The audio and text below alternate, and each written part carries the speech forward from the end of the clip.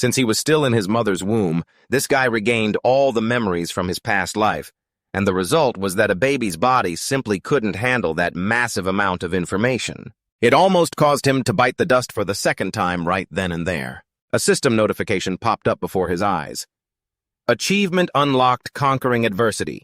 You have earned the overcomer trait at the very moment you lost the ability to fight. All skills will be upgraded to rank A, and you will be immune to pain while your abilities are active. What the heck? Sun Hu couldn't believe his eyes. He was completely dazed. How on earth did he stumble upon the trait that made the first villain the strongest? A terrifying power that can easily turn the tables even if you lose consciousness. From this moment on, Sun Hu's second life officially begins. Ever since he was born, he's had a mission: grow up big and strong. He doesn't need to do anything else, just grow. Right there in the arms of his parents. Soon enough, the first grow up big and strong mission was completed, moving to stage 2. Sun Hu received a ton of stat bonuses, and at this point he finally understood why the first villain became so powerful. The first villain, that is. In this post-apocalyptic world, the 8 great villains and the 8 great saints form a group of the 16 strongest S-Rank awakened. The 8 great saints are those who remain blindly loyal to the system. The other 8 chose to turn their backs on the system and are known as the 8 great villains. But whatever you call them, the only goal of these scum is to satisfy their own selfish pleasures, nothing more. Sun Hu and his comrades stood up against them. People who relied on their overwhelming strength to monopolize all items and dungeons as their private property. But the outcome was no different than an egg smashing against a rock. The strongest among them, the first villain, while others were still struggling with the powers they had just awakened, he had already reached a state of perfection. But what he didn't expect was the birth of someone on his level, all thanks to his own big mouth bragging about himself since he was a fetus. Truly, a loose tongue really does cost you. After spending a year in an infant's body, Sun Hu finally succeeded in summoning his status window. At this age, he was sure to receive a system reward. An unexpected notification appeared. Congratulations, you have become the first awakened. Sun Hu was incredibly shocked to see this. It was even better than he had hoped. The reward for being the first to awaken was a chest. Inside Sun Hu's consciousness, a brilliant glowing chest suddenly appeared. Sun Hu couldn't help but be amazed. The thing in front of him was the highest grade chest, the one that had helped him travel back in time. Sun Hu never expected to be able to open it again. The reward inside this chest was the skill Odin's Wrath. This skill allows Sun Hu to control lightning in the palm of his hand, just as the name implies. This is a myth-ranked skill and the signature technique of one of the 8 great villains. Sun Hu still vividly remembers the day that more than half of the guild was wiped out with just a casual flick of his finger. With this in his possession, Sun Hu finally has a chance to play the game against those people. But he still needs to prepare everything thoroughly before the day of creation. Right now, in reality, because his body can't handle the mental pressure, Sun Hu can't stop crying. His mother sees this and lovingly holds him. My beloved son, my only wish is to see you grow up healthy and happy. After a moment, Sun Hu recovers his composure. He looks at his parents, his heart full of determination. The reason he returned to the past is to protect everyone. He swears he won't let anyone do the opposite, even if he has to sacrifice everything. In his previous life, Sun Hu was just walking down the street when the day of creation occurred. His normal life disappeared in the blink of an eye as the whole world fell into the apocalypse. Monsters. Strangely appeared, crazily tearing people apart. Sun Hu witnessed this and froze on the spot. Just then, the government broadcast a nationwide announcement. Citizens, this is not a drill. Unidentified monsters are attacking the populace. They are currently rampaging outside. Citizens, please evacuate into buildings immediately. Sun Hu finally snapped out of it and ran for his life. But suddenly a notification appeared before his eyes. Trial area. Sun Hu's entire body turned into a beam of light and vanished. Not just him, but many others faced the same situation. After the day of creation, in the first few days, monsters poured out from portals torn open in space. Those chosen to awaken were pushed into trial areas. Some people spent months there, while others spent entire decades. The awakened ones who returned didn't even have time to catch their breath because they had to battle terrifying monsters. After being pushed to the brink of extinction, humanity used its most powerful weapon, nuclear weapons. But after everything, humanity failed, and nations collapsed. The 8 great villains and 8 great saints used their own powers to build their forces, but all of that is still a long way off. The world is still peaceful. Everyone's life is still going on. Sun-Hoo is now just a kid still in diapers. He lies there watching TV, evaluating the stupid actions of the current governments, seeing their son acting strange. Sun-Hoo's parents approach to play with him. At this moment, Sun-Hoo realizes that this is a different life. As long as he prepares everything carefully, he can change the dark future. That night, while his parents were sound asleep, Sun-Hoo snuck out of bed. He used all the strength his tiny body had to take a step. But after just one step, he fell face first and went to sleep right there. After all, it's still the body of a child. But in the end, Sun-Hoo's willpower triumphed. He fought off the sleepiness and managed to take 10 full steps, all to complete the system's quest chain. A notification appeared. You have completed the quest chain. Become healthy. Your vitality has increased by 1. You have received 20 points. Congratulations, you have met the requirements for strength growth. You have received the bronze chest quest reward. Looking at the chest in front of him, he couldn't help but be amazed. This is crazy. Is this the bronze chest that I had to struggle through a dungeon to get the reward I'm receiving during my growth is truly unbelievable. This makes me even more certain the first villain I will eliminate him first, even before that fateful day begins. If that guy is born and is developing at this rate, he's going to be another disaster for all of humanity. Time flew by and autumn had already arrived. Sun-Hoo lay sunbathing, staring blankly at his system interface. The next quest is pretty simple. Choose a target and talk to them for at least 10 sentences. But who on earth is Sun-Hoo supposed to talk to? If a baby just a few months old started talking, it would be like something out of a horror movie. This quest is a real headache. Just then, Sun-Hoo noticed the calendar on the wall. The Mid-Autumn Festival was coming up soon. He would have the perfect chance to complete this quest. The target Sun-Hoo had in mind was his cousin JJ, who was only 4 years old but already spoke very well. She was the perfect target for this mission. In his past life, Jay had passed her bar exam and was incredibly beautiful. She was a cousin Sun-Hoo was proud of, but on that fateful day, Jay and her mother went missing. I wonder if in this new life, Sun-Hoo can change that outcome. As soon as she saw Sun-Hoo, Jay couldn't resist his cuteness and gave him a warm hug. Just then, Sun-Hoo spoke up, giving Jay a bit of a start. Who would have guessed, seeing them from afar, that 2 little kids were actually having a real conversation? Sun-Hoo didn't forget to tell Jay to keep his secret. Even though she was surprised, Jay agreed to help her little cousin. Suddenly, a notification popped up. You have completed the life quest chain. Congratulations, you have completed all introductory quests. Who would have thought that everything Sun-Hoo had gone through so far was just the tutorial? The notification continued. You have received the option to skip the remaining tutorials. No further missions will be scheduled after skipping. Do you wish to skip the childhood tutorial? Even though Sun-Hoo wanted to spend more time with his family, there would be times he would shock or terrify everyone around him. After careful consideration, Sun-Hoo decided to skip the tutorial. In the blink of an eye, his consciousness shifted to when he was in middle school. The year was 1997. And Sun-Hoo was now 12 years old. After skipping the tutorial, Sun-Hoo had grown into a tall young man. He took part in countless fights with thugs to improve his combat skills. Even if his opponent was a huge guy armed with a weapon, Sun-Hoo could easily dodge and knock them out instantly. He had become a fighter. He became famous, well known to many, and swept through the entire Mapo district. After Sun-Hoo won the fight, promoter approached him and put an arm around his shoulder, flattering him. I know it's a bit late to say this now, but you shouldn't waste your talent in places like this. You have all the qualities to become a world-class fighter. So why are you getting involved in these street brawls and getting yourself hurt? But Sun-Hoo didn't care about that. He looked the promoter straight in the eye with a murderous gaze. I hate repeating myself. If you can't find someone, I'll have someone else find them. With that, Sun-Hoo left coldly. On his way, he checked his status window. Sun-Hoo's body now resembled that of an adult. His strength and reflexes were far superior to those of professional athletes. Sun-Hoo took off his hat, revealing his handsome face. Seeing him like this, who would think he was just a 12-year-old kid? Afterward, he checked his wounds from the previous fight. Being an awakened helped Sun-Hoo recover faster. The injuries had completely healed. Back in school, Sun-Hoo's height was only average, but now he was 1.80 meters.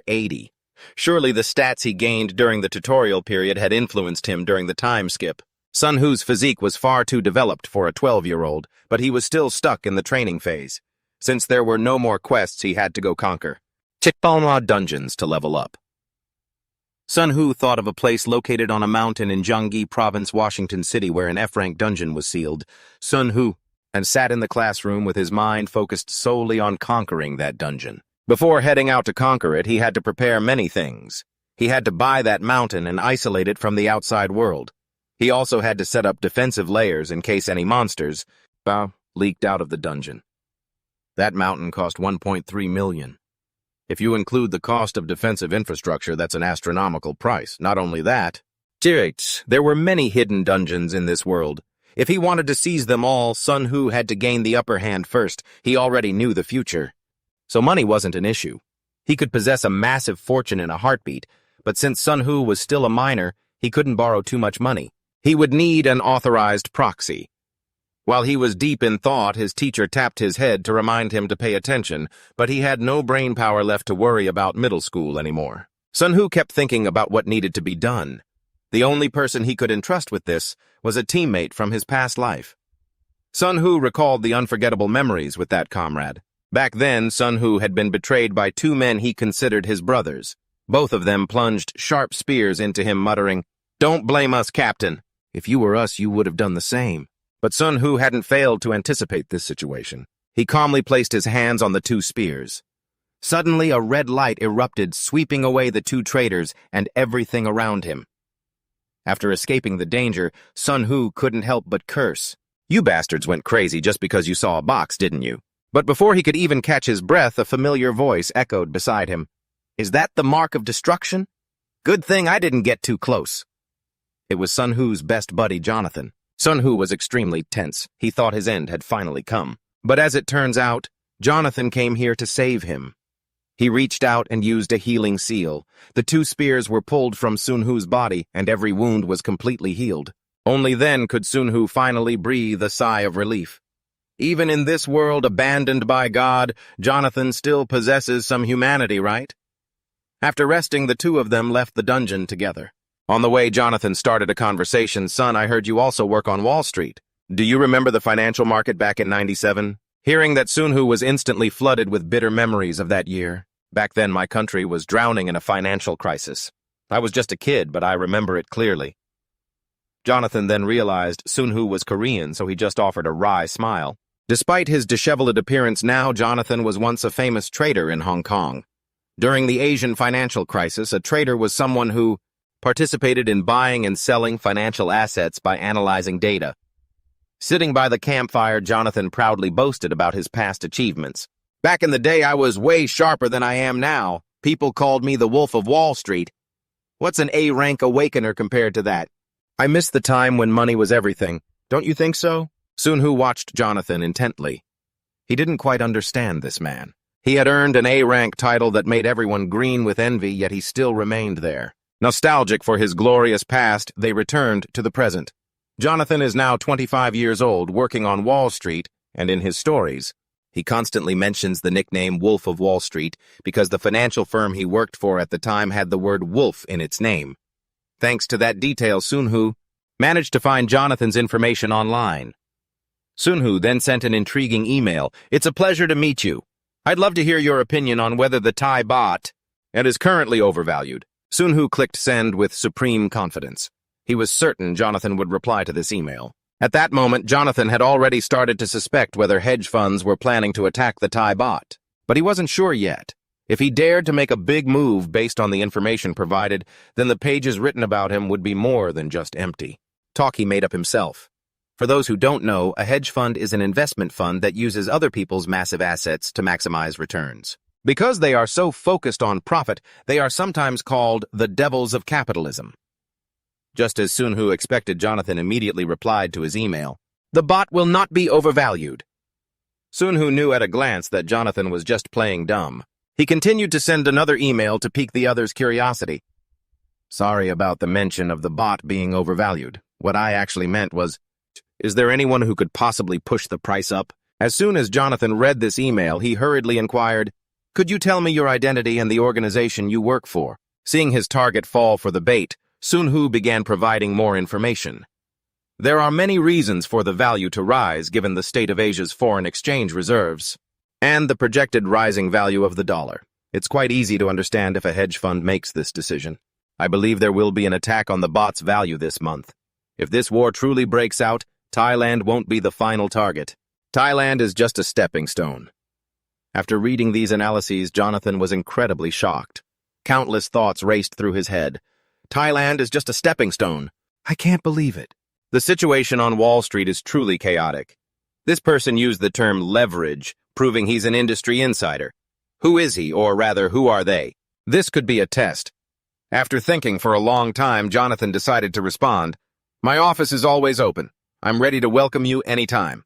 If you can't visit my office, here is my contact information.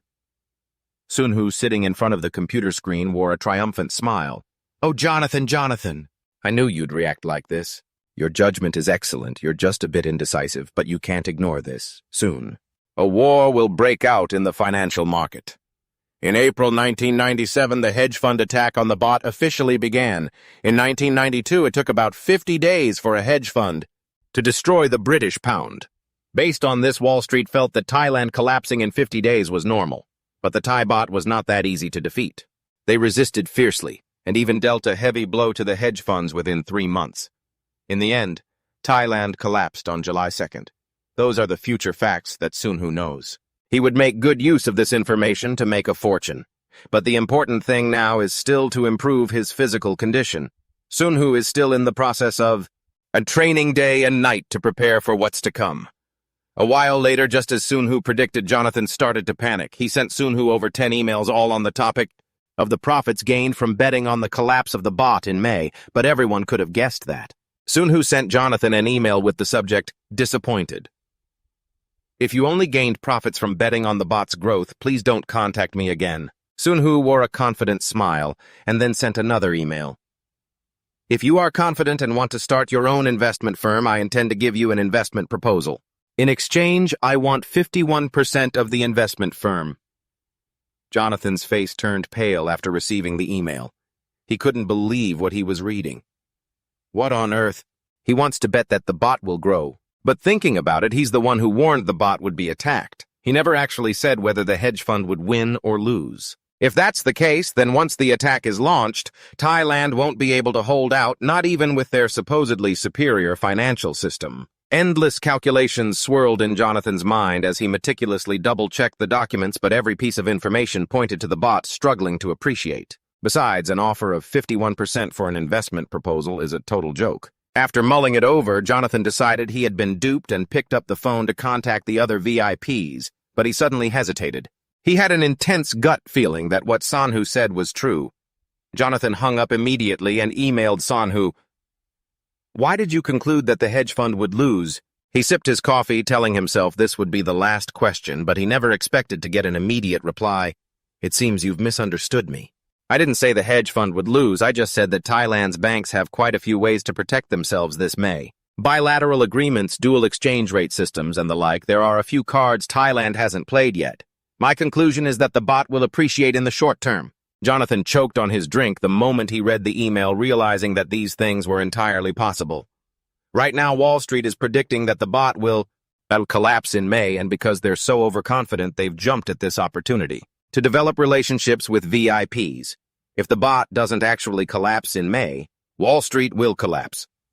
Jonathan pulled at his hair, torn over what choice to make. In the end, he chose to trust Sunhu and told his boss, but all he got in return was a torrent of vicious insults. "Jonathan, are you insane? The bot is going to appreciate. Those greedy hedge funds have poured everything they have into crushing the bot, and you think Thailand can defend itself? If you keep spewing such nonsense, pack your things and get out. I'm afraid word will spread that we're keeping an idiot like you on the payroll." Jonathan gritted his teeth, picking up each document from the floor while the buzzing whispers of his colleagues filled the room. He had already foreseen this outcome, but for some unknown reason, something drove him to trust that information. Afterward, Jonathan replied to Sunhu, stating that betting on the bot to appreciate wouldn't be profitable, and unfortunately, our Gulf Corporation has no intention of pursuing such profits. Jonathan looked haggard. He hadn't slept for days, his mind constantly fixated on the Thai bot. Sunhu used this opportunity to advise Jonathan to go independent. But if Jonathan handed over 51%, it would be like giving away both his money and his future. Who would ever agree to a deal like that? But Sanhu showed no signs of backing down. He persisted with his offer. Think about it very carefully. My offer only stands until the end of May. Seeing this, Jonathan wanted to meet in person at his office, but he received no response. Furious, Jonathan kicked the trash can nearby. Now the voices of those around him kept echoing in his head. Jonathan, are you really going to do this? You're the only one not investing in the bot's crash. What are you doing? How can you be so oblivious to the obvious? Your brain clearly isn't working right. Jonathan, everyone at the office is looking down on you. If you keep going like this, I'm pulling my support. Jonathan just sat in his chair, clutching his head, questioning his own judgment. Was he doing the right thing? Not long after, Jonathan finally had his answer. The ASEAN Central Bank used a $12 trillion bilateral agreement to support Thailand. All of Wall Street seemed ready to explode. Nobody believed what was happening. Even Jonathan stood frozen in his spot. Just then, a female colleague approached, panicked. Jonathan, you were right. The bot is appreciating. Everyone is losing their minds. They've lost at least $300 million. Hearing this, Jonathan couldn't hold back his tears and buried his face in his hands. His decision had been completely correct. Thank goodness he chose to trust Sanhu. At that moment, a colleague came to inform him that the boss wanted to see him. Jonathan fixed his attire and walked into the conference room. His boss was currently introducing him to the VIPs as the pride of Gulf Corporation, a total contradiction to everything he had said before. Jonathan understood the reason for this the moment he heard it. The VIPs were furious about the bot's appreciation. The boss wanted to showcase Jonathan to distance himself from the danger, but life isn't a fairy tale. Jonathan decisively placed his business card in front of the VIPs and said, "As of today, I am leaving Gulf Corporation to establish a new investment firm because I won't change my numbers. So feel free to contact me for valuation purposes at any time." His boss tried to stop him, but Jonathan's mind was made up. He was leaving a place where his words weren't valued. Jonathan was extremely confident that he would receive offers soon. After all, he was known by everyone on Wall Street as the only manager who had avoided this disaster. The VIPs listened and then decided to leave. Gulf Corporation no longer had anything of value. Jonathan stepped out of the meeting room as all his colleagues stared in amazement. He happily packed his personal belongings, and before leaving, he sent an email to Sanhu. "I've quit my job. I've accepted your incredible proposal. Let's meet up and discuss the details. I need to figure out where to go. Sanhu is doing handstand push-ups at home right now. He never stops pushing his physical limits." When he sees the email from Jonathan, Sanhu immediately jumps up. Finally, his money-making plan can finally begin. A satisfied smile spreads across his face as he replies to Jonathan, "Come to Seoul right now." While waiting for Jonathan to arrive, Sanhu continues his life as a middle schooler. Sunhu isn't really affected by middle school life, or rather he doesn't have much attachment to school, because his body is more developed than his peers. Sunhu is isolated and has no friends, but he prefers it that way. He's already used to being alone. The quiet, empty hallway suddenly triggers memories that he never wants to revisit. The scene of a city piled high with corpses. Just then, the teacher catches sight of Sunhu's lonely back, and for some reason suddenly tears up. Perhaps she sensed the deep sorrow hidden behind that silhouette. The next day, Sunhu goes to pick up Jonathan at the airport. After a few greetings, they find a quiet spot to talk. At this moment, Jonathan still thinks this young man is just a local guide. After finding a seat, Jonathan casually kicks his legs up onto the chair and asks Sunhu, "So we just wait here?" He's still enjoying his sweet moment while I'm dying to meet him, and his email writing skills are certainly far from normal. When Sunhu reveals that he is the one who wrote the emails, Jonathan's face changes. His mood shifts from surprise to anger. Jonathan can't believe he was lured here by a kid. He slams the table in a rage and shouts, "How old are you?" 1920. "I risked everything to get here. Do you even realize what you've done?" His eyes are filled with pure resentment. It looks like he might jump over and strangle Sunhu at any moment. That look is exactly like the Jonathan that Sunhu remembers. To calm him down, Sunhu pulls a file from his bag. "Do you usually judge people on the street based on their age? Fine, if you really don't like it, you can leave. But I should still give this gift to the honored guest who crossed the ocean to meet me." Jonathan immediately snatches the file. After scanning the contents, he stands there stunned. Seeing this, Sunhu speaks up, "Just sit down. Isn't the Asian financial crisis?" already being predicted right at the moment the US government sends them unlimited dollars. They say the 21st century will belong to Asia, and with the growth of the 4 Asian tigers, every investment fund in the world is starting to get involved. So what do you think of what I gave you? Jonathan, now unable to take his eyes off the report in his hands, asks Sunhu back, even so, do you really think Thailand is going to collapse? Sunhu doesn't answer but asks back, what did you think before you read that report? But much like the current situation on Wall Street, Jonathan can't give an easy answer. After the investment funds stop pouring money into the Thai government, no one can predict the outcome of this battle, what's being called a currency war. This tense atmosphere continues until July 2nd when the Thai government declares defeat. After finishing the report, Jonathan answers, in that case, the attackers will win. But this report is missing a crucial part. Sunhu sits back, hands clasped, radiating an overwhelming, suffocating pressure. I'm not the one who needs to answer that question, Jonathan. You are, whether you choose to work with me or not. Jonathan senses the threat in those words. If he doesn't sign the contract, he won't know a thing. If he keeps underestimating the teenager in front of him, he's going to be in big trouble. After careful thought, Jonathan negotiates comfortably. With my wealth and my own reports, I have everything right now. What do you even have? Sunhu replies, isn't this the opportunity cost? What would happen if I chose to work with someone else instead of you? From the beginning of March until this very moment while I've been talking to you, I've been wasting the money I could have been making. Being an expert, Jonathan knows these words are absolutely true. He holds his head thinking for a long time. It seems he is still hesitating. Seeing this, Sunhu stands up decisively to leave. Fine then. I'll wait until June 3rd. As soon as he hears June 3rd, Jonathan seems to realize something. He hurriedly grabs the report again. From the growth forecast chart, Jonathan realizes that is exactly the date, and when the Thai economy takes a nosedive. He looks at Sunhu with terror in his eyes. This is June 2nd, right? Is that it? Hey, I know you can predict growth trends, but there's no way you could predict it down to the exact day like this. Jonathan couldn't believe his eyes. It wasn't just an estimate. Sunhu had predicted the exact date and time. This wasn't something a human being could possibly do. While Jonathan was still reeling, Sunhu turned to leave. June 6th, Jonathan. If you haven't made up your mind by then, consider our partnership finished. If you're the Jonathan I once knew, you'll definitely make the right choice. That last sentence left Jonathan puzzled, but his gaze was exactly the same as it was back then. Jonathan would make the right choice after all. A few days later, Sunhu received an email from Jonathan asking about the company name. Finally, Jonathan decided to sign the contract, though he felt a bit of regret afterward. But it was already too late. The die was cast. His fate was now entirely in Sunhu's hands. After becoming partners, Jonathan immediately asked Sunhu how he could have predicted this recession. To know such an exact date was unheard of, but Sunhu merely replied that it was just a matter of calculation. Only a fool would believe that answer. But now it didn't really matter anymore. The two were now in the same boat, so they could fully trust each other from here on out. Jonathan asked about the upcoming strategy, but all Sunhu provided was data.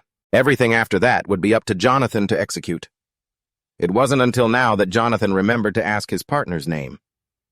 Money really does cloud a person's judgment. Jonathan wanted to name the investment fund Jonathan and Son, but Sunhu didn't want to attract attention, so he refused to use his name.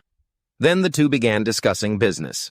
Currently, all of the assets. Jonathan had $400,000 in the fund. After finding out, Sunhu looked at Jonathan with a blank stare. His entire net worth was only $400,000, yet he had handed over 51% of it to him. His head must not be working right, he thought. Jonathan asked Sunhu if he had any capital to contribute. But where would a middle school kid get money to invest? That was exactly why he had demanded Jonathan fly all the way to South Korea to meet him. Jonathan asked Sunhu a question that had been bothering him for a long time. Son, why me? How did you even know who I was? Upon learning he had been chosen at random. Jonathan sighed. Sometimes opportunity knocks in the strangest ways. When you beg for it, it never comes. Hearing that remark, Sunhu recalled the past. Jonathan had once said those exact words. Originally, Jonathan had planned to save up points until he had enough to open a challenge chest. But midway through, he decided to open the Overlord chest instead. The man, having decided to give up on everything, wanted to sell the items from the Overlord chest. He wanted the money to bury his life in worldly pleasures. Yet what he received was a powerful skill you could only find in challenge chests. The chance of a low-tier chest containing a high-tier rare item was like a miracle, and yet this miracle had come to a man who had decided to abandon everything around him. Ignoring Sanhu's advice, Jonathan began his revenge. Returning to the present while Sanhu was lost in thought, Jonathan pulled out a document that needed signing. Jonathan asked if Sanhu had his ID card with him, but Sanhu just handed him a piece of paper. It was the only way to verify his identity. The 13 digits written there were his United States Social Security number. Jonathan looked at the first 6 digits and his eyes widened in shock. According to that, Sanhu was only 12 years old. Jonathan broke into a cold sweat.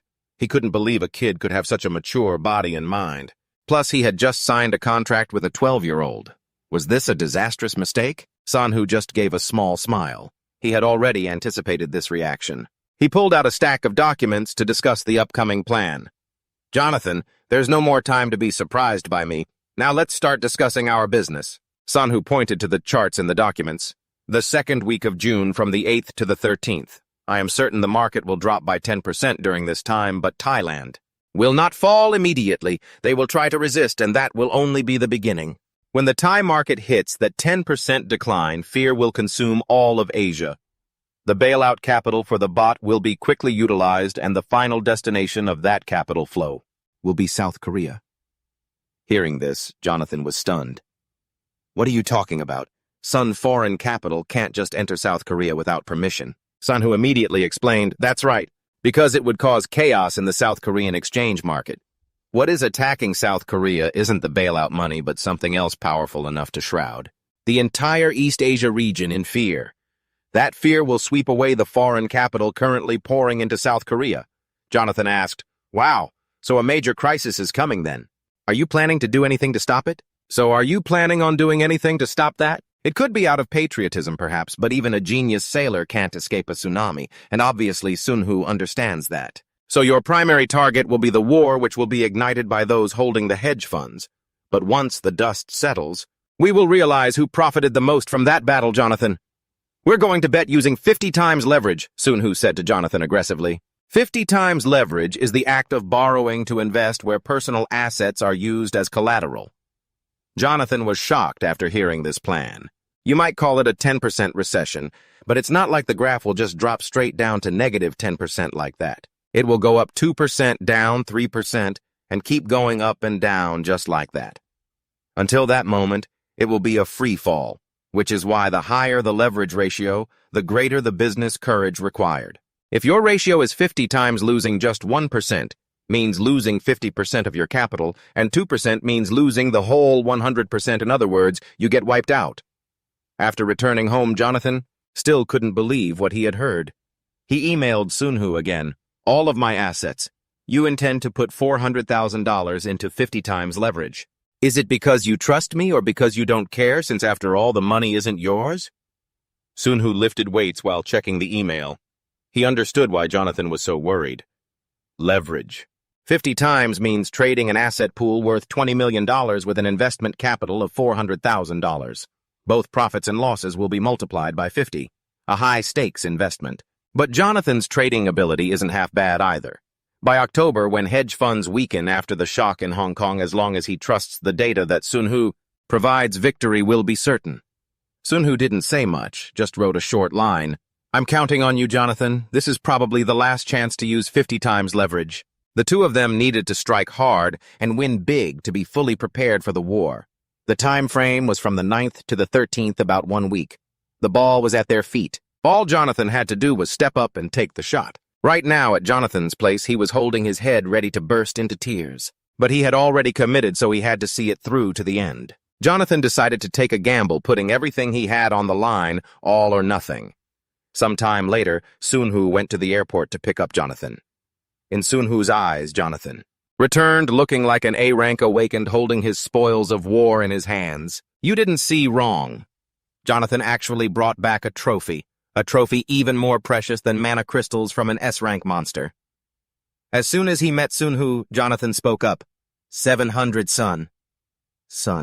Who wasn't surprised at all and asked if Jonathan had converted all the money into dollars. But Jonathan's attitude was a bit strange. He was about to lose his cool. You thought I said 700%. No, I mean 700 times, son. We multiplied $400,000 by 700. 1 week has passed and we've pulled in $280 million. This was truly a massive number. The two of them's eyes suddenly gleamed like starving predators. And this was only the beginning. The two of them were going to shake the world economy. After that, they both returned to the hotel. Since he was still a teenager, Sunhu had to pretend to stay at a friend's house to get permission from his mom to spend the night out. Look at him telling lies at such a young age. Sunhu carefully checked the stack of documents that Jonathan brought back. The profit this time was 70,000% even better than what Sunhu expected. Jonathan was truly a capable investor. Jonathan at this moment couldn't suppress his joy and drank beer to celebrate. He held the beer can in his hand and sang out loud, "Oh, my love, my love. What the hell did we just do? I can't believe it.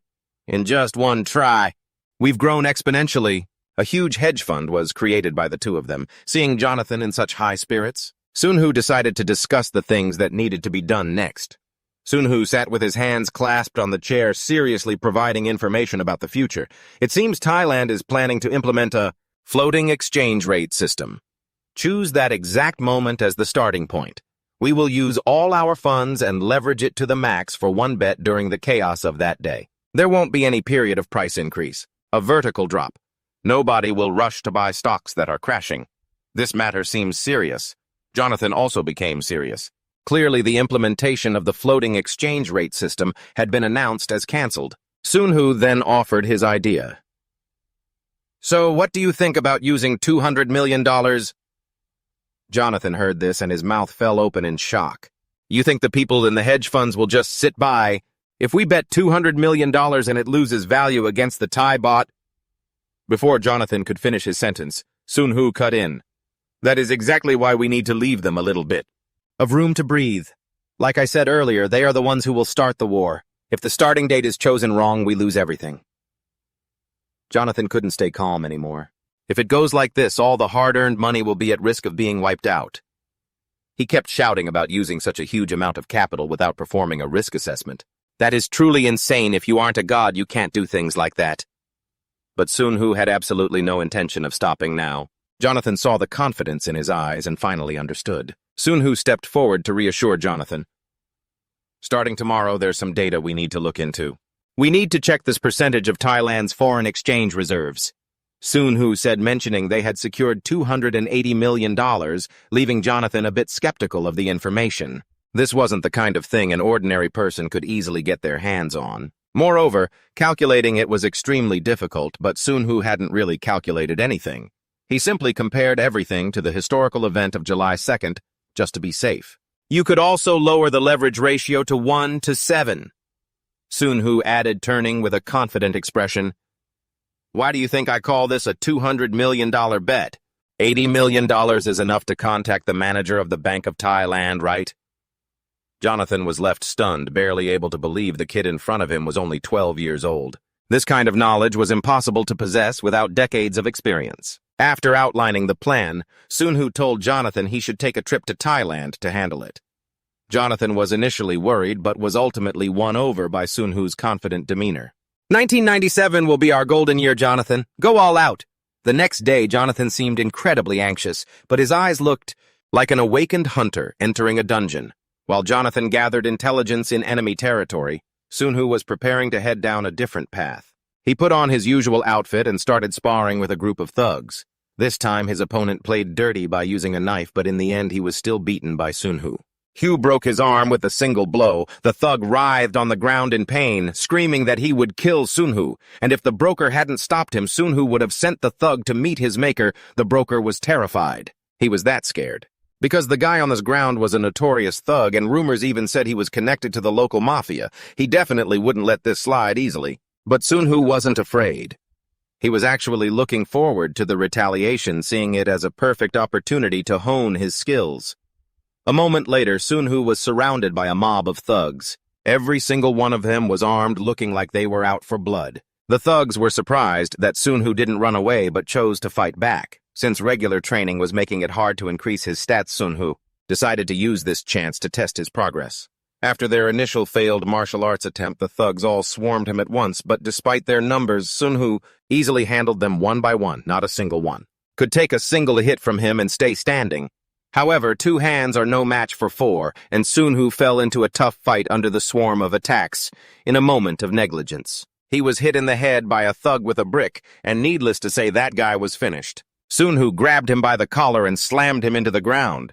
Sunhu felt a bit dizzy, his head injury bleeding non-stop, but now he could see the openings. During the fight, it felt like the system was pushing him to use his skills, but if Sunhu used Odin's Wrath here, it would become a joke. He decided to rely only on his own combat skills to take on the whole mob, while they were fighting like something out of an action movie. One guy got bored and decided to end the fight quickly. He didn't hesitate to drive a motorcycle straight at Sunhu. Sunhu was sent flying, his back severely injured, unable to stand. The thugs seized the opportunity to pile on him. Sunhu couldn't fight back and could only curl up and take the beating. Just at that moment, the guy with the broken arm from earlier ran over to deliver the finishing blow, but he didn't expect Sunhu to still have the strength to stand. The guy angrily lunged and kicked Sunhu in the face. Sunhu was kicked away and lost consciousness right then. His eyes glowed, emitting an intense aura. A system notification popped up. Ability Overcomer activated. All of Sunhu's stats and skills have been upgraded from F to E. Sunhu's body levitated in midair, his whole body glowing with a mysterious red light. The thug witnessed this and was terrified, flailing his knife wildly. But Sunhu's speed was now completely different from before. He threw a punch in the blink of an eye, turning the thug's face into a pig's head. The remaining thugs were terrified and didn't dare move, and Sunhu didn't act rashly, instead carefully assessing the situation. His stats had suddenly spiked, making it hard for him to adjust to his own body, thanks to the effect of Overcomer. His wounds were partially healed and the pain was temporarily suppressed. Now Sunhu was truly a fighting machine in every sense of the word. The thugs. After seeing the look on their boss's face, they all rushed forward, but 2 of them were knocked out on the spot and the other threw down his weapon to avoid being hit. Finally, only the boss who had driven the bike at Sunhu remained. Sunhu used the skill Odin's Wrath and unleashed lightning at the vehicle. The boss was electrocuted, spun in midair, and was thrown far away. After resolving everything, Sunhu left coldly, leaving the crowd in awe. After returning home, Sunhu continued to diligently train his body. Through today's battle, he had gained some experience. The Overcomer trait didn't activate during self-inflicted pain. It only triggered through external attacks, and when Sunhu lost his ability to fight, Sunhu had to get used to it and turn it into a powerful punch. This was his weapon to fight against the monsters, the 8 great villains, and the 8 great saints after the creation day. Just then, his phone rang with an international call. As soon as he picked up, Sunhu spoke, "Good thing you contacted me first, the curfew." Jonathan was surprised, not expecting him to know this, but Sunhu could also foresee it. He's really not like a middle school kid at all, Jonathan thought. Setting aside the pleasantries, he went straight to the point. "Fine, whatever you say is correct. They're really acting like they're waiting for us. I was almost shot just now. Based on my research, our profit has already exceeded 20%. It was a close call. It was just a few words, that's all." Sunhu had already guessed Jonathan's situation. He didn't mention the situation in Thailand when he said, "close call," which means Thailand still holds more foreign currency than he thought, so he wasn't sure yet whether the hedge funds had truly won the battle or not. Understanding this hesitation, Sunhu asked, "We already agreed to bet everything, Jonathan. Do you have any objections?" Hearing this, Jonathan said, "I've fully agreed to spend $80 million just to read that pile of documents. Not to mention the result, just what we're doing is already insane. When is the deadline?" Sunhu then wore a confident smile. "On July 2nd, we will place our bet at the highest level." Jonathan's whole body was shaking uncontrollably. He couldn't stay calm. "I'm starting to lose it. If your calculations are correct, you understand right how the Dragon hedge funds and others will react." Of course, Sunhu knew this. After all, those funds are the leaders. When representatives of hedge funds like the Dragon Fund start acting, the others will follow suit. The relationship between them is similar to the relationship between the 8 great villains and the 8 great saints with the world's hunters. When one person starts fighting on the front lines, the supporting elements behind them will create a disaster. Jonathan held his face and groaned, "If you're right, we will affect every investment fund in the world with just one single incident. Oh my God, my weak heart is about to explode." After that, the 2 chatted happily. All their worries gradually disappeared. Without realizing it, they had become reliable teammates, though they didn't know when it started. July 1st. Hong Kong officially returned to being Chinese territory. Some say history will repeat itself, a modern version of the Opium War. It will repeat in Asia. Western investment funds poured in dollars instead of opium to weaken their economic systems and attacked them by dumping those nations' money instead of cannonballs on ships. The reason the human war took place in Asia before Sanhu regressed was because there was an S-rank dungeon sealed there led by one of the 8 great saints and their subordinates. However, the winner of the war at that time was someone else. But those things hadn't happened yet. At this moment, Sanhu was boredly checking his email. In this era, this is almost the only way to receive information from afar. Sanhu had no other choice but to wait for news from Jonathan. Right now, the amount of foreign currency that Sanhu and Jonathan could recover, with the $200 million they bet, it's about $10 billion. Even if they bet everything on the collapse, the opposing side still has to accept it for the trades to continue. The currency market isn't that big.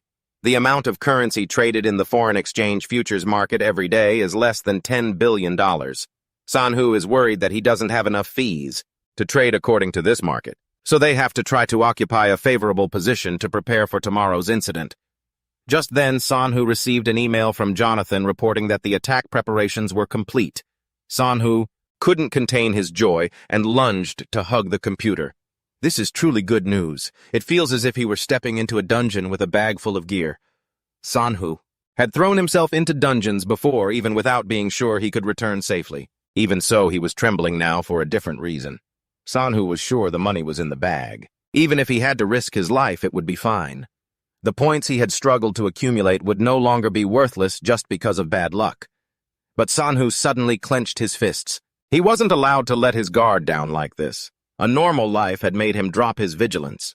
Sanhu held his face, waking himself up, even though he hadn't been back for a year yet. But it felt like the life throughout his original timeline had passed a long time ago. After calming down, Sanhu immediately drafted a reply to Jonathan. "Preparation complete, Jonathan. We are going to clear a massive dungeon." By saying this, Sanhu was also talking to himself to not forget his initial determination. July 2nd. Although Sanhu was taking an exam in class, his mind was always on the clock. It was 12 o'clock now. Only 30 minutes left. The Bank of Thailand will announce the use of a floating exchange rate system. That will be when everything begins according to what Sanhu remembers from his past life. There will be one group convinced that Thailand will surrender. Similarly, there is another group also convinced that Thailand will surrender, but in mid-July. And finally, a group convinced that Thailand will win. Following the sequence of events from his past life today, heaven and hell will be clearly divided for these groups. However, because Sanhu intervened in the debate, the number of groups betting on Thailand surrendering will decrease significantly. All the money from the groups betting that Thailand will win will end up in the hands of Sanhu and Jonathan. Just then the teacher walked over and reminded him, cutting off Sanhu's train of thought. "Sanhu, why are you spending time looking at the clock instead of focusing on the test? We're having an exam." After Sanhu apologized, the teacher finally let him go. But Sanhu suddenly realized something strange. Normally, his homeroom teacher should have remained the same as before the regression, but strangely, he had absolutely no memory of this teacher. Sanhu was a bit suspicious, but quickly forgot about it. Now his mind was already in Thailand. 30 minutes later, the test ended and it was lunchtime. Sanhu didn't delay and immediately moved. He went to meet his homeroom teacher to ask to leave early because he felt unwell. The homeroom teacher, holding Sanhu's test paper in her hand, said, "Again, Sanhu, why is it that even though you always claim you're not feeling well every time I see you, you seem to have grown a little bit? Ah, right. You're trying to get a perfect score on the test, so you can leave early, aren't you? Usually I purposefully get a few questions wrong to avoid a perfect score. I trust that you're not the type of student to skip class for anything bad, so go ahead." It seems Sanhu is very trusted by his homeroom teacher. After that, Sanhu packed up his things and prepared to leave. But suddenly the teacher called him back. "Hey, Sanhu, are you being ostracized by the class?" "I didn't mean anything by it. It's just that I notice you're often by yourself." This question caught Sanhu off guard. He carefully turned back and bowed. "It's just my personality, ma'am. I just prefer being alone. Thank you for your concern, teacher." It seems this teacher is not as simple as she looks. Sanhu had a bad feeling about her, but that wasn't important right now. He needed to rush back to get news from Jonathan. As soon as he got home, Sanhu immediately turned on his computer. Jonathan was already waiting. Seeing Sun Hu online, he started the conversation right away. After talking for a while, Sun Hu had basically grasped the current situation. He anxiously awaited the answer from Jonathan. After a moment of hesitation, Jonathan finally replied, "It's at 30 baht right now. We've earned 300 times our initial investment. Before withdrawing, that's about $60 billion. That is a massive number." As soon as Sun Hu saw it, it was like an electric current shot through his entire body. He was trembling, unable to contain his emotions. He had never seen such a huge amount of money before, even though he had predicted it beforehand. But seeing it with his own eyes was truly terrifying. Sun Hu messaged Jonathan that he would monitor the exchange rate until the very end, but Jonathan was a bit worried and replied, "The opposing side is starting to push back. This means the profit is huge, and I think we should withdraw the money now." Jonathan was acting just like an analyst reporting to his boss. Perhaps he was trying to suppress his own emotions. Now was the time when Sun Hu needed to focus the most. He quickly replied to Jonathan as they had agreed. "I will be the one to decide when we withdraw. You don't have to worry too much about the opposition's counterattacks. With today's announcement, everything will be turned upside down." Jonathan kept updating the situation. The price of the baht was falling non-stop at a dizzying speed. Even though Sun Hu knew the rate would keep dropping until everything was over, but witnessing trillions of won vanishing right before his eyes was a feeling that made Sun Hu shake uncontrollably. Even when he had to risk his own life, he had never trembled like this. After calming down, Sun Hu decided to start withdrawing the money. In the baht war, the main force of the hedge fund alliance was the spot market. The futures market was only one of Sun Hu's tactics. Those participating in the futures market weren't necessarily going to succeed. They were just playing a supporting role, helping to reduce the risks of the spot market, and Sun Hu had put all the money he had into the futures market with a 50-to-1 leverage. Even though it was a crazy and irrational move, he had won the gamble and walked away with a massive profit at this moment. Sun Hu and Jonathan had to withdraw all the money. Just as Sun Hu predicted, things were different from what happened in history because of his interference. The baht was rising. Very quickly, it was gaining value again. Other hedge funds had also received this news. Everyone was nervously watching the situation. The baht kept rising to the $33 mark, but that was the peak. The price of the baht immediately plummeted uncontrollably. It was just like the mood swings of a crush. "We have to be sure of the timing to make our move, or we'll face a bitter end." Jonathan sent a message reporting that they had successfully withdrawn 80% of the money. "I think we should keep the remaining 20% until it expires." Sun Hu understood that Jonathan didn't want to back off and missed the chance to earn more from the baht's decline, but the war was already over. All that was left were scraps for the hyenas. Sun Hu told Jonathan to erase all traces and return to South Korea to prepare for what was coming. That day, the news all over the world was reporting on this event. The Thai baht had gone into crisis, reaching its lowest level ever. The baht was exchanged at 30.4 baht per dollar yesterday due to the application of the floating exchange rate system approved by the central bank. With the baht falling, a feeling of dread covered all of Southeast Asia. Jonathan, after a long, exhausting flight, the first thing he did was go find Sun Hu with a suitcase full of money in his hand.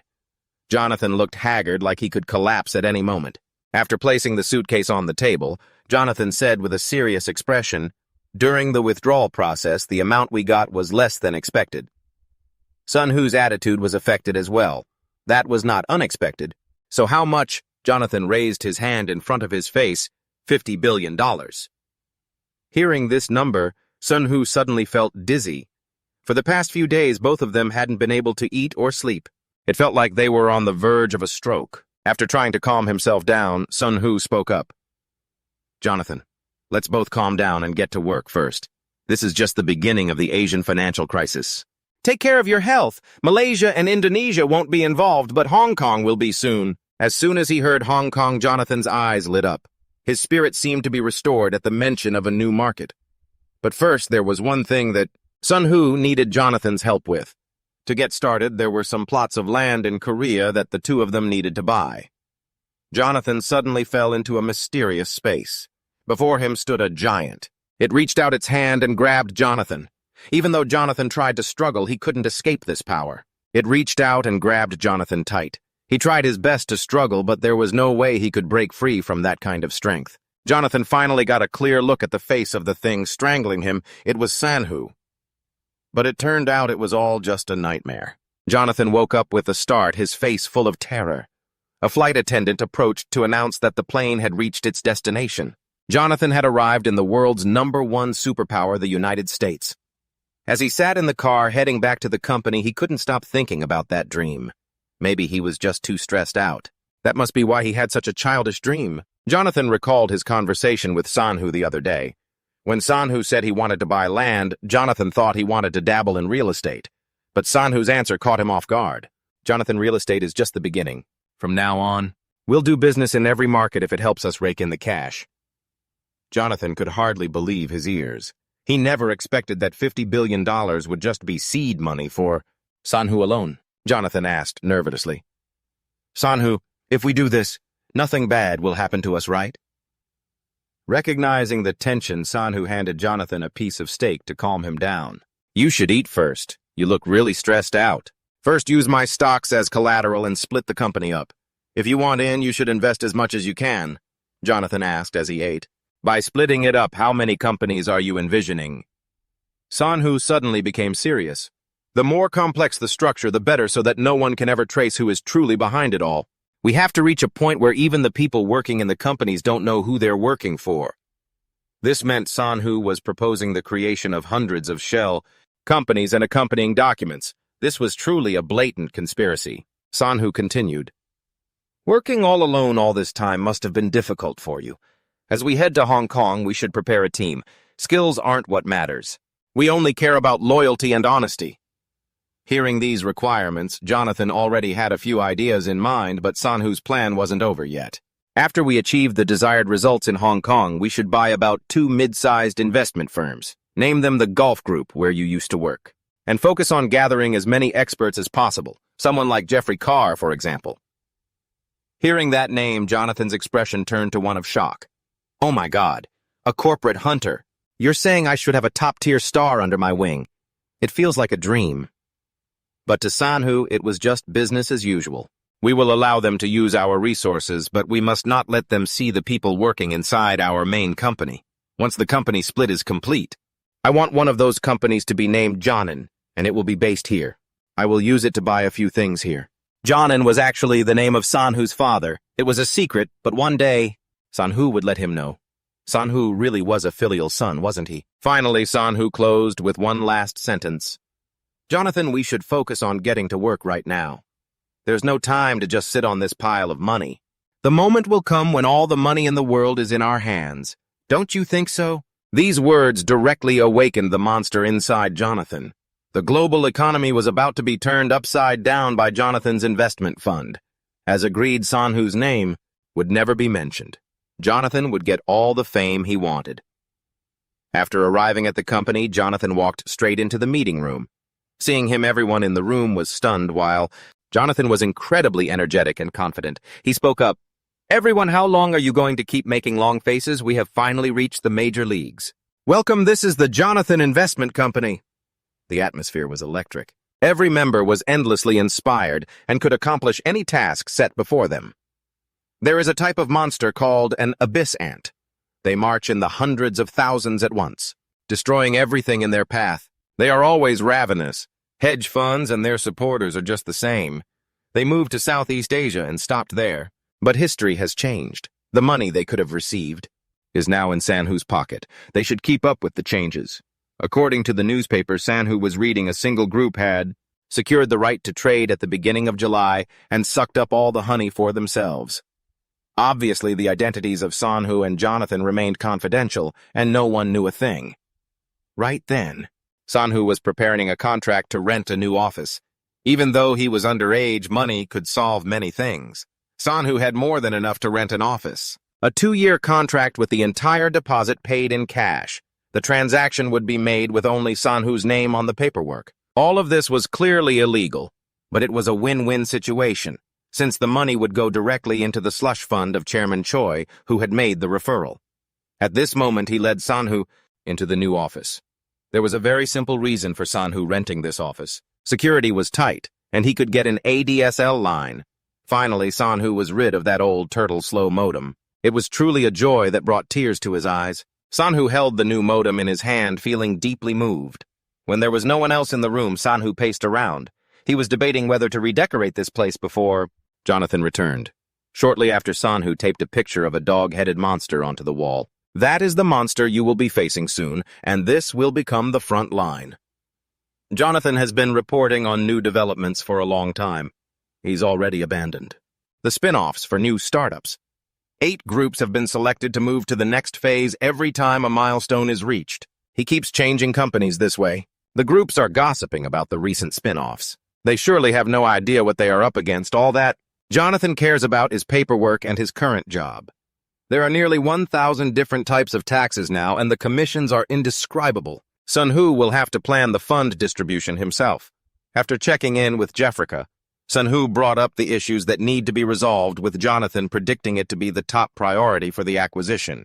However, try to endure that CEO Donald Finn until everything is over. Jonathan immediately asked back, "Isn't it just a simple investment concept to take over Donald?" What Jonathan said is true. It is not just a simple concept. The dot-com bubble burst led to a phenomenon of massive market capitalization, but that is not the main reason. The data language they created has been recognized as the industry standard since the 80s, including the monster dungeons. Skills, stats, loot boxes, probabilities, and so on. Those are top-secret information only resolved within the system. Of all the software, the most important data is the thing that links directly to the main company of Lee Sun-Hu, a database for the revolutionary faction. If Sun-Hu had the chance to look through the data that the revolutionary faction had collected before the war against the 8 great evils and the 8 great saints, might have gone a little differently. Of course, Sun-Hu knows that his intervention will change the course of history. It is similar to a change in the internal development team. Therefore, keeping this frequency of changes as small as possible is crucial. After a moment of contemplation, Sun-Hu replied to Jonathan, "Our priority is to predict. You can value Donald at the highest level due to his salary and stock options in the industry, but he might still decide to withdraw, and we cannot do anything about that, Jonathan." Hearing that he decided to follow what Sun-Hu said, he now has absolute trust in this kid. As for Sun-Hu, he is fired up with determination. He will take away all the power of the 8 great evils and the 8 great saints. He will be the one to put an end to their reign. The next day, as Sun-Hu was getting ready to leave the house, he heard some interesting news on the television. The ISIN Financial Service will host a major meeting on the 21st to launch a venture project with Goldwish, an investment firm from abroad. They decided to build a centralized investment system. Goldwish is just a shell company that Sun-Hu created. He felt quite bad for the government for taking the bait, and then they went on to negotiate. Overseas capital is being drained like a receding tide. Perhaps they are desperate to get their hands on it. Sun-Hu carefully put on his shoes and prepared to go out, but he told his mother he was going to boxing practice. Sun-Hu's mother saw her son leaving and approached him. "Ask Jeong-ho to come over and play a few times. I've heard about him several times, but I've never seen him. He's your best friend, right?" Hearing that, Sun-Hu felt a bit awkward. He couldn't exactly invite an imaginary friend over to the house, could he? Sun-Hu was racking his brain, wondering how to answer when his mother changed the subject. "By the way, are you planning to keep doing boxing?" Looking at the bruises on her son's face, Sun-Hu's mother was a bit worried. Sun-Hu realized it too, so he said, "I'll quit if you're worried." But his mother immediately replied, "Oh, come on." "That's not what I meant. It must be tough, but I'm still glad that you're practicing so consistently.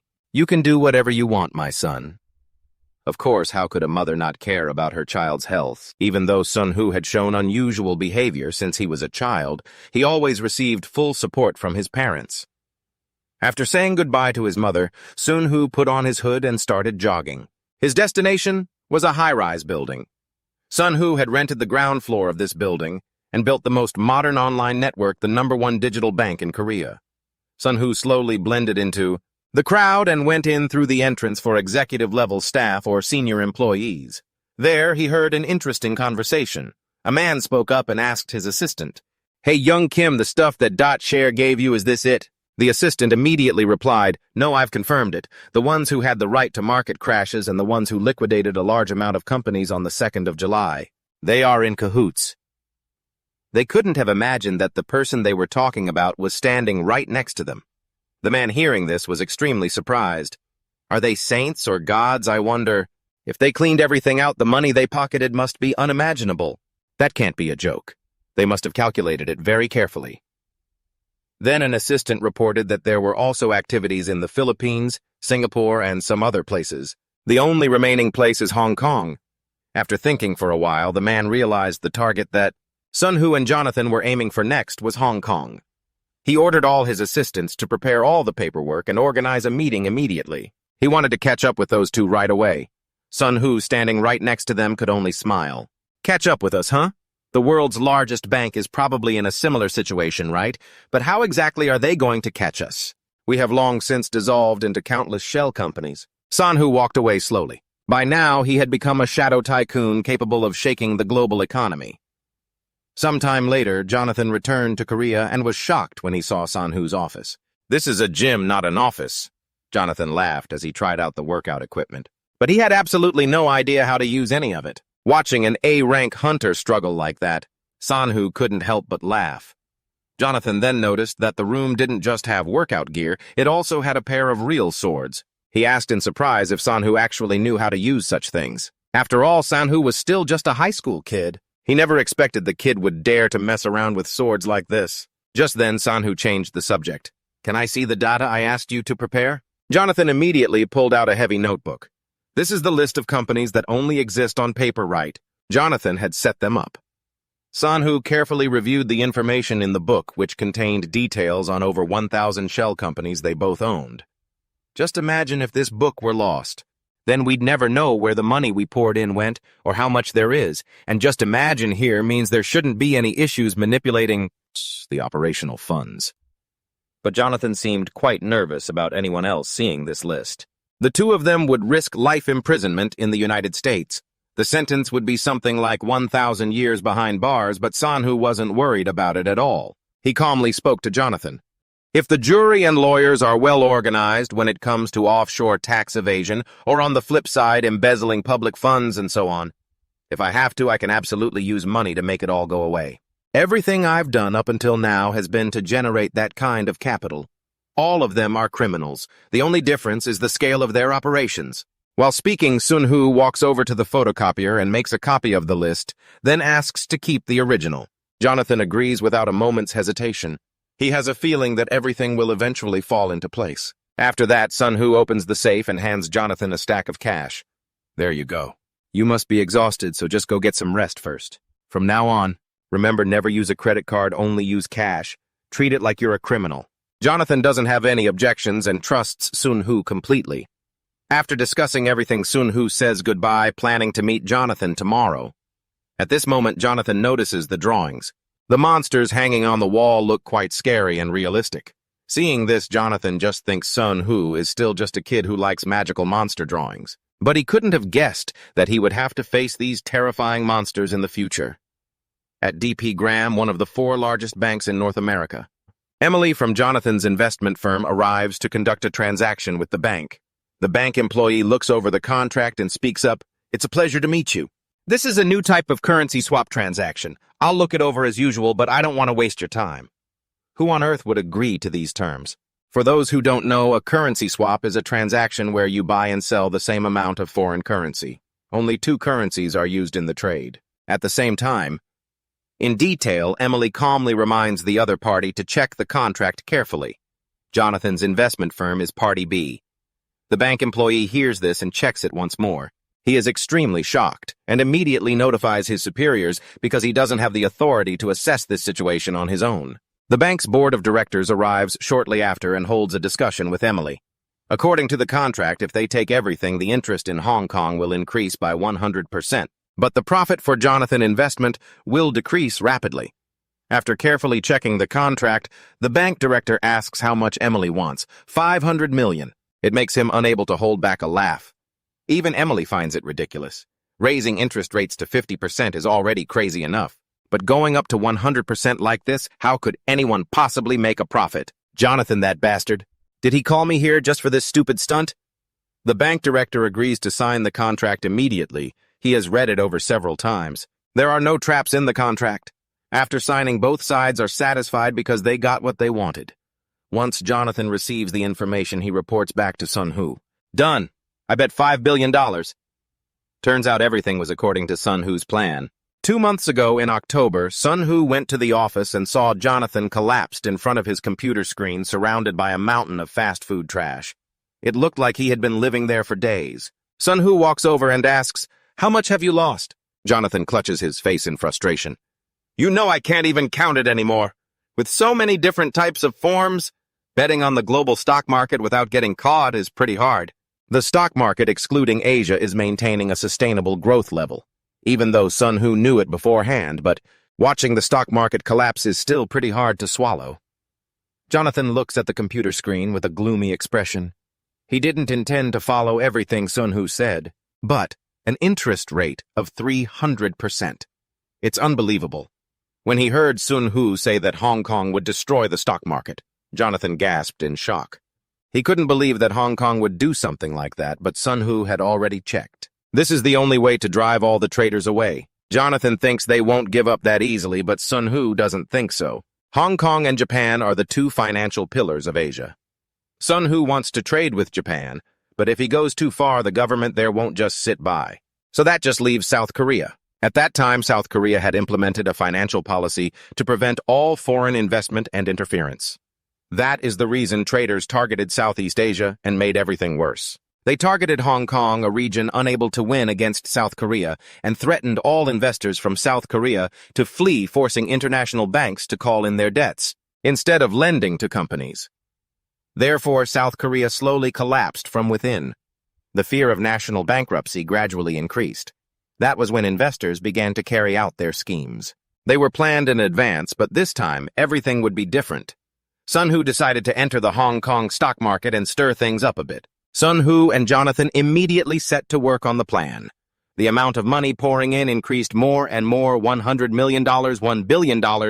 Hong Kong Sun Network. Heavy industry chemicals, every sector was being manipulated in stock price. Every business in Hong Kong was falling except for the banks. They still needed to reassure them. Just then, Jonathan panicked and announced, "Sun, there is a group of people behind us." Sun-Hoo felt extreme tension upon hearing that. If they got caught now, everything would be over. Sun-Hoo tells Jonathan it's too early to conclude anything, but, "Jonathan, you have to protect the company in New York right now." Jonathan immediately ran to the phone to contact them. With the New York side, if they were careful, they could find the investors attacking Hong Kong. Sun-Hoo immediately started trading. He could use his outstanding investment techniques on the stock market to find the pursuer. Individual investors can run away at any time, but firms are different. This is the moment everything will be brought to light. Whether life blossoms or hits a dead end will be decided in this very moment. The hedge fund is growing. Sun-Hoo and Jonathan have no choice but to pray for if the Hong Kong stock market collapses in their hands, history will be rewritten. Sun-Hoo will no longer be able to foresee the future. Finally, after hours of intense struggle, Sun-Hoo and Jonathan managed to stabilize the Hong Kong stock market. It avoided total collapse. The two of them can finally breathe a sigh of relief. That was way too close to the end. The two decided to wrap everything up based on the closing time and leave it at that. That's more than enough for today. I'm exhausted. Afterward, Sun-Hoo changed clothes, preparing to go home after a long, stressful day. Back in the present, the director of DP Graham Bank is happily chatting with colleagues about a $500 million deal. Just now. Upon hearing this, everyone burst into laughter, continuously congratulating the bank director for a windfall that seemed to have fallen from the sky. The director himself was secretly celebrating. Deep down, he thought he would be fired after the heavy losses in Thailand, but now everything seemed hopeful again. He thanked Jonathan's investment fund for saving him from a clear defeat, but he was immediately slapped with reality. The news was just broadcasting updates about Hong Kong. Interest rates hit 400%. Everyone in the room stood frozen for a long time. Once they snapped back to their senses, they frantically called their assistants to check the situation. The bank director suddenly recalled the previous contract. What he thought was a golden opportunity turned out to be a rotten deal. If the interest rate hit 400%, the amount the bank would have to pay would be $2 billion. The bank director was completely stunned. He broke out in a cold sweat, having no clue where he had gone wrong. Meanwhile, in Seoul, the happiest people were surely just Jonathan and Sun-Hoo. "Checking the market situation!" Jonathan shouted continuously. He'd succeeded again. This madman, not just Hong Kong, but stock markets everywhere around the world were plummeting. Spot trading futures. Trading everything was crashing. "We've hit the jackpot this time." The contagion of the Asian financial crisis created a domino effect. On this Black Monday in Hong Kong, the US and Japan stock prices went into a freefall. This pulled Europe down as well. Once again, the jackpot belonged to Sanhu and Jonathan, and this was only the beginning. In this new era, people say blessings are hard to predict and misfortune is hard to foresee, but the financial power Sanhu holds will crush everything. Before long, Jonathan made it onto the list of the world's billionaires. He was known as the stock investor who could predict the future, the investment king. Sanhu wasn't too surprised by the news. The only thing he cared about was whether his identity had been exposed. Jonathan calmly replied that if they found out who he was, it would be a disaster. They only know that 51% of the risk in Jonathan's investment is held by an unidentified person known as John. Jonathan will do his best to keep Sanhu's identity confidential. He has even hired experts for this. The next problem is the IRS. If they get a whiff of anything, the two of them will be in trouble. Jonathan reported, "We have monopolized all the profits earned in Thailand and even won the bet against the world's largest bank. I've calculated the value of the company in New York and it's around $22 billion. So currently the assets that John has are $11.2 billion and I have $10.7 billion. We are ranked 18th and 20th on the world billionaire list. Oh, that's right. If you include the money earned from shell companies after the inflation, we'd be ranked number 1 and number 2. This is truly insane. Think about it. Who could have expected that a kid in middle school would be the top player on planet Earth? Winter had arrived. Sanhu walked down the street toward his office. The faces on the road were all gloomy, lacking any life. 1 week after the events in Hong Kong, the South Korean government requested a bailout from the IMF, the International Monetary Fund. This time it was 2 weeks earlier than in his past life. Sanhu came to the office today to interview someone he had been wanting to recruit. From afar, Sanhu already recognized who it was. All eyes were on her. After basic greetings, Sanhu and Jamie went to a quiet place to talk privately. Before the conversation could even begin, Sanhu handed Jamie his business card, and of course the name on the card was a pseudonym. Jamie was a bit confused and asked, "I want to ask you first, is this act because of my appearance, or do you actually care about your candidates?" Sanhu replied, "If this were just a normal interview, I wouldn't have given you my business card. We have decided to hire you." Jamie was a bit touched, but still hesitant to decide. Sanhu saw this and continued, "Your past isn't a problem, Jamie. We only care about your appearance and your profile at win size. We need a beautiful Asian woman who is an expert in real estate to represent us. Soon you will understand why your appearance is so important." Wilson had transferred Jamie to the core investment office in Asia, a smart, quick, and strategic person who had turned negative perceptions about the company into positive ones. But the crucial thing was that she was willing to do anything to ensure a deal succeeded, even if it was illegal. Her criminal record was extremely infamous in the office scene. She used to be a CEO and a major shareholder, but after stabbing someone in the back, orchestrating the embezzlement of employee profits, she was arrested for a short time. Sanhu had been searching for someone like her since August. But Jamie hadn't even heard of Sanhu's company before, so how could she possibly accept the job? At that moment, Sanhu confidently declared that Jarin Investment would be the name of the company she would be working for in the near future. The news reported on a partnership between Jarin Investment and the South Korean government, and the representative for Jarin was none other than Jeremy. Watching this on TV, Sanhu felt extremely satisfied. Just then, someone opened the door and entered the room, and upon seeing Sanhu, they spoke up. "Congratulations. Congratulations. You've become the most sought-after person in the political and business world across the entire country." The person who just walked into the room was Jamie. Receiving such praise, even she felt a bit shy. And then Sanhu handed her a card and instructed, "This is the company card. Always keep money in the linked account. That way there won't be a separate statement for where you spend it." Despite being told bluntly that she would be embezzling public funds, Jamie remained as calm as if nothing had happened. This was exactly the kind of person Sanhu needed. Sanhu then asked Jamie about the hiring process, noting that the company would commit to covering all costs within the investment capital.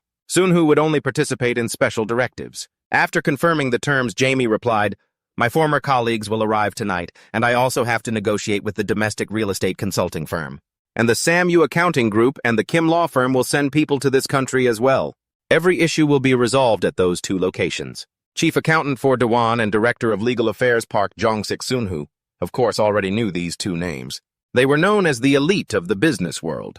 Both were good choices for the current positions, and now they just needed to find an office. Jamie pointed toward the building in front of them and said it was for sale. And not only that, the price kept dropping because more than half of the tenants had moved out. The reason for this was something that happened not long ago. Jamie had organized a meeting at the Blue House to carry out the special directives Sunhu had given, and as a result, the real estate market opened up 6 months earlier, compared to before. Fire sale is a term used to describe a situation where a fire occurs in a building, and the owner is forced to sell the remaining assets at a low price, but the situation in South Korea was even worse than that. Jamie looked at the building in front of them with intense desire. My specialty is real estate, but I can't help but think about other markets. This opportunity won't come again. Ethan is your client interested in real estate.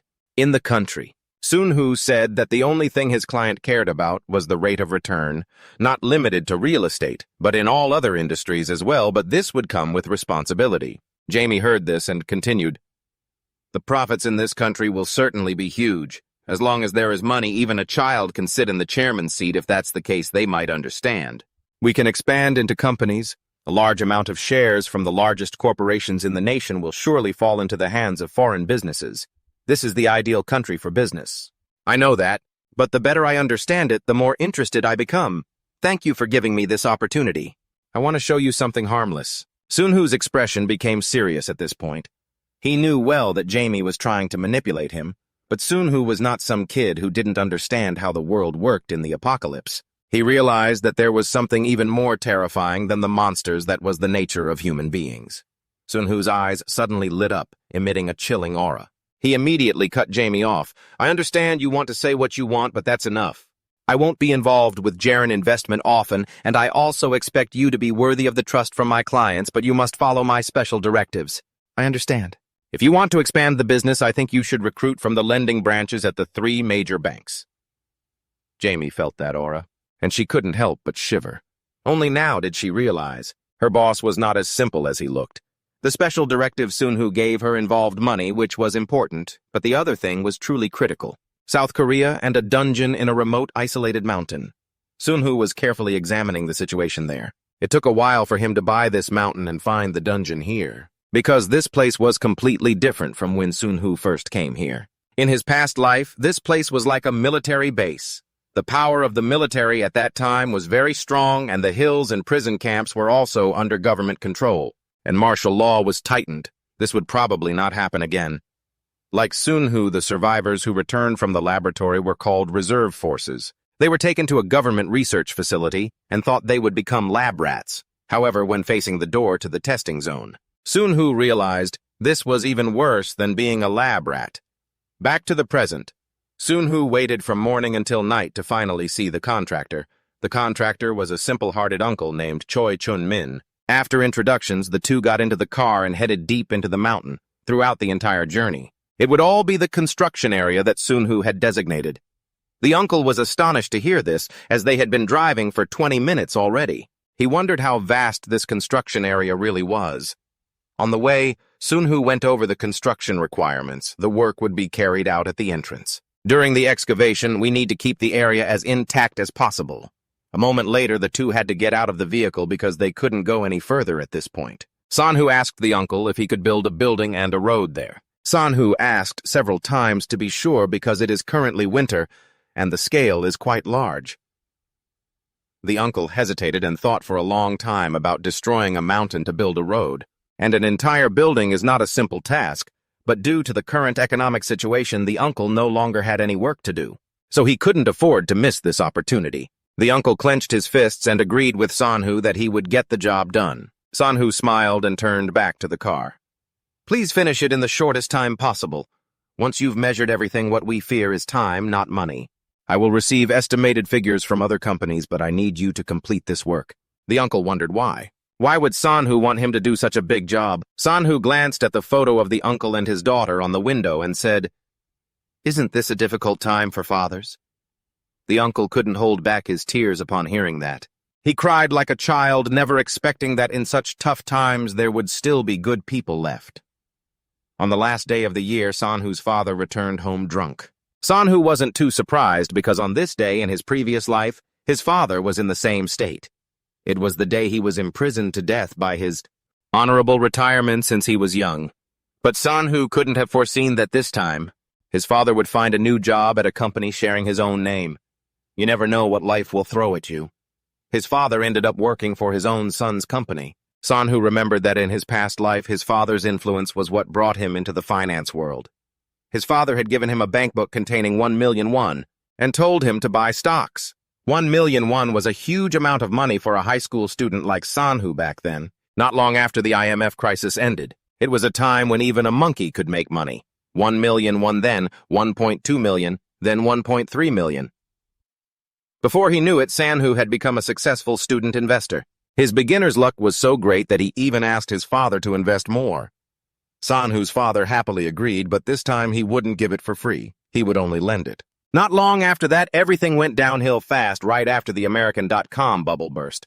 Half the money and then the other half vanished. Sanhu was crying after losing 2 million. His father's precious capital when a voice like a thunderclap sounded in his ear. His father coldly said, "Son, the money I lent you before. At the latest, you must pay me back in full by next week. You can borrow from your mother to pay me back. Right now, I really need that money." Sanhu was in absolute despair. Where could he get 1,000,000 won to pay his father back now? But his father showed no sympathy at all. "If you don't ask for it, I'll take your allowance every time you get it, and I'll also take your CD player phone and computer. But even then, it's still nothing compared to the money I lent you. You know that, don't you? You'll have to talk to your mother about this by the end of the day. Even though you're older, don't disobey her. Who knows, if you listen to her, she might lend you the money. I mean, the reason why I was laid off. And I hope you understand that. I hope you are interested in finance just like you are interested in stocks.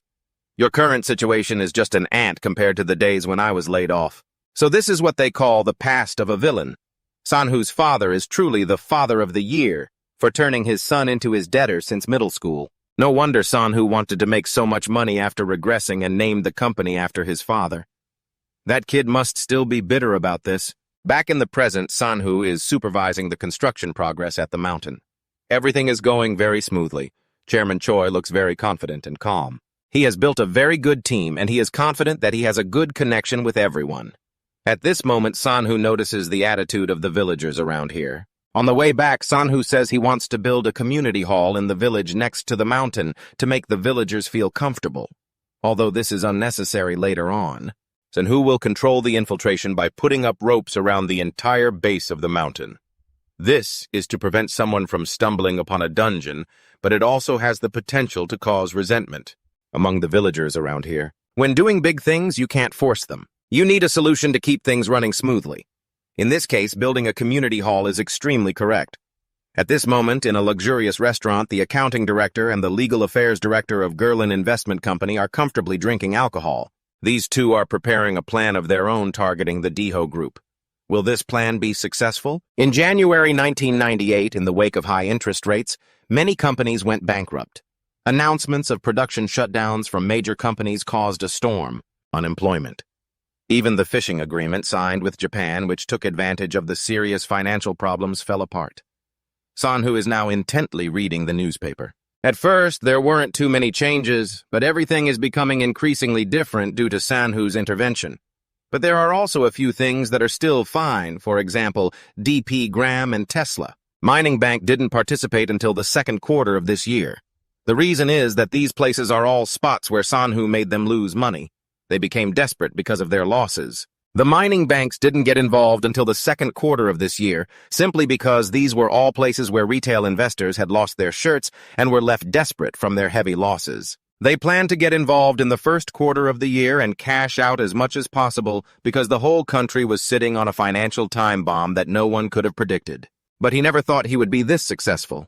The top three conglomerates in South Korea are Daeho Daehan and Usung. Daeho is ranked second in the world, higher than Usung, and both of those are more internationally renowned than Daehan. They have around 400 branches abroad, 100,000 employees in Korea, and 200,000 international staff.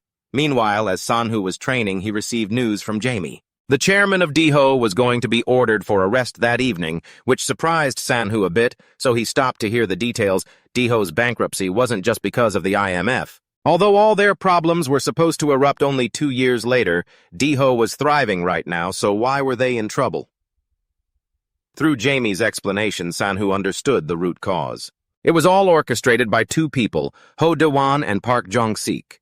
They were both deep in politics, constantly meeting with major political figures, and it was those two who forced D-ho to become the scapegoat for the IMF, even though D-ho itself had no flaws. But San-hoo didn't think the government would just stop there. And at that moment, Jamie's voice turned dangerous. That is exactly why I decided to get involved in this. We will soon be meeting with the #1 corporation in the financial industry. San-hoo realized this was the moment D-ho began to collapse. The win rate for the elite in court cases used to be quite high. It was because even in peaceful times, many people were constantly thinking of ways to attack others for their own benefit, and looking at those who knew how to bring down the powerful. Everything made sense. San-hoo let out a cunning smile and told Jamie that both she and those two were brilliant. Jamie then continued saying the documents on D-ho held by the government had already been handed over to the court. What they want is an investment of at least $500 million, and D-ho's compromise along with their debts. Of course, if they put in a little more effort, taking the subsidiary would be enough. But Jamie still needed more time to understand the Korean financial and political landscape. The next leadership would belong to the Democratic Party. If San-hoo were the only one profiting, it would inevitably attract the government's gaze. Once the financial crisis eased, they would likely launch a thorough tax investigation. Those two directors weren't aiming for wealth or business deals. Their true goal was to maintain D-ho's top 3 status, not just in name, but in reality. After thinking for a while, San-hoo spoke to Jamie. Jamie, can you handle D-ho? You're not planning to bring in foreign leadership once we take it over, are you? Investigate their new chairman, starting from the board members, his closest associates, even his family. Jamie was extremely shocked to hear this. Ho De-won and Park Jong-sik also said the exact same thing. San-hoo then poured a cup of coffee and continued. Jamie, don't worry about the additional investment or the business direction. Just give it your all. Whether it's land, real estate, or even that conglomerate, do not let them be snatched away. Jonan Investment must monopolize Korea's crisis. This is an order as well as a warning to Jamie. San-hoo's demeanor was extremely serious and full of intensity. The next day, Jonathan's flight back to Korea landed. Countless reporters were waiting, hoping to interview the legendary investment genius. Jonathan couldn't really stand things like this. But suddenly a question piqued his interest. Mr. Jonathan, if I want to get rich, where should I invest? Please give us a recommendation. Jonathan stared blankly for a moment before holding up one finger. If you want to invest in something, invest in fear. That quote. That was quickly splashed across the front page of every newspaper, and it was also the joke San-hoo used to tease Jonathan when they met. This time, Jonathan came to Korea just to see San-hoo. Before they could even exchange greetings, the two were already discussing Korea's economic situation. South Korea was receiving financial aid, and San-hoo was also constantly pumping in dollars. So this country would overcome the crisis soon enough. Jonathan picked up the bottle of alcohol in his hand, took a deep swig, and then asked San-hoo about D-ho. San-hoo said that this wasn't his plan, but he still had a part in it. San-hoo only handed the knife to Jarlin Investment. The rest was up to them to execute.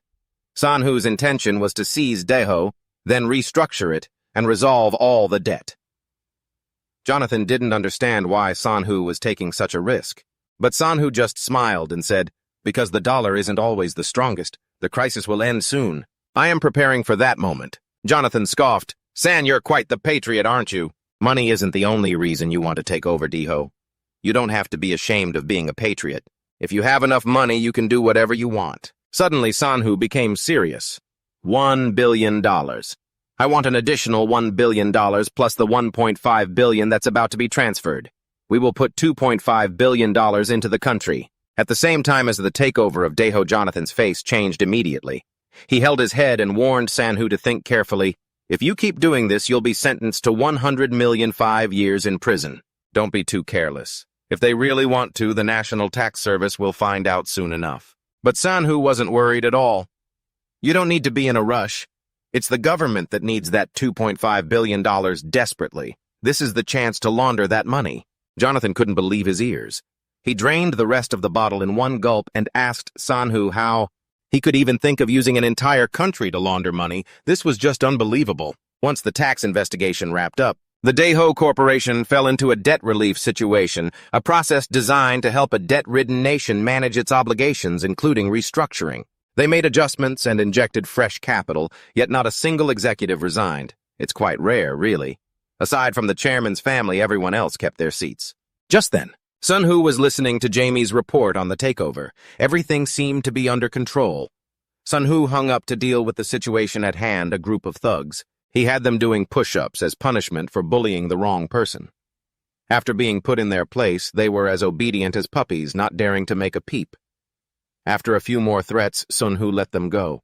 Honestly, these losers wouldn't be any use for his training anyway. Afterward, Sun-Hoo prepared to head back to class, lost in thought. Wonder what excuse I'll have to use this time. Right at that moment, his homeroom teacher called him in for a private talk.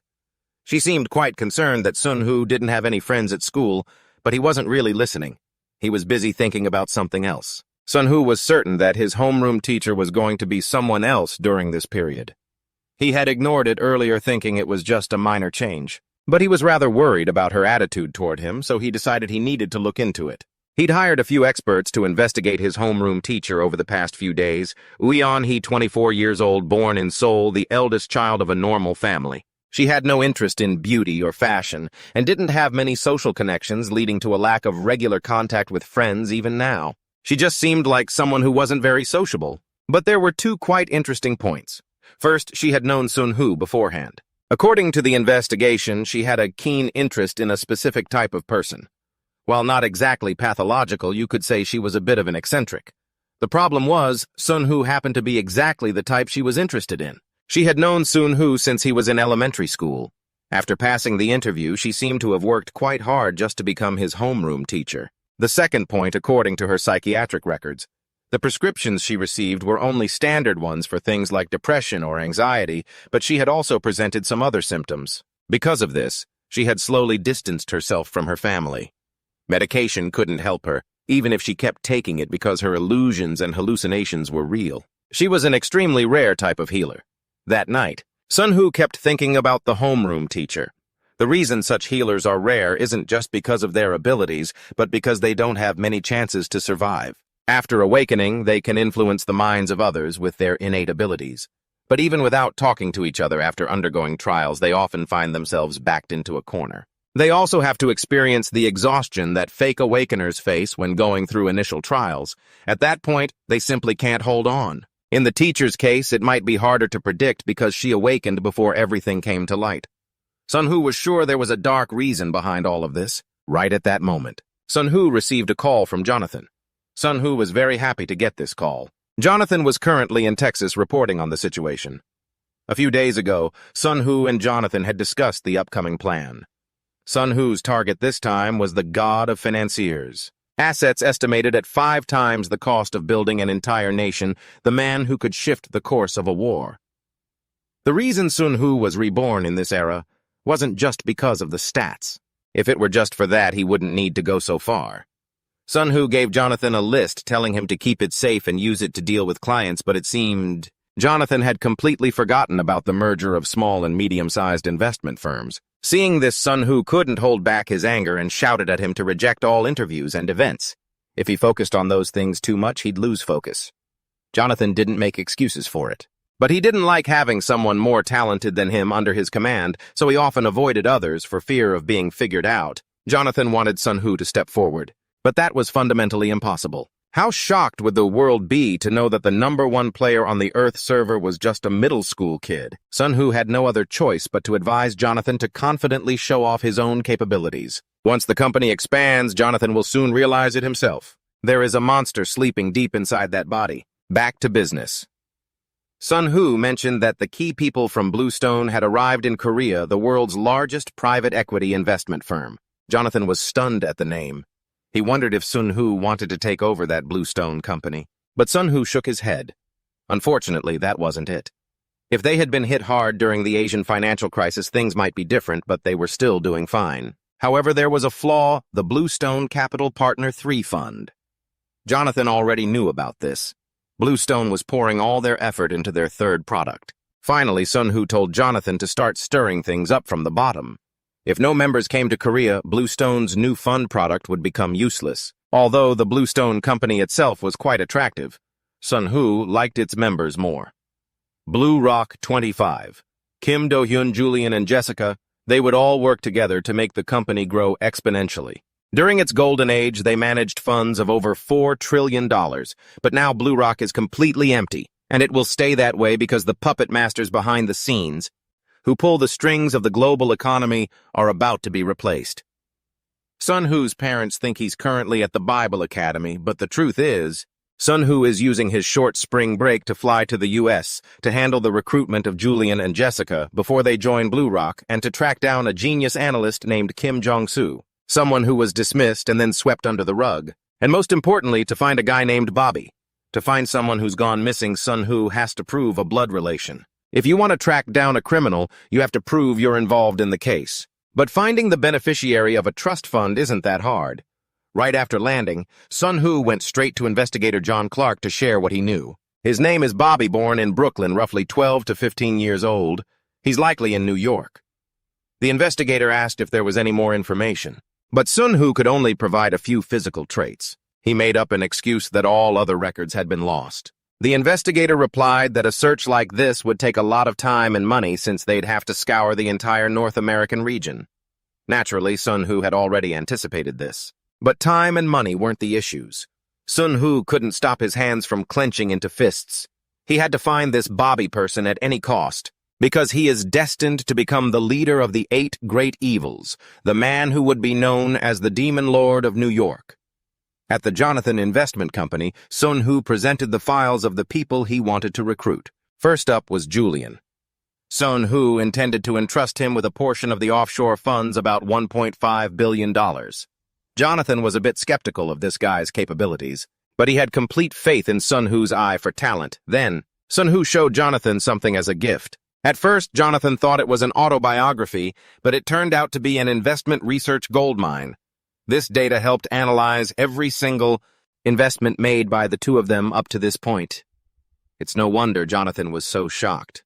Sun Ho had borrowed a few theories that had never existed in this world before. This was the gift Sun Ho gave to Jonathan.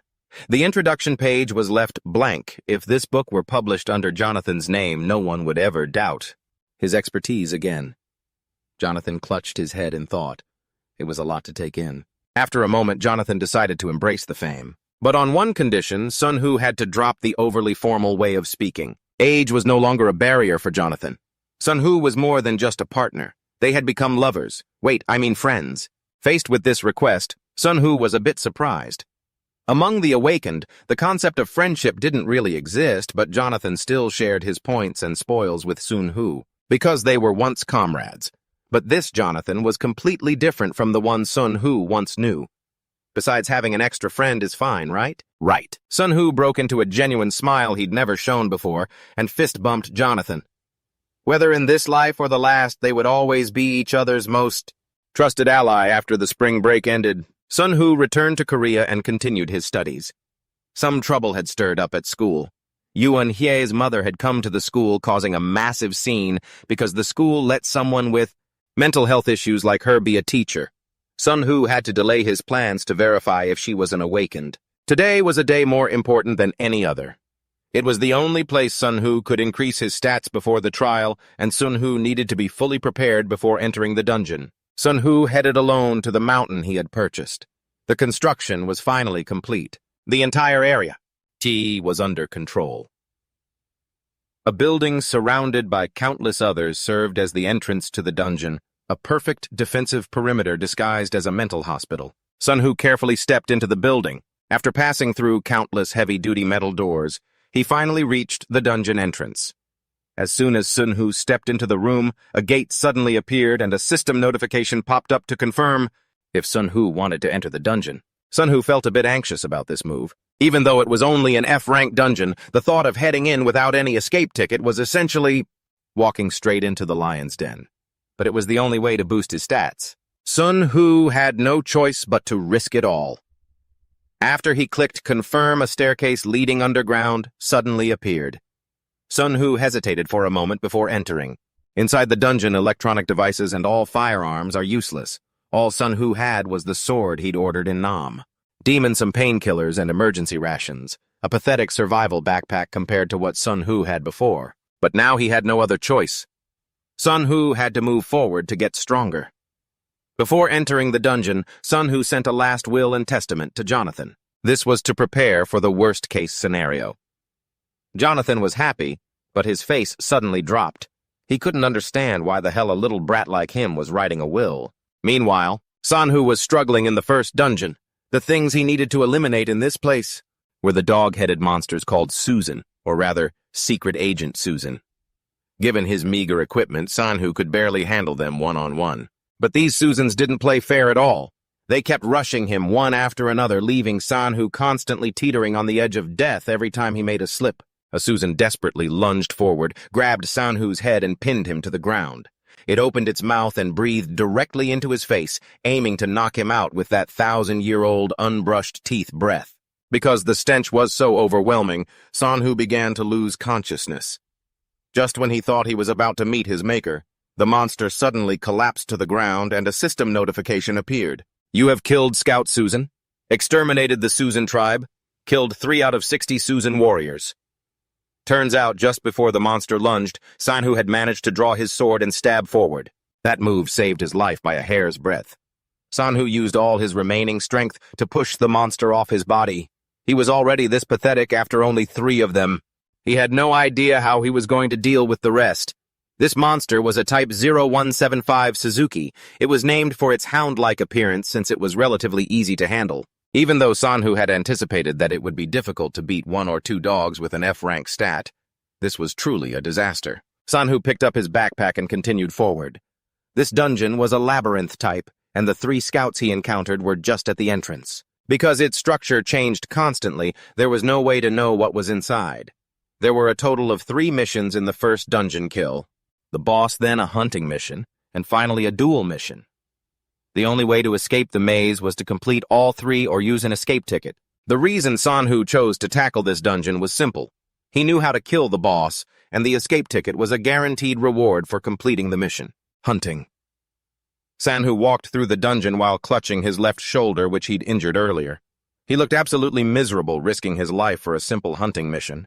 Well, that was supposed to be a piece of cake for the system. Just then, a chest suddenly appeared in front of Sanhu. It was a dungeon chest. Many awakeners had been fooled because it looked like a bronze chest. If the person was lucky, they would get a reward like a bronze chest. But if they were unlucky, they could get a random chest that cursed the player with fear or psychological manipulation. After a moment of hesitation, Sanhu decided to skip the chest. If he got cursed now, he might not make it back in one piece. After moving forward a bit more, Sanhu discovered the next door. He carefully set his backpack down and slowly cracked the door open, his whole body trembling while he prayed silently. Please let there only be one behind this door. Just give me one, I beg you. But life is never like a dream. A pack of Suzukis was waiting for him behind the door. They stared toward the entrance from the darkness as if to say, "Surprise, you bastard!" As soon as Sanhu saw them, he quickly slammed the door shut, his face twisted as if he were trying to push out a stubborn stool. This was officially the worst-case scenario. Sanhu was forced to use his skill here. Skill. Odin's Wrath. Current rank F. Effect. You can strike with lightning, dealing damage to your desired target, or enchant your carried weapon with the lightning attribute. Duration 30 minutes. Cooldown 24 hours. Because the skill level was still low, the cooldown was extremely long. Using it here meant Sanhu had lost one of his trump cards.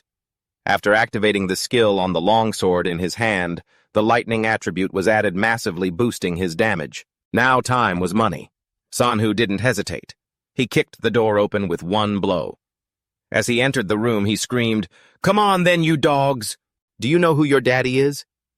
Though they were just dogs, these monsters had dog-like pride. How could they stand being insulted like that? The whole pack of Suzuki 0175s charged at once, determined to show the human in front of them who the real boss was, but they all just became target practice for Sanhu's skill. Sanhu glided like the wind, each sword strike echoing like a voice from the void. First one down, second one hit, third one, that's nasty. He was a solo king. Soon the number of Susan Sanhu had slain reached 21. Their numbers had decreased significantly, but an F-rank's stamina couldn't keep up with this level of combat. Sanhu's sword swings grew sluggish, and he was blocked by a Teacher 3 Suzuki. The other monsters seized the opportunity to gang up on him. Sanhu couldn't even pull his sword back. He had to endure every single attack. Blood splattered everywhere. It was unclear how much time had passed, but Sanhu lay in a pool of blood. His eyes rolled back, surrounded by countless monster corpses. Could his journey end here? Suddenly, Sanhu snapped back from the brink of unconsciousness, coughing up blood nonstop. He used every ounce of his strength to force himself to sit up. After checking the system, Sanhu realized he had survived thanks to the Overcomer trait. When he lost consciousness, this trait had activated automatically. His wounds were healed, the pain was erased for a period of time, and all his abilities and skills were boosted by 1 rank. That was how Sanhu managed to wipe them all out and survive. But the cooldown for this trait was 7 days. There were currently 6 days and 1 hour left, meaning Sanhu had been unconscious for 23 hours. He couldn't believe he had used Overcomer in the very first room. Thankfully, his left arm was still attached. If Sanhu hadn't recovered in time with the skill, that arm probably would have been ripped off during the battle. After assessing his physical condition, Sanhu checked his mission progress. The number of Susans killed was 56 out of 60. Only 4 more to go and he could complete the mission. The total points earned after that battle were 112. Each Susan is worth 2 points, so Sanhu now has a grand total of 204. This amount isn't even enough to trade for a chest which costs 300 points. Only now does Sanhu realize just how valuable those tutorial quest rewards really were. Setting the points issue aside, Sanhu gripped his dagger and dragged himself forward, muttering, "If it's just 4 of them, I can handle this. But there's a saying, don't count your chickens before they hatch." Before Sanhu could even reach the next room, 2 Suzukis appeared right in front of him. He immediately took a defensive stance, ready to fight at a moment's notice. Strangely, these 2 Suzukis didn't just blindly charge, they seemed a bit hesitant. Could they be scared because of their kin's death? The answer is hell no. They were waiting for orders from their leader. Sanhu stood frozen at the sight. What could be scarier than a single Suzuki? It was a 2-headed Suzuki. Is this some kind of boss battle quest? Why would something like that show up here? Sanhu couldn't help but curse, "Damn it, admin, are you messing with me?" Before Sanhu could even steady himself, the 2-headed monster lunged at him. Luckily, Sanhu was agile enough to dodge by a hair's breadth, but because the monster had 2 heads, there was no delay between its attacks. It immediately brought down a crushing blow from above. But thanks to main character armor, Sanhu managed to keep his life. After assessing the situation, Sanhu judged that the monster before him was at least E rank. He couldn't handle it unless he overcame every obstacle in his path. Before Sanhu could even catch his breath, the 2-headed beast hurled a blade at him from a distance. Thanks to his nimble movements, Sanhu dodged it again. But the Suzuki next to him wasn't as lucky. It was impaled by the blade and dropped dead on the spot. Seeing that the long-range attack failed, the 2-headed monster charged into close combat, frantically chasing him to take Sanhu's head. Sanhu had no choice but to run toward the dungeon chest. He was going to die anyway if he just stood there. He might as well bet everything on his luck. In the nick of time, Sanhu successfully grabbed the chest, but the monster caught his leg. It lifted him up and slammed him hard against the ground. But the author says the protagonist can't die yet. Sanhu's luck hit the jackpot. The dungeon chest he opened contained an escape ticket in this life-or-death situation. Sanhu succeeded. He used the escape ticket and was teleported out of the dungeon. Sanhu thought he was a goner, but he finally escaped. He stared blankly at the dungeon gate. Panting heavily, his heart pounding, there really is nothing more thrilling than poking the hornet's nest and running away. Sanhu cupped his face and sighed in relief. Now he understood why the 8 great sages were so obsessed with the system. But this was just a taste of the horrors to come. It forces people to struggle to give up hope until the very end. Even more terrifying things are waiting ahead. After calming down, Sanhu checked his phone. While he was away, there were 30 missed calls from Jonathan. He was extremely worried after receiving Sanhu's will, but couldn't get in touch with him.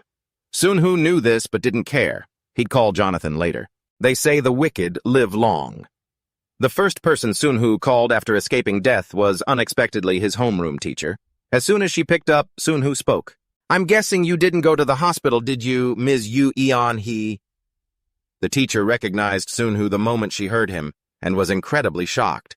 Following Sunhu's instructions over the phone, Eon He immediately went to the mountain where the dungeon was located. Sanhu was waiting by the entrance, his wounds bandaged. When Ion, he saw her student covered in injuries. She was deeply worried. Sanhu immediately reassured her and told her to go inside to talk, but upon seeing the psychiatric hospital sign Eon, he was a bit terrified. Seeing this, Sunhoo spoke up, "Don't worry, there's nothing to the psychiatric hospital. It's just the two of us here." Damn, does this guy actually know how to comfort people? By now, Ion, he was trembling all over. She tried to explain that she wasn't crazy and didn't want to enter a mental institution. Of course, Sunhoo already knew that. If Ion he had better skills, she could have read his mind. So she wasn't that strong yet. Sunhoo suddenly became serious. His eyes glowed and he radiated a dangerous aura. "Make your choice. You can go back to your daily life and live like a crazy person. Or do you intend to follow me?" After going inside, Sunhoo showed his teacher the monster within his body. Wait. I mean the monster in his memories. Although Eon-hee's abilities weren't fully developed, Sunhoo was still able to share his memories from a few days ago with her. Eon, he saw the monster and was terrified, screaming in a panic. Luckily, Sunhoo was there to calm her down, but it seemed this was a bit too much for a young woman to handle. Ion, he was scared stiff, sitting in a corner and hugging her knees. While Sunhoo wondered what to do next, Ion, he spoke up. "So you're saying we were chosen to fight those monsters, and those monsters will attack us soon?" Ion. His eyes were filled with despair. She couldn't believe what she had just heard. Sunhoo looked toward the dungeon gate and said, "The day everything began, I was always preparing for that day. Beneath that passage, there are tons of monsters just like the one you saw." Then Sunhoo pulled out a contract and handed it to Ion-hee. "If you decide to join me in clearing the dungeon, I'll reward you according to this contract. If not, please go back to living your normal life, acting as if nothing happened until the day everything truly begins. Not everyone has to fight. Please just go back. I'll be waiting here until tomorrow. Since this is a life or death decision, please think it over carefully." Ion couldn't believe what she was hearing. These words were coming from the mouth of a kid who was in middle school back then. Ever since middle school, she had been able to see visions of system windows, and she had even told her mother about it. But her mother just dragged her to a prayer house. One day, Ion, he started experiencing other people's emotions. She tried to figure out if there was any connection between those things. But she failed miserably, and among them, there was one person whose emotions she could feel the most intensely, Sunhoo. Ion, he thought she might be able to find a clue from this kid. That was the reason she approached Sunhoo when he was young and tried to become his homeroom teacher. Back to the present, after driving away from the psychiatric hospital, Ion, he pulled over to check the contract carefully. This contract is truly insane. A signing bonus of 200 million won and an annual salary of 1 billion won. 500 million won as an incentive for each dungeon entry and a performance bonus of 500 million won. If you survive and come back out, the death compensation is 3 times the annual salary. 3 billion won. These are all astronomical numbers. Eon, he couldn't believe her own student could offer such an unbelievable contract. After thinking it over, she decided to drive back. Sunhoo was waiting at the gate. Seeing the hazy look in his teacher's eyes, he already knew the answer. "Welcome to the other side of the world, awakened Ion-hee." After signing the contract, Sunhoo got into the car and they headed back to the city. On the way, Ion-hee was driving at an insane speed. A speed that is just a notch below the cheetahs of Vietnam. Sunhoo, sitting next to her, was a little scared. He said to Ion-hee, "If you're doing this because you feel like you have to out of a sense of obligation to me." But Ion, he didn't think that way at all. "No, I'm grateful to you. Before you told me everything, all I could think about was how I should just die. I have no reason to refuse. It's just a lot of money, and I'm coming to terms with the fact that I'm not crazy." "Right, Ion." He thought she acted tough. Her hands wouldn't stop shaking. Deep down, she was still just a fragile young woman. Even though she was panicking, Ion, he still confirmed with Sunhoo again. "But can you really afford to give me such a huge amount of money? No matter what, money matters have to be fair." But Ion, he couldn't have guessed that the kid in front of her was actually the #1 player on the Earth server. The money in the contract was like pocket change to him. After returning, Sunhoo went straight to the office. As soon as he saw him, Jonathan rushed over. "Sunhoo, are you okay? What's with all those bandages, huh? How badly were you hurt?" Sunhoo's wounds, which had just started to close, were almost ripped open again by Jonathan's shaking. You could see how worried he had been over the past few days. But Sunhoo was worried about something else. "Does anyone follow celebrities like you, Jonathan? Honestly, I'm speechless with this guy." Seeing the man in front of her looking familiar, Ion, he asked, "Are you the investor, Jonathan?" Sunhoo confidently introduced him. "Go ahead and greet him. He's the one who will fulfill our contract. The choice of Fox, one of the top 20 billionaires in the world, the god of the investment world, Hunter Jonathan. You don't have anything left to worry about, right? He left after receiving the 200 million won. Even now, she still couldn't believe this was real. Later, Jonathan asked, Sanhu, why give her so much money if you both disappear? You're paying her 3 billion. Are you crazy? But it wasn't the right time yet. Sanhu would tell Jonathan everything in the near future. The important thing now was to get something to eat. Sanhu hadn't had a good meal in days. At the dinner table, the two couldn't help it. They started discussing the current global economy. Not just in Korea, but international capital flowing into Asia had shifted to Eastern Europe or Latin America, and finally Russia. Hearing this news, Jonathan immediately went to verify the information. He couldn't believe what Sanhu was saying. No way. How many nuclear weapons does Russia have? That country can't be destroyed. That was what everyone thought, but Sanhu's next target was precisely that place. Sanhu looked at Jonathan and asked, You asked how great Gila was, right? Compete with Russia. Whoever raises their stake higher will benefit from what follows. Sanhu introduced Brian, a friend whose Korean name is Kim Chong-soo, to Jonathan. He doesn't look so good right now, but do take care of him. Jonathan stared at the photo on his computer and flashed a smug grin. So my job is to keep an eye on him, is it? After such a long grind, he was finally supposed to get a break, but life never goes as planned.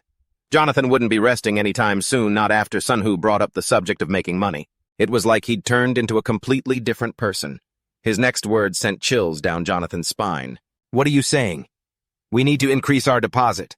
There's a Russian government bond sale coming up. We're about to pull off something massive. Something like $1 billion, he added immediately after. Jonathan boarded a flight to Russia to set the plan in motion. Lost in thought, he recalled the past Russia was in crisis to dump $1 billion into a country on the brink of total collapse. Here we go again. Meanwhile, Sanhu's wounds were starting to heal. While the economic knights were making their moves, the knights entering the dungeons needed to prepare too. Yeonhee's training officially began. She held the knife, trembling uncontrollably. Despite the order, she didn't dare attack Sanhu. Seeing this, Sanhu stepped closer until the blade was pressed against his stomach. A cold, invisible killing intent radiated from him as he spoke. If we were in a dungeon, you'd have died 10 times over by now. The first clause of our contract states that orders regarding the dungeon are absolute. That includes training, obviously. Did you forget? Yeonhee could barely take it. The killing intent was so heavy it felt like she was about to pass out. Yeonhee's abilities were all mediocre. Her stats didn't even qualify her for a hunter rank. But there was one skill that piqued Sanhu's interest, Mary's Hand. It recovers the combat ability of a target touched by the user. At the current level, it has a 24-hour cooldown. Sanhu had never heard of this skill before. He had to test it out. The skill allows the target's wounds to heal rapidly. Yeonhee was stabbing him with her knife, and the wounds would recover, but she would be the one to suffer the injury instead. It was as if this skill turned Yeonhee into a sacrificial doll. Could such a weak girl really handle this? But there was no time left. If they hesitated, they would both die in the dungeon. Sanhu grabbed Yeonhee's hand and shouted, "This is the last time Yeonhee stabbed me." Yeonhee summoned all her courage and plunged the knife forward. When the enemy's attack brings them to the brink of death from blood loss, that's when Mary's Hand is used. Her touch numbs the pain and recovers the wounds, though it doesn't heal them completely. It allows Sanhu to stay in the fight. Even with his body partially restored, the pain Yeonhee has to endure is unimaginable. Using that skill on such a small frame, she has to suffer 3 times the pain. It's a skill that shouldn't be used lightly. Standing before Yeonhee's hospital bed, watching the tiny girl writhing in agony, Sanhu hesitated. Would she really be able to do it? Could she use Mary's Hand in the dungeon without a second of hesitation? After 12 hours of unconsciousness, Yeonhee finally woke up. Sanhu had been by her side the whole time, monitoring her condition. After waking up, Yeonhee felt like it was simpler than she'd imagined, but Sanhu didn't see it that way. He carefully warned her to watch her wounds for the next few days, then changed his clothes to head out. Sanhu's destination was the Jurlin investment firm where his father worked. Sanhu's father was walking with a colleague when he spotted his son waiting for him. He immediately introduced the boy to his coworker. When the man learned Sanhu was only in middle school, he was quite surprised, never expecting kids these days to grow up so fast. Afterward, the colleague gave Sanhu some pocket money as a token of encouragement. In his wildest dreams, he never imagined he was tipping his own boss. The sight of a subordinate giving money to his superior was truly laughable. On the way home, Sanhu's father explained why he'd called him there today. He had been promoted twice in a row and wanted him to keep it a secret from his mother as a surprise. Suddenly, he pointed toward the bank where he worked, bragging with pride to his son, never realizing that the whole thing had been orchestrated by Sun-Hoo all along. It really pays off to have a son who's a big shot. Then the fateful day finally arrived, the day Sun-Hoo received the bank book from his father. He handed it to his son and said, "Think about which stocks to buy with this money, and tell your old man about it. Let's talk about it a lot, shall we?" Sun-Hoo held the bank book in his hands, deeply moved. With this account, he had officially stepped into the world of finance. Think about which stocks you want to buy with that money. And let me know, okay? Let's talk a lot more about it together. Sun-Hoo held the passbook in his hands, deeply moved. It was with this bank account that he had first stepped into the world of finance. You've survived and experienced so much on World Street. This account is just the first step of the butterfly effect. Sun-Hoo gripped the notebook tightly now, ready to head into the dungeon. Heading back into this dungeon, Ayeon-hae resumed her training.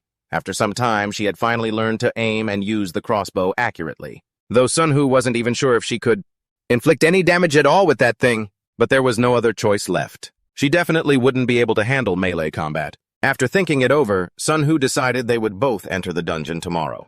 When Ayeon-hae heard this, she froze for a moment. Once she snapped out of it, she asked if she needed to prepare anything else. Sun-Hoo didn't even blink as he replied, "If there's anything important enough for me to remind you about, it's that you should probably start preparing your will." In truth, there was a very high chance that Ayeon-hae wouldn't make it back after entering the dungeon again. Sun-Hoo entered his berserker state, hacking and slashing. This time he was much better prepared. The battle was completely one-sided. Watching this, Ayeon-hae realized just how shallow her imagination of the dungeon had been. Her worldview shattered. Inside the dungeon, people only lived to slaughter other living beings. There was no difference between monsters and humanity. This place alone is a battleground for survivors. Even though she didn't join the fight, Ayeon-hae still fulfilled her support role perfectly. Sun-Hoo's wounds healed a bit after the intense battle. Sun-Hoo emerged from the pile of corpses drenched in blood. He approached Ayeon-hae and said, "Well done. You didn't lose your mind while doing all this."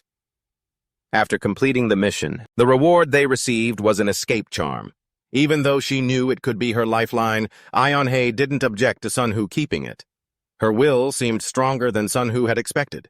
Just as expected, having a healer makes fighting much more efficient. If Sun-Hoo were acting alone, he would have had to endure his wounds with painkillers. Even though he could more or less put up with it, it would still affect his combat ability. Sun-Hoo never expected there would be a day where he'd have someone from the spirit world as a companion. The only ones who escaped were two villains from the spirit world ability users who could unleash surprise attacks at any time in any form they wanted.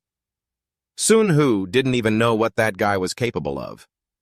Just then, a system notification popped up. Ayeon-hae has used obsessive healing. Sun-Hoo finally snapped back to reality. He looked up to see Ayeon-hae trembling, pointing her crossbow at him. Sun-Hoo then reassured her, "I get it. That's how we'll do it. Yeah, I knew it. The spirit world has made me more sensitive. I'm still fine just thinking about the past a little." Ayeon-hae calmed down after hearing that, but she was still a bit worried, suggesting they wait a little longer for Sun-Hoo to stabilize before heading out. Wiping the blood from his face, Sun-Hoo encouraged her, "No, you're doing exactly what I taught you. Don't hesitate if you feel anything suspicious. Even the smallest thing." As usual, Sun-Hoo checked the room first before heading in. Just one glance was enough for him to hurriedly warn Ayeon-hae. "Don't forget what I told you. The instructions I gave you about if we meet that two-headed monster again." Sun-Hoo encountered the monster that had almost killed him last time. Just like before, Sun-Hoo had no chance to fight back. He could only take the hits passively. After being slashed across the chest, Sun-Hoo was kicked into the wall by the monster. Ayeon-hae was terrified witnessing this, but she kept Sun-Hoo's warnings in mind. "Before, don't use recovery or Mary's hand. You mustn't provoke it with that clumsy crossbow of yours. I have a final contingency. You just need to do one thing. If anything approaches you, if you want to live, you have to run." While Sun-Hoo was busy dealing with the two-headed monster, two Suzuki minions targeted Ayeon-hae. Following Sun-Hoo's orders, Ayeon-hae immediately ran. Her heart felt like it was about to explode. Ayeon-hae's stamina was truly pathetic, but she still could not use Mary's hand yet. Ayeon-hae felt helpless, not knowing how to survive or how to gain the stamina to keep running. Just then, a system notification appeared. "You have completed the one-on-one combat challenge. Please decide the first and second place based on mutual agreement. Yeon-hae saw the notification and wept with joy. Sun-hoo had finally succeeded in defeating the two-headed monster. But danger was looming behind her. The Suzuki monsters didn't stop and prepared to attack her.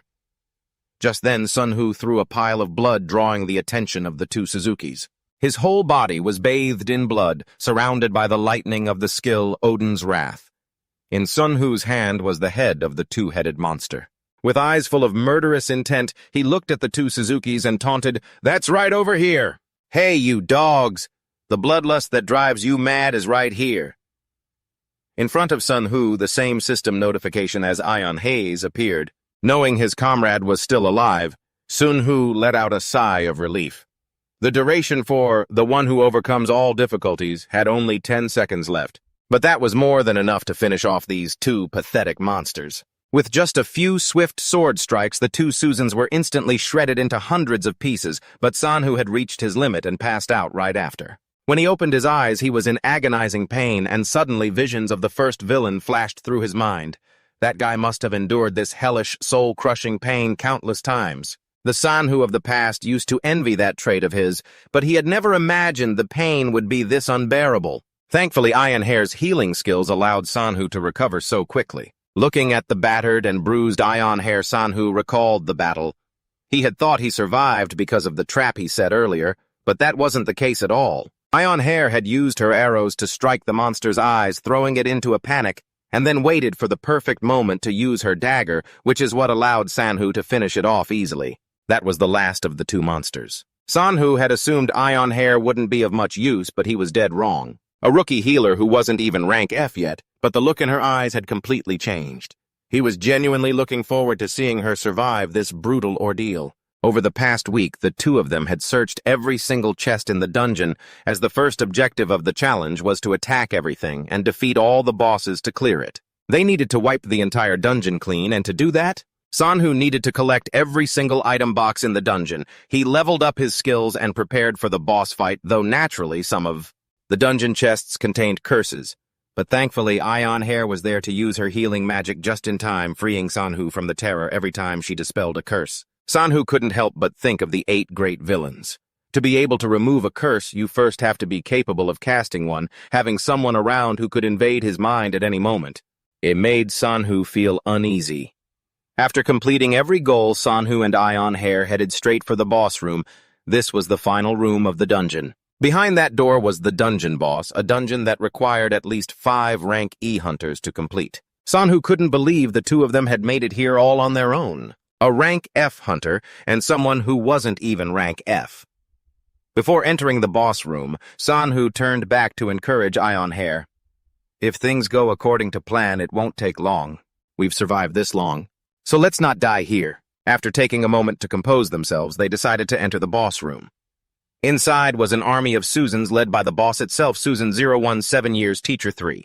The boss was pure white and massive, completely different from the rest. It didn't even care about the intruders to it. Sun-hoo and Yeon-hae were nothing more than mosquitoes, not worth its time. When Sun-hoo first came here, there were guys who laughed at the sight of these Susans, but then they realized that the more people they killed, the stronger the Susans became. By the time they found that out, it was too late. The boss had farmed up to 1,000 kills, and at that point, no one could stop it anymore. So the moment he met the boss, Sun-hoo activated every skill he had. "You have activated Odin's Fury. Target self. You have activated Speed Boost. You have activated Armor." The key to their strategy was to avoid clashing with the Susans as much as possible. A Susan you don't fight is a wasted Susan. Sun-hoo's eyes glowed and his body was surrounded by lightning. He let out a shout and charged straight at the boss, but it looked like Sun-hoo miscalculated the angle and didn't jump far enough. He ended up landing right on the snout of a nearby Susan. The boss saw this and smirked with disdain. "This dog is getting a little cocky, isn't he?" Just then, a Susan lunged and bit onto Sun-hoo's left arm. Sun-hoo punched it square in the snout, sending it off to meet its brothers in the afterlife. Just as expected, even with the rank F Iron Fist skill, Sun-hoo still couldn't stop the Susan's jaws. The rank F Iron Fist gave rock-solid strength to any body part chosen, so Sun-hoo had no other choice, other than tearing apart every monster in his way to get to the boss. Fortunately, Ion Hair was there to heal him in time, so Sanhu didn't have to worry and just kept pushing forward. Ion Hair was using her recovery skill while trying to keep her presence hidden. Using a mysterious item, even though it was a lousy F-rank piece of gear, it still managed to mask her presence from those bloodthirsty monsters. Watching Sanhu charge forward like a madman, ignoring all his wounds, made Ion Hair want to cry. Sanhu had to break through this wall of monsters. Before they noticed Ion Hair behind him, that was the only way for both of them to survive and clear this dungeon. But it felt like Sanhu was just punching a brick wall. No matter how much strength he used, he couldn't shake them. Just as Sanhu let his guard down for a split second, a Suzuki landed a massive blow right on his head and Sanhu instantly lost consciousness. At that moment, the Overcomer of Hardships trait automatically activated. His physical strength and sensitivity increased from rank F to E, while his muscle power and speed climbed from E to D. His wounds began to heal and the pain was temporarily numbed. The effect would last for 5 minutes. With the points he'd gained from the dungeon, Sanhu had significantly boosted his stats. Now the real battle was just beginning. Nothing could stop Sanhu after activating Overcomer of Hardships. The wall of monsters that seemed impenetrable before now felt as thin as paper. With only 42 seconds left on the effect, Sanhu wiped out all the remaining monsters blocking his path and faced the boss. The boss sensed the danger. It immediately stood up and fired a blast from its palm, but with his rank D speed, Sanhu dodged by a hair's breadth though his carotid artery was grazed. He pulled out his knife and threw it straight at the boss. The boss couldn't dodge in time and the knife pierced its chest. Before it could even cry out, Sanhu leaped up and stomped down hard. The Overcomer of Hardships effect was now down to the final seconds. At that exact moment, Sanhu shouted, "Ion Hair Mary's hand!" It activated instantly.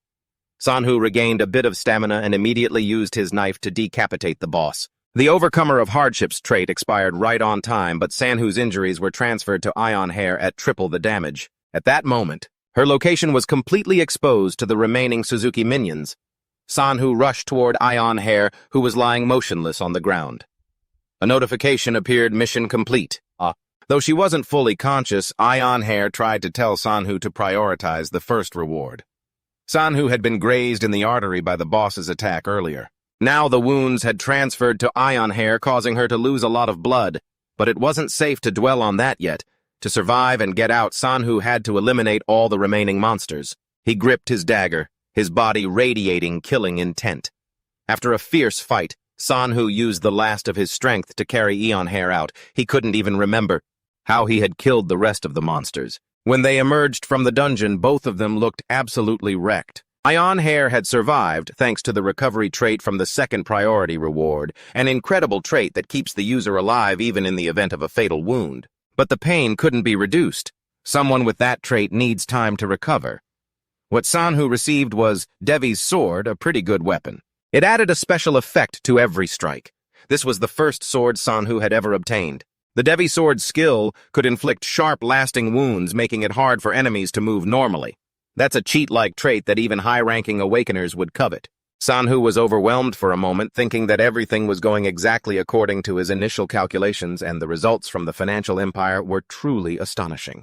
Both teams, Jonathan Kim Jong-soo and Julian Jessica, achieved huge victories. Jonathan happily called with the good news Sanhu had calculated everything perfectly. A 450% profit. A total of $90 billion. We did it. But 450% wasn't the highest. The profits from Julian and Jessica's side reached 615%. That was truly an unimaginable number. When Ion Hair woke up, Sanhu handed her a folder. It was the full plan for the new medical corporation. Now that the dungeon had been destroyed, the area could be used as a fully functional hospital. Next was the payment as per the contract they had signed, 500 million yen for entering the dungeon, 500 million for surviving, and 1 billion as an annual income. A total of 2 billion. Ion Hair looked at the savings book in her hand, unable to hold back her emotions. She was shaking, unable to believe this was real. Ion Hair had participated in charity work before, but with a very low income. It must have been difficult for someone as sensitive as her.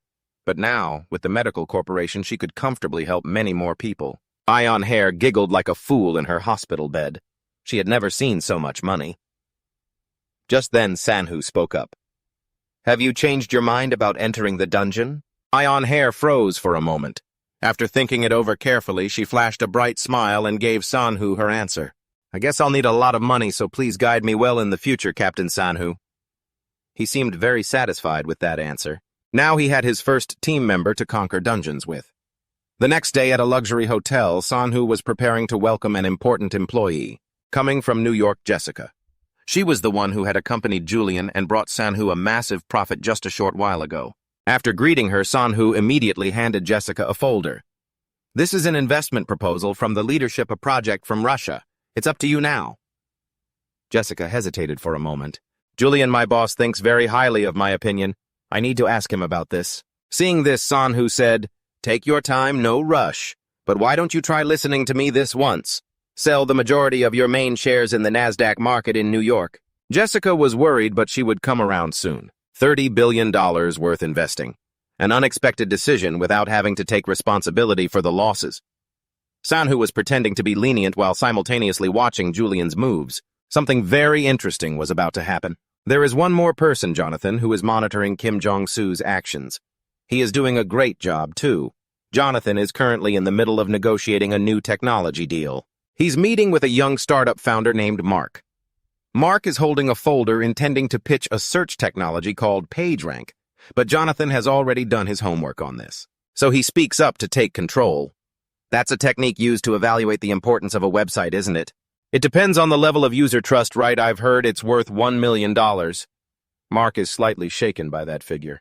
$1 million. Just imagining that his technology could sell for such a huge amount of money. I could pursue my PhD project or slowly perfect it, he thinks, but that technology wasn't meant to be sold off like that. This startup has 2 people, and they've had to run the company themselves while it's on the rise. It's the best time, but it's not easy to share ownership even after an initial public offering.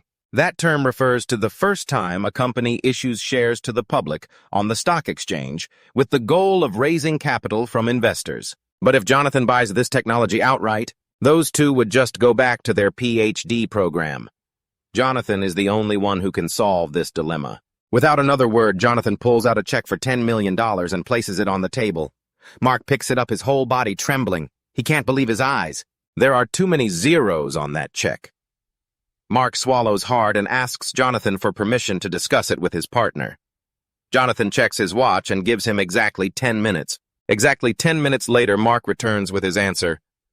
Mr. Jonathan, we sincerely thank you for your kindness and your high estimation of our technology. But before he can finish his sentence, Jonathan pulls out another check.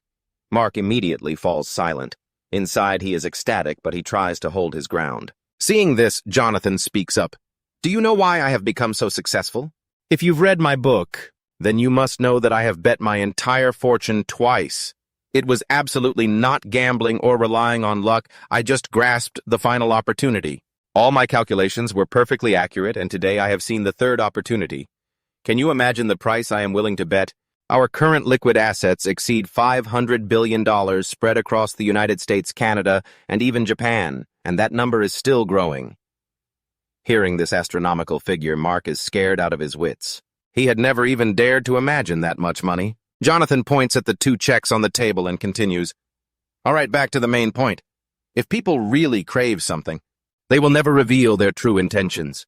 But I don't operate like that. Do you really not want to change your mind? Mark, still not understanding what Jonathan is getting at, wears a confused look. Jonathan says nonchalantly, From the beginning, your goal was simply to sell your technology. That was until you met me, but what about now? Do you honestly believe you can generate more profit than the price I've offered? If that's really the case, I won't stop you. At that moment, Jonathan picks up his phone, calls his assistant, and tells them to cancel his meeting with the Treasury Director because he has an urgent matter to handle. Mark feels the threat in every word. He trembles with cold. Standing before the king of investment, he realizes he is nothing. Sensing the other's state of mind, Jonathan touches the 2 checks and leans in close to Mark, saying, I will do my best for your benefit, so let me be clear, this is not the end. You will have no other choice but to come back to me. Mark is terrified, breaking into a cold sweat. He never expected Jonathan to go this far, for a piece of technology from a small company. After deep thought, Mark grips the 2 checks and gives his final answer 50-50, but we must also have management rights. If you truly want to acquire this technology, that is the least you have to do. Jonathan gives a small smile, clearing the tense atmosphere. This was the answer he was hoping for all along. I'm truly sorry. They say fate follows my name. They say fate. Power of 10 to the power of 100. Google always lives up to its name. After the deal is struck, Mark leaves happily under Jonathan's friendly smile, but as soon as the door closes, Jonathan's expression shifts. Sanhu steps out from the back room with a round of applause. Very good, Jonathan. You really are a good learner. Jonathan can only shake his head in frustration. In that very moment, he actually considered withdrawing those $20 million. I wonder if Jonathan thinks $20 million is too much for a newly founded company. But attracting shareholders at too low a price isn't a good thing. Yet this is a company that will grow remarkably to $60 billion in 15 years. Everything has its reason. Just then Sanhu receives a message. I found the cat. Sanhu's eyes suddenly turn dangerous. This is the biggest reason for his regression. John Clark, a former mercenary, joined Gold Street hoping to meet a big shot. He would rather be shot on the battlefield than hope that one person could earn so much money by doing repetitive tasks. However, when John was tired of the life of a private investigator, a man named Ethan came to meet him. It was none other than Sanhu using a false identity. From Sanhu, John could smell the scent of those who have crossed the line between life and death. He assumed this young man was connected to some big player somewhere. So he tried his best to earn his trust, but John couldn't meet the other party's request under the company's rules, so he offered a service instead. Outside the law, Sunhu wore a mysterious smile. John had finally secured what he wanted, a connection to a big shot, a massive black SUV, and a team of mercenaries armed to the teeth. Checking their gear, every man wore a mask to hide his identity from their employer. Sunhu sat in the vehicle, lost in deep thought. He was pondering his target, the first villain. Right now, the guy was in a detention center, so normal methods wouldn't work. He'd been charged with first-degree murder, but was released for lack of evidence. Sunhu was certain this was his man. After a while, the vehicle arrived at the target location. Sunhu would be participating in the operation himself this time. First-degree murder at age 13. The kid must have been a psychopath for a long time, so there was no need for mercy. The team communicated via walkie-talkies. Ambush the perimeter of the building, except for the spotter if the cat tries to bolt shoot on sight. After finalizing the plan, Sunhu formed a 3-man squad with John and T-Boy to move in. Before acting, Sunhu gave a stern warning. Remember this, don't underestimate him just because he's young. If you think about the payout for success, you'll realize just how dangerous he really is. The bounty for this mission reached $1 billion. John didn't know what to say about these rich folks anymore, dropping $1 billion just to kill a 13-year-old kid. I guess you really shouldn't teach the rich how to spend their money. Thanks to a listening device, the spotter confirmed the target was in the bathroom and alerted the team. Sunhu led the group and quickly reached the target's door. Despite the urgency, he didn't act recklessly. He calmly assessed the situation. Suddenly, the door opened. Inside stood a blonde-haired youth with a tall, sturdy build. It was the mission target, Bobby. Before John and T-Boy could even react, he jammed his fingers into their necks, leaving them unable to breathe. It was a good thing Sunhu was personally involved in this mission. Only an awakened can defeat another awakened after all. Furthermore, the opponent was a regressor just like Sunhu, so he couldn't be taken lightly. Sunhu didn't hesitate to open fire, and the other two recovered and began unloading their weapons into the target as well. But there seemed to be an invisible shield absorbing the damage around Bobby. It blocked every incoming bullet. While his teammates provided suppressive fire, Sunhu decided to use his awakened powers. Sunhu channeled energy into his palm, activating Devi's sword. A sharp purple blade of sword energy pierced through Bobby's shield. Then it sent him flying into the wall. Not letting his opponent react, Sunhu invoked Odin's wrath onto his dagger and charged. At the same time, he tried to activate a binding skill on Bobby, but the skill failed to trigger. Sunhu's attack was also blocked by the shield. This first villain really was tough to kill. Bobby immediately pulled out a switchblade to counterattack. The blade had been painted red to boost its lethality, so it couldn't be ignored. Fortunately, Sunhu dodged thanks to his superior stats.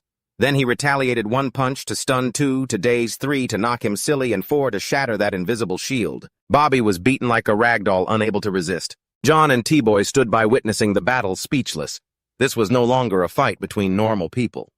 After taking a beating, Bobby lost consciousness. But now the real struggle began. Just like Sun-Hoo, he had regressed all the way back to when he was in the womb and thus had gained the survivor trait. Activating his trait caused his stats to skyrocket and he caught Sun-Hoo's punch. Bobby's eyes blazed, radiating a killing intent as if he wanted to devour his prey. Caught by surprise, Sun-Hoo couldn't dodge the headbutt and was sent flying. Seeing this, John immediately opened fire on the target, but suddenly Bobby vanished into thin air. Not a single trace. While everyone was still dazed, Sun-Hoo yelled, 20-meter radius, he's still close by. Split up, one to the roof, one to the basement, I'll check the street. Move fast if we let him escape this time. This world will face horrific consequences. John and Taboy received the order and moved out. Sun-Hoo started to get up to pursue but suddenly felt dizzy.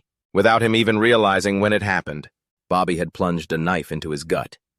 Having lost so much blood, Sun-Hoo began to lose consciousness, but luckily, his survivor trait activated. Sun-Hoo gritted his teeth, pulled out the knife, and began searching for Bobby. Even with his enhanced senses, Sun-Hoo couldn't find him, and once the effects of the survivor trait faded, he completely lost consciousness. The next day, at the mercenary group's base, Sun-Hoo, acting as the boss, checked in on the situation. The mercenaries saw his face and immediately looked away. That was to be expected. Even the veteran soldiers couldn't hide their anxiety and nervousness, because what they witnessed yesterday was a world of violence completely unlike their own. Sun-Hoo came today to inspect the body of the member killed in yesterday's hunt. Looking at the state of the corpse, it seemed to be a skill related to poison. If that poison was strong enough to make Sun-Hoo pass out, then the victim's insides must have been completely corroded. That really was a painful way to die. After asking for the name of the fallen, Sun-Hoo spoke up. Once everything is settled, I'll set up an insurance fund for all staff. But for now, focus on catching that bastard. We'll discuss the next steps later, but John, after witnessing yesterday's battle, you seem a bit hesitant. How are we supposed to catch that old fox? Like this. But do we even have a chance of catching him? Sun-Hoo, looking serious, said, the longer we wait, the stronger he gets. If we miss this window, even a massive military force won't be able to stop him. So we have to act now before it becomes a reality. Hearing this, John immediately realized the gravity of the situation. This wasn't something to mess around with anymore. John reported on what Bobby had done to Sun-Hoo. The victim was a 28-year-old man he'd met online. Because no murder weapon was found, he was released due to lack of evidence. Now Sun-Hoo understood why Bobby's growth rate was so high. He was definitely hunting potential awakened ones. Sun-Hoo immediately contacted Jonathan. Jonathan, how many shares of Gold Online do we have left? The messaging app they used, called Gold, was a service by Gold Online. To aid in investigating crimes related to gold and as a shareholder, Sun-Hoo was able to access the server logs. Bobby had been targeting potential awakened ones by naming his chat rooms things like people with powers. At least anyone ranked F and up was welcome. After getting the info on the members in the chat, Sun-Hoo gave it to John. The mercenary team's current mission was surveillance. Those on the list. Sun-Hoo carefully warned him, just observe them. There's a good chance our target will try to approach them, and take at least one team with you. We need to be well prepared. John didn't have any questions about the mission. All he cared about now was the payment. But Sun-Hoo had already calculated everything in advance. He walked over and opened the shipping container in front of them. John gasped in amazement. A whole container filled with cash was right there before his eyes.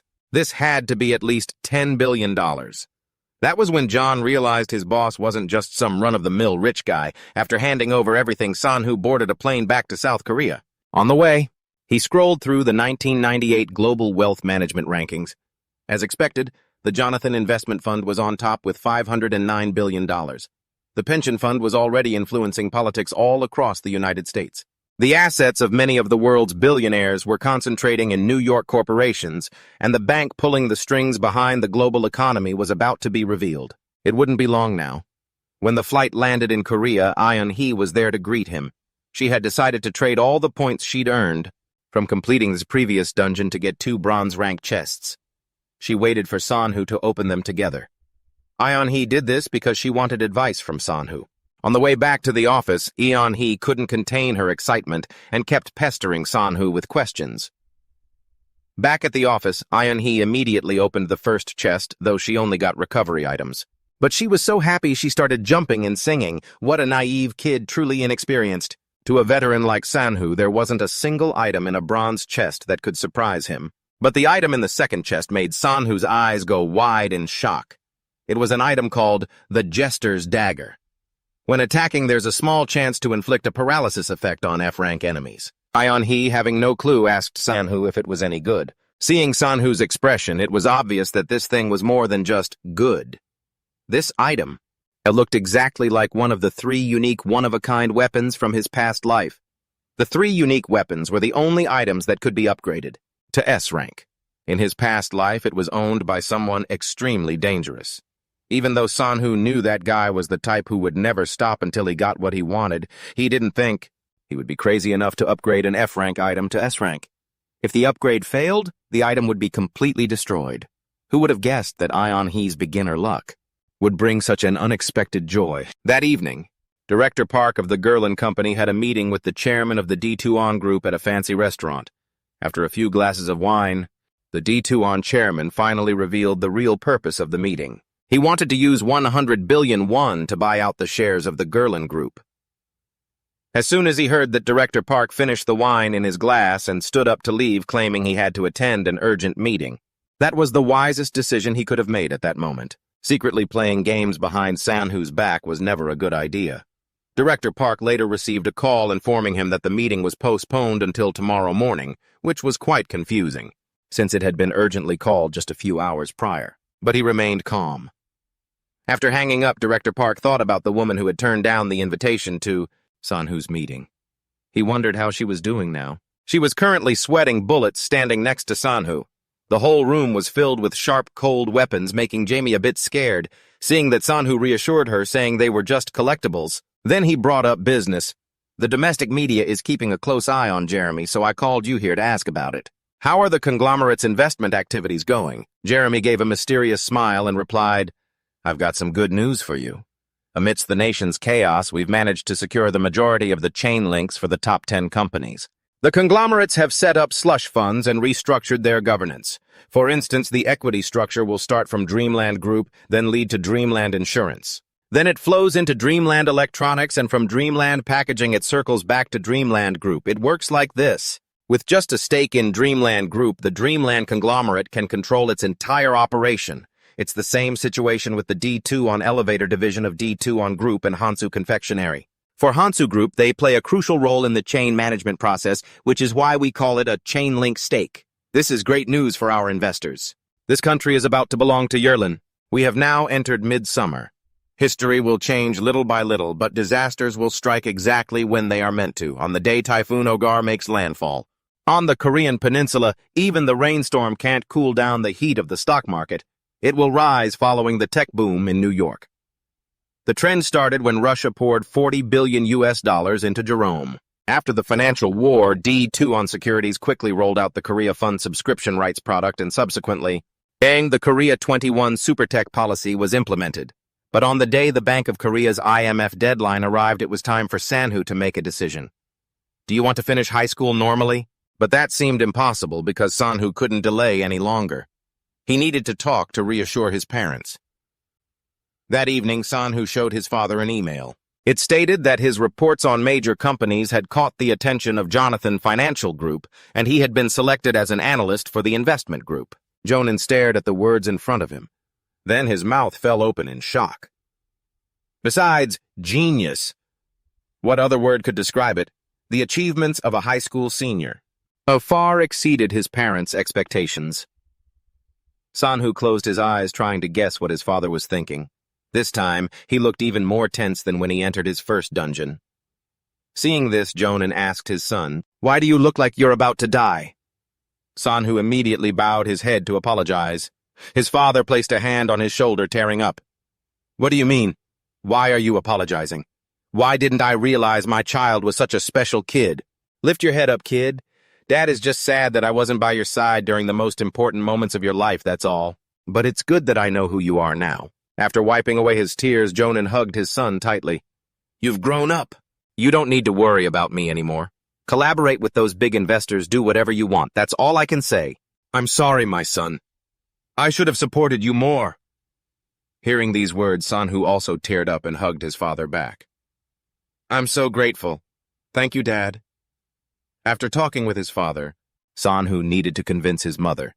Sanhu's mother handed him a childhood photo and said, "Taekwondo was your only hobby when you were little, if you remember. Then you know how excited you were when you got to represent the country in competition. Mom guesses you must have trained hard, so Mom hopes you can achieve what you want." It seemed things were easier than Sanhu thought, or perhaps he had worried too much. Regardless, his parents would always be behind him, supporting him. The next day, he knew something good had happened to Sanhu the moment she saw him. Sanhu became immediately guarded upon hearing these words. Only when he hurriedly explained that she didn't use any skills, did the atmosphere calm down. Today, Sanhu came to ask about the progress of finding potential adventurers. It turns out adventurers aren't that hard to find. On a pouring rainy day in a dense forest, Sanhu and He were tracking the trail of an awakened. After searching for a while, they spotted a glowing dungeon entrance in the distance. Jonin was extremely surprised. There were no signs of this dungeon being open yesterday. This proves that an awakened is currently challenging this dungeon. That is exactly why Sanhu didn't waste 3 years sitting around at school. There are traces of an awakened everywhere, not just here. He immediately took out her dagger and got into a defensive stance. Her eyes were sharp, completely different from her usual naive demeanor. Sanhu was surprised to see that. He had never taught her to be wary of pre-awakened people. As he expected, she was sharp enough to realize it on her own. Because it was raining, it would be difficult to track them if the awakened finished the dungeon and left. Because of that, Sanhu signaled for He to stop and observe the situation. After waiting for a long time, Sanhu was a bit worried about He's hypothermia. The two of them shouldn't have been wearing raincoats. It would help sharpen their senses. Just then, he noticed something unusual. The light from the dungeon entrance suddenly dimmed. Then it disappeared. Sanhu signaled He to stay put while he moved closer to investigate. Suddenly, a system notification appeared. A dungeon has appeared. Do you wish to enter the dungeon? The dungeon being sealed again meant the first person to enter had died. After confirming the situation, he breathed a sigh of relief. Sanhu then approached and gave her a compliment. Well done! Being cautious was the right call. If you keep being this careful, and you'll live a long time. It wasn't strictly necessary since they both had escape tickets, but you never know what kind of monsters are inside. You can't be too comfortable too early. After successfully forming their team, Sanhu and He decided to conquer this dungeon. As soon as they entered the dungeon, countless notifications popped up. You have invaded a dungeon. Warning, you must complete the mission before exiting. The Dead Zone mission has been activated. The Duke's Decline quest triggered along with the Hibernation quest. Hearing the name Sanhu, he immediately turned alert and asked. He asked Hair if she was afraid of dying. Hair boldly claimed she wasn't, but her body betrayed her. She was trembling all over her legs, shaking like jelly, unable to move. Just then, rocks and debris suddenly fell from the cavern ceiling. Both looked up to see a giant green centipede crawling above them. The centipede immediately attacked the two.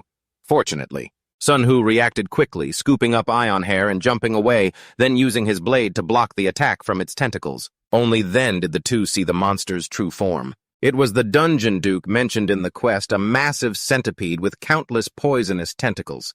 Sanhu warned her, "Get ready. We've just run into the worst kind of monster. Among these monsters, some act just like humans. They might look terrifying, but if you know these following tricks, you can kill these nobles quite easily. Destroying their antennae makes them helpless, and you can decapitate them by striking at the joints. Watch out for the venom glands in their legs. Enough theory time for practice." With just a few swift strikes, Sanhu successfully wiped out the first noble centipede. But unless you have the main character's aura, don't try this at home. The best strategy is to run. A system notification popped up. Noble centipede extermination, 1 out of 30 killed. But Sanhu's expression was strange. Are these centipedes really this easy to kill? They should be stronger than the Suzuki monsters. But now wasn't the time to dwell on that. The easier the better, right? Using the corpse, Sanhu noted a few things for Hair. Don't be fooled by their appearance. They still have brains. Don't think they're just bugs or you'll pay the price. But once they lose their tentacles, they're just mindless. Be careful with their venom glands. If you get bitten or stabbed, you'll suffer immense pain. Only skills and seals can neutralize the toxins. If you take a heavy dose, the pain is agonizing, but don't worry, it'll recover in a few days. After that, Sanhu approached the centipede and kicked its shell a few times. After confirming the post-mortem hardening had worn off, he decided to harvest some byproducts. Sun Hu precisely located the specific joint on the centipede's body. Then he decisively peeled off the shell. He thrust his hand inside and rummaged around for something. Seeing this for the first time, Ion Hair was scared out of her wits. After a moment of searching, Sun Hu pulled out a large glittering stone, a magic stone. For now, it was useless, but soon it would be worth more than gold. After finishing, the two continued to conquer the dungeon, unaware of the danger looming ahead. It wasn't a coincidence that the first noble centipede was so easy to kill. A system notification appeared. Gayer's will activated. The enemy is watching you. Going deeper into the dungeon, Sun Hu encountered even more noble centipedes. But thanks to his experience skills and superior stats, it wasn't hard for Sun Hu to finish them all off. He had already taken down a dozen of these noble centipedes. The injuries he sustained didn't affect his combat power much. As they neared E-rank, Sun Hu's consciousness gradually returned to that of an A-rank hunter. Having gained countless combat experience through his survival skills, Sun Hu was now even stronger than the system's initial assessment. Realizing this, Sun Hu was confident he could clear this dungeon in less than a month. He would speed up the pace a bit. However, a few things were beyond his expectations. Over 100 noble centipedes attacked the pair. 5 days had passed since the hunt. Hu had been poisoned by the centipedes. He sat amidst countless monster corpses, his head feeling dizzy. What on earth happened? There were so many of them I couldn't even tell where they started or ended. Was I using Odin's wrath? The explosion from the clown's dagger? Or was it the one who overcame all difficulties? Plus, the whirlwind attribute to boost agility. Just then, a system notification appeared. Ion Hair has activated courage. Sun Hu's mind gradually recovered and became clear again. Sun Hu hadn't foreseen these events. A life-and-death battle with such a massive swarm. That really wasn't like him at all. Seeing his teammate lying on the ground, Sun Hu approached and gave her a drink of water to wake her up. It seemed Ion Hair's memories of what happened were a bit hazy, so Sun Hu explained. We were surrounded by over 100 centipedes. Thanks to that, I've completed everything except for the boss quest. After holding out together until the end, the two began to distribute the rewards. Ion Hair received 2 skills, resentment and confusion. These skills helped her stay hidden from enemies. Sun Hu pondered. She was gaining more and more cunning skills. But Ion Hair still needed to move stealthily among the things Sun Hu had received. There is an incredibly rare passive ability that has a tiny chance to trigger whenever you activate your existing skills, instantly boosting the quality of that skill. Depending on the level, this skill is basically a blatant cheat code, right? Isn't this the ultimate trump card for Sun Hu, the one who overcomes all hardships, upgrading from S-rank to SS-rank? The author is really not even trying to hide the power creep anymore. After splitting the loot, the two of them finished collecting the remaining chests in the dungeon and prepped for the boss. Sun Hu had finally set aside his worries about Ion Hair. She needed to recover first. If they're heading into high-level dungeons, a healer is non-negotiable. Having Ion Hair there is essential for diving deep. The two of them discovered these massive pillars standing side by side, and Ion Hair looked at them confused. She turned to ask Sun Hu with a puzzled expression. Those are just pillars, right? Of course not. There's absolutely nothing normal in these dungeons, is there? Those are the seals for the medium-rank noble centipedes. The bosses are trapped inside. Their bodies aren't too dangerous if you can just smash through that outer shell. Taking them out one by one shouldn't be too hard. Looking at the size of the pillars, medium rank seems a bit off, doesn't it? Sun Hu picked a random pillar. Then he put everything he had into a punch, but the result of showing off was just a sore hand and absolutely zero effect. As the saying goes, don't act tough if you're weak. Ion Hair immediately had to heal this idiot, seeking revenge. Sun Hu glared at Ion Hair and said he was going to use his new skill. Ion Hair knew exactly what this fool was planning. The secret of Devi's sword was revealed when it leveled up thanks to the one who overcomes all hardships. A cheat skill, it might be one of a kind, but it certainly isn't the only one. After upgrading to E-rank, Devi's sword transformed into Shiva's sword. Sun Hu was stunned the first time he saw it. Shiva is the name of the creator god, and this skill is the signature ability of one of the 8 great evils. You really can only call this a cheat skill. Once he activated Shiva's sword, a divine flame engulfed the entire pillar in a split second. This skill has massive range and uses fire-based damage. Sun Hu could roast those centipedes hiding deep inside their shells with this thing. The centipedes, feeling themselves being cooked alive, desperately broke the seals to rush out. But the moment they poked their heads out, Sun Hu electrocuted them so hard it hurt down to their bones. The centipedes let out agonizing, helpless shrieks that echoed throughout the dungeon. The noise attracted a strange monster with wings and sharp claws. As soon as it rushed in, it unleashed a sonic wave attack. It caught Sun Hu and Ion Hair off guard, but it was already too late for the monster. The centipedes were wiped out by the thunder and fire, and this mysterious monster was no match for Sun Hu either. Sun Hu pulled out the clown's knife and successfully triggered the paralysis effect. While the monster was stunned by the ice on its hands, Sun Hu lunged in and beat the hell out of it. By the time Iron Hair regained her senses, it was already over. Sun Hu tossed the monster's corpse toward her and struck a cool pose, walking forward with flames raging in the background. Ion Hair was trembling, terrified by the monster right in front of her. Seeing this, Sun Hu gave her a serious reminder: there's only the final dungeon boss left. I already told you you're going to see much scarier things. Get used to it. Since the protagonist's power is way too broken, the author was too lazy to draw the boss fight. Let's just skip straight to the reward screen for clearing the dungeon. The #1 spot goes to the carry Sun Hu, obviously. However, Ion Hair also received rewards for placing second. Her reward was the Gaze of Iris skill. That was the skill of the second evil from the past. The second evil possessed an ability that everyone, including Sun Hu, wanted to avoid: mind control and psychological manipulation. And now Ion Hair has that very skill. So there's only one thing Sun Hu can do now: maintain a clear, guarded mind at all times. Back in South Korea, Ion Hair's senses had increased to E rank. Unlike physical strength or muscle power, enhanced senses aren't easy to adapt to. Light felt like it was piercing her eyes, breathing sounded like screaming, and even the faint scents smelled like sewage.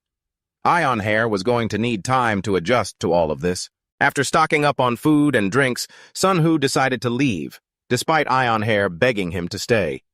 Sun Hu had something extremely important to do right now. Meanwhile, in Arizona, USA Mercenary Squad #2, hired by Sun Hu to hunt down Bobby, was preparing for action. Before moving out, every member was required to hand over any items, anything that could be used to identify their humanity. The commander collected the items and gave the briefing: there are only 2 things I want from you. Report back and keep your mouth shut. If you can't follow those instructions, just go home now. We'll cover your travel expenses. When asked what the task was, the commander only said one thing: catch a cat. But this cat is weird, and if you aren't careful, it'll chew your head off. After fully preparing, the mercenary team headed to the mission site in a black van. While waiting for the target to appear, a guy named Mick looked pretty nervous about this whole thing. Just then, a stream of light suddenly appeared inside the van. A portal of light slowly emerged while everyone was still confused. Before they knew what was happening, a hooded figure stepped through that portal. It was none other than the target, Bobby. He didn't say a word. He pulled out a knife and slaughtered everyone in the van. Throughout it all, he wore a satisfied smile, enjoying the carnage. In just a few short seconds, only Mick was left alive.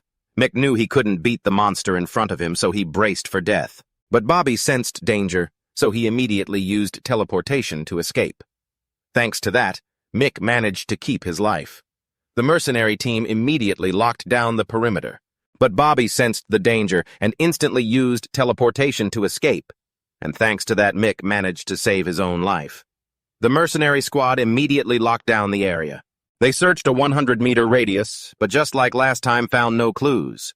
As for Mick, after witnessing that scene, he was panting uncontrollably, his whole body drenched in a cold sweat. A few days later, Mick was assigned to receive a monster even more terrifying than the one he had encountered, none other than Sun Hu, who had arrived immediately after receiving the news. Sun Hu flew to the United States right away. After all, it takes a cat to catch a cat. The moment he saw Mick, Sun Hu understood exactly what had happened. He placed a hand on the shoulder of the man trembling before him. "Tranan, don't worry too much. You had no way to catch that thing." Immediately after, Sun Hu set out with a team of mercenaries to the predetermined location, a desolate desert on American soil. Sun Hu's target this time was a dungeon in that area. Along the way, Sun Hu checked in on him, helping to ease some of the obsession and self-blame in Mick's heart. More than anyone, Sun Hu understood what it was like to watch teammates die right before your eyes. That was exactly why Sun Hu had to take out Bobby as soon as possible. After arriving at the target location, Sun Hu made a phone call: "Buy this entire area. After that, he had his men block the entrance and prepared to spend 2 weeks inside. The mercenaries thought Sunhu was just a rich guy with a weird hobby, so they looked at him with contempt. Only Mick understood the gravity of this mission, just this once. After 3 days of trekking through mountains and streams, the group finally reached the dungeon gate. When it activated, a familiar glow appeared, making Mick so terrified he nearly wet himself. He immediately aimed his gun at the gate, ready to blast the bastard coming out of it. But Sunhu stopped him. "This is just a normal gate, see the lightning and shimmering light." Well, maybe not entirely normal. Before entering the dungeon, Sunhu didn't forget to instruct the mercenaries, "All of you must protect this place. Don't let anyone get close." Mick probably knew the seriousness of the issue. "Wait here until I return. I will be back in 1 week no matter what." Having said that, Sunhu grabbed his backpack and left. Since the author was too lazy to draw, we are skipping directly to 1 week later. The mercenaries on guard heard strange noises from the dungeon and immediately surrounded it. They were all ready to fire if anything strange stepped out. Thankfully, Mick stopped them in time, or Sunhu would have had a hole in his head. After all, he looked exactly like a monster when he stepped out of that gate. Sunhu's body was covered in wounds drenched in his own blood. It was unbelievable that he could even walk in that condition. Sunhu had instructed Mick and the mercenary team to move to point number 2.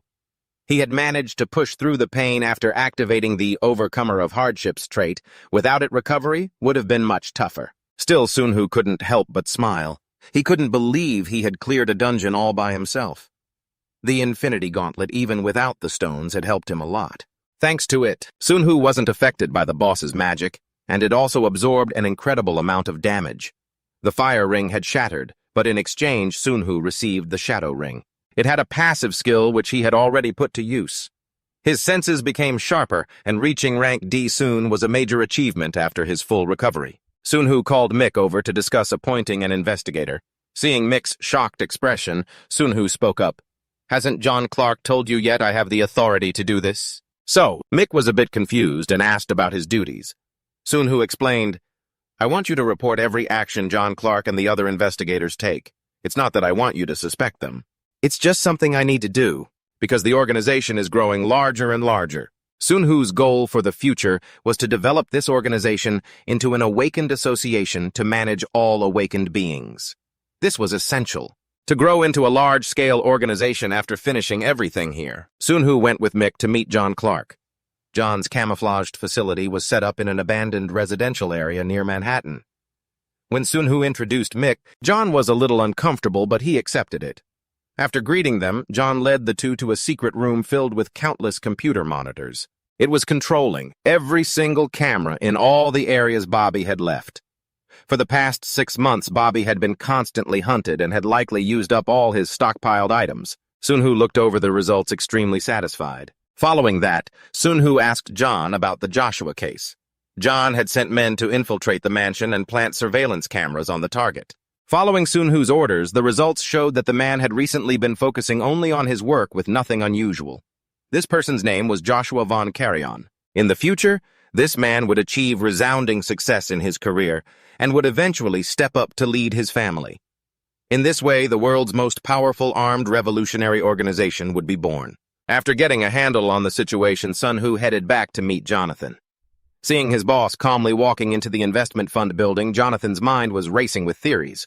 But he decided to stop overthinking and focus on the immediate problems. Things were tough enough as it was. As soon as they met, Jonathan scowled. "When you're ready to disappear and retire, make sure you let me know you hear. You haven't checked your mail yet, have you? When exactly do you plan on getting to New York?" Hearing this, Sunhu was a bit surprised. Losing a partner can be annoying, but having that gloomy, brooding look on his face meant something was definitely up. Jonathan continued. "Our network has grown by over 200%. It's worth about $300 billion now." Hearing that figure, Sunhu was slightly taken aback. If you combined Julian's corporation and Jessica's fund, it would be at least $500 billion. For a financier returning from the future, achieving that in 2 years wasn't too bad, but before he could even celebrate, Jonathan handed him an envelope. "Ultimately, I'm the one who provoked them.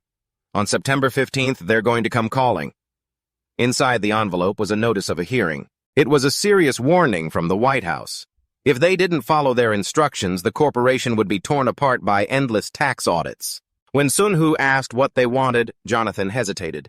After a long moment of deliberation, Jonathan gave him the answer, "Son, they want you." Sun Hu felt like he was paralyzed upon hearing that. There was no way the U.S. government would let an Asian kid mess with the world they had built. This was a scheme to expose all of Sun Hu's information to the media and play him like a puppet. Contrary to expectations, this reaction was slower than Sun Hu had thought, but his information could not be leaked. Jonathan knew that and was racking his brain for a solution. Being discovered by the higher-ups was inevitable, but Sun Hu had to avoid being exposed to the public at all costs. The first reason was his parents. If Sun Hu's identity came to light, they would be forced to live in a strictly guarded prison. Not only that, but their every move would be monitored by society. Sun Hu's ability to train and increase his stats would also be restricted. After some thought, Jonathan came up with an idea. We'll front the government's investment funds and apply pressure by spreading hatred towards the White House and the investment fund committee. Just thinking about the money we've made from investments, they'll definitely go crazy. But even that wasn't enough. Sun Hu decided to negotiate directly with the current president of Russia and the prime minister of Japan. Jonathan thought Sun Hu wanted to discuss the public investment funds with them, but it turned out he didn't. Sun Hu wanted to drain the U.S. Treasury using these two countries. He was going to defuse all the explosive traps the U.S. had set up around the world. Jonathan's face went pale when he heard that. He had witnessed many of Sun Hu's crazy decisions, but this was on a completely different level. Jonathan held his head and lamented, "There will be no happy ending if we get involved in this." But Sun Hu's mind was made up. He already had the plan mapped out in his head. "We'll buy Japanese government bonds in Russia and Russian government bonds in Japan. If we use the excuse of exchanging them for U.S. bonds, they won't have any other choice. The U.S., Russia, and Japan, 3 global superpowers." This was no different than sparking World War III. Jonathan broke out in a cold sweat. He had never been this scared before. After a long moment of contemplation, he decided to apologize to Sun Hu, but Sun Hu wasn't bothered. This was going to happen sooner or later anyway. Jonathan asked how much money Sun Hu was aiming for. "Right now, it'll be all the money in the New York region, but if they don't budge, I'll pull every single cent from the Isle of Man and London." Sun Hu answered seriously. According to that plan, he would currently need $300 billion. That was the U.S. defense budget for an entire year. Even if the Isle of Man and London cooperated, a worst-case scenario would occur, something even more terrifying than war. But that was only a last resort.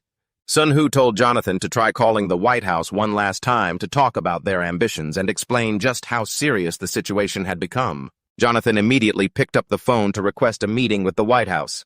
This was their final chance to prevent a massive war, which was exactly why Sun Hu decided to go with Jonathan this time. On the way there, Sun Hu instructed Jonathan to stay back until he saw his signal. Even though Jonathan was annoyed, he listened to Sun Hu. The person the two of them were meeting today was the Secretary of the Treasury S. If possible, Sun Hu wanted to meet the president, but this would have to do. The secretary and the president worked hand in hand. They could basically be considered the same entity. Before a single greeting could be exchanged, Sun Hu went straight to the point. "Listen, I'm about to bankrupt LTCM, so you better take this into consideration." He then spoke up. "Young man, this isn't your office. Calm down and let's talk slowly. We have plenty of time. If you continue to act as ignorantly as you just did, even though I have no power to stop you, isn't LTCM important to you too?" LTCM was a hedge fund that had fallen into U.S. hands after the war in the Russian economy. Even though LTCM was on the verge of bankruptcy, it had caused a massive shock to the U.S. economy. It had belonged to the New York group after Sun Hu took it over. Sun Hu frowned and said, "You all owe us. Now how do you intend to pay us back?" He kept pretending he didn't know anything when he heard that. Sun Hu stopped pretending to be polite and dropped the act. "If we hadn't taken over LTCM, how much risk would you guys be facing? We had to take on a hot potato for you? We were the ones who prevented the Second Great Depression that you keep mentioning." Ed was intimidated by Sun Hu's presence and broke into a cold sweat. He had no choice but to turn to Jonathan for help. Although Jonathan had clearly expressed his attitude, Sun Hu looked young, but he was still my boss. This wasn't a matter I could interfere with, especially seeing the other guy still wearing that stubborn, stone-faced look. Sun Hu turned around decisively and left. Before leaving, he left him with a reminder. "Have you heard anything back from the donors yet? Do you know why? Korean corporations and banks still haven't made a move. If you want to play games with me, that's your call, but remember, from now on, whatever happens is entirely your own doing. S couldn't take it anymore, slammed his hand on the desk and shouted, "What does a brat like you know?" Sunhu turned back, looking cool and composed, and said, "And you let things get this serious. What do you even know? Do you have any idea? If I were you, I wouldn't dare raise my voice to question me." The pressure made the man break into a cold sweat, yet he still didn't understand what Sunhu was talking about. Seeing this, Sunhu continued, "I'm talking about the financial bottleneck in Japan. Some of you punks should learn when to stop before things go too far. If he dares to block bonds, he might even dare to target the yen. I wonder if Japan will even cooperate with you next time. Because of what you big shots did in the early 90s, I had to struggle through the recession. Some of you still think we're in the Cold War. What do you think about that?" S was sweating buckets, his whole body turning cold. "Didn't you ever think you'd lose everything if you did that?" But Jonathan and Sunhu had already invested too much into this plan. They were confident they would win. And even if they lost, Sunhu could easily earn that money back. S couldn't believe the person in front of him was only 15 years old. He decided to kick Jonathan and Sunhu out, but his words clearly showed that he had already lost. "Your little joke has gone way too far. But I'll still make a personal statement to the media. Don't forget, this is just a minor accidental glitch, okay? Besides, go deal with the misunderstandings with the investment fund committee yourself." He slammed the door shut in his own helplessness. In this battle, the United States had completely lost. After S stormed off and slammed the door, Jonathan couldn't hold it in anymore and burst into uncontrollable laughter like a firecracker. But Sunhu didn't find anything funny about it at all, because he heard that the financial authorities in the White House had already raised the white flag. The monster boss known as S had resigned or something like that, so there was nothing that could scare Sunhu. He needed to ensure that we don't do anything to annoy them and start a war. Sunhu told himself that since the dawn of human civilization, humanity had declined through 3 stages. The first stage is the nonsense of governments and capitalists worldwide. Stage 2 is self-destruction via nuclear bombs. Stage 3 is a civil war between 8 powers. If the first stage is handled well, then the subsequent problems won't happen. Because those who step out of the gates early might be dealt with by small arms. Since the economy collapsed, the world became like that. In a moment of panic, nuclear weapons were used, and then the second time, and the third time back to that day. The foundation of human life won't collapse. That was the future Sunhu wanted. So that was why Sunhu needed to earn and save a lot of money. Jonathan just hung up the phone and hurriedly told Sunhu, "Gold online has failed. Initially, the peak of the dot-com bubble was in March of 2000, with the Nasdaq index surpassing the 5,000-point mark, and by October of 2002, it had dropped below 1,080%, which had disappeared." Hearing Jonathan say the index yesterday was 5,239, that was a bigger number than Sunhu thought. Sunhu guessed it might fall below 1,000 because the change would happen little by little. The situation below the 2008 subprime crisis that was in the middle of the Great Recession. The world economy began with the Asian financial crisis, along with attacks on South Korea, Mexico, and Russia. Because of the global financial crisis, interest rates dropped and a lot of money was lost. Everything combined and popped the dot-com bubble, but I didn't mean to talk about that. We will continue to lower the benchmark interest rate at the Fed to lower stock prices next, following the market shock. Sunhu suggested the components from here until 2001. Sunhu wanted to wait until the benchmark interest rate dropped below 1% and continue processing it after 2008. If we do that, it will be real estate. Real estate will naturally increase. Jonathan asked curiously. But what about the toxic problem it will create there? Between 2007 and 2009, the biggest bomb will explode. It will be an unimaginable, craziest explosion. Sunhu spoke aggressively, scaring Jonathan into breaking into a cold sweat. Jonathan wondered, what if that's just a preliminary hypothesis? But Sunhu remained deep in thought, saying nothing, preoccupied with the idea of the financial system being paralyzed accordingly, the IMF in South Korea, the dot-com legend and its collapse, terrorism and war, the age of oil, and the real estate legend, along with the mortgage crisis at the final stage. Its catastrophe is the law of cause and effect in a unified economy. There will be no outcome that isn't mutually beneficial. I have to calculate. The shock coming from Hong Kong will increase in the game and Russia's financial war, so we must always be vigilant, Sunhu told himself, then whispered to Jonathan. He said he would send him a short draft before returning to Seoul. It was late at night. In front of the dim computer screen, Sun-Hoo sat holding his face in his hands, not knowing how to write the draft properly. The reason it was hard to write was that Sun-Hoo had nothing to prove it with data. If he could process it in January of 2000, there would be no issues with tax audits or anything similar. The September 2001 terrorist attack will become an uprising against the U.S., and like the beginning, no, it's even more serious than that. Sun-Hoo held his face, moaning, thinking about it.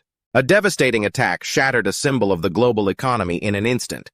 Sun-Hoo finally understood why low-level monsters were slipping through during the early days. If the 7 demon kings arrived, they would annihilate humanity. Not wanting to see history repeat itself, Sun-Hoo poured all his energy into typing out the manuscript based on the sequence of events. It might be possible to convince the 3 geniuses on this side. After receiving the email, Jessica rushed frantically to her boss to discuss it. I think a story like this novel could actually work. Who could have predicted that Russia would collapse like that? Jessica burst into the office, slamming the door open and shouting. Her boss, Jillian, was sitting with his head in his hands, staring at the screen in misery, sluggishly replying, "As long as it's based on this manuscript. The investments equate to the corporation's net worth. That's not our responsibility. Boss, don't you think you're mistaken? It's just that we only provide the ingredients. We decide what we want to cook. We are the chefs. We aren't farmers or fishermen. Those are different fields entirely. There is no reason or necessity for us to crumble before the manuscript of this genius. They're amazing, but they are just experts. However, we're fighting alone." Jessica whispered into Jillian's ear while playfully running her hands all over his body. She left him unable to resist her charm, and one thing led to another. After a passionate night, Jillian sipped a hot cup of coffee, standing and gazing at the city skyline from above. He was still lost in thought over Sun-Hoo's recent manuscript, which provided a razor-sharp analysis of macroeconomic trends. That wasn't something a single person could see. It would take at least 100 people. I feel so defeated. Compared to such an elite group, their lead office is still operating at this time. Where could I find them? Julian mused deeply. Rain poured down, and Sun-Hoo's heart felt heavy. He stood motionless in a formal suit in front of the building, waiting for the chairman's people to pick him up. A moment later, a sleek black Mercedes pulled to a stop right in front of Sun-Hoo, and someone with an umbrella waited ready. The car quickly whisked Sun-Hoo away to a deserted parking lot. A girl glanced around nervously before quickly climbing into the back seat next to Sun-Hoo. She sighed, saying, "The government's wiretapping and tailing operations have decreased." Taking the Johnny Investment Corporation's asset report from her, Sun-Hoo frowned, flipping through the pages one by one. Out of 902 stocks on the Kospi, over 230 belonged to the largest and most powerful shareholders. While South Korea was still suffering under the unreasonable demands of the IMF, the Johnny Group controlled 25% of the Korean economy. If a foreign conglomerate like Johnny only cared about profit and then pulled out, it would cause a massive shockwave. But Sun-Hoo felt that wouldn't happen. "I heard that Director Park is being called the head of finance. Keep supporting him. He's not just the head of finance, he's the king of finance. James is the CEO, so we don't need to change anything, but I hope you can maintain the group's image even more. Did you forget why we hired Jimmy? Whether it's current events media or entertainment flyers, we need to ensure the public doesn't see us as outsiders." Sun-Hoo cleared his throat. He planned to enter dungeons all over the world within the next 6 months. That evening, Sun-Hoo had a happy dinner with his family.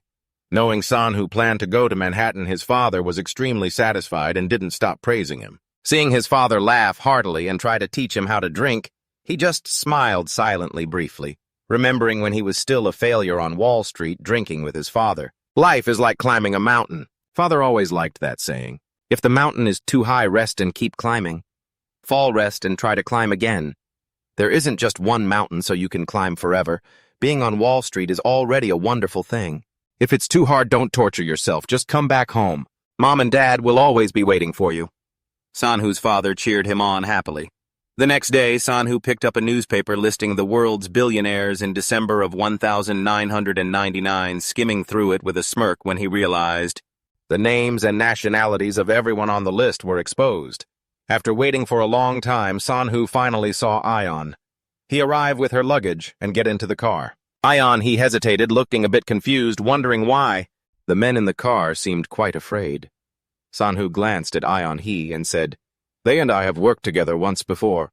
Sun-Hoo also keenly noticed, Bow that Ion. He had changed ever since her skills had become more powerful. The car stopped at a snow-covered mountain range. In front of them was a dungeon gate. It looked quite dangerous. Sanhu handed Eonhee a sword, and she immediately drew it from its scabbard, swinging it with such incredible jaw-dropping force that everyone present had their mouths agape. Amazed after swinging it fiercely a few times, Ion. He smiled and said, "Although this sword is worse than the one I got in the dungeon, it's easier to use. It's surprising. Even without using skills, none of these guys could beat her." Sanhu thought to himself, watching current Eonhee. After saying goodbye to Mike's team, Sanhu and Eonhee quickly entered the dungeon, promising to return in 5 days. The system notified them that their mission this time was to eliminate the Cephos, those who caused variables. Ion. He was a bit scared, worrying they were bugs, but after hearing Sanhu's firm denial, she quickly calmed down. "Our goal is to finish this in 5 days, and I won't use overcomer of adversity," Sanhu declared. "Is this feasible? Finish this within 5 days, and I won't have to deal with that adversity-conquering loser." Sanhu spoke up, asking, "Is this even possible? I've got quite a few accumulated points. Wouldn't it be better to just open a few more chests?" Eonhee was worried, but Sanhu kept pushing forward, suggesting they both spend some time practicing to get used to their upgraded skills. After a while, the two arrived at a cliffside where a swarm of monsters had gathered.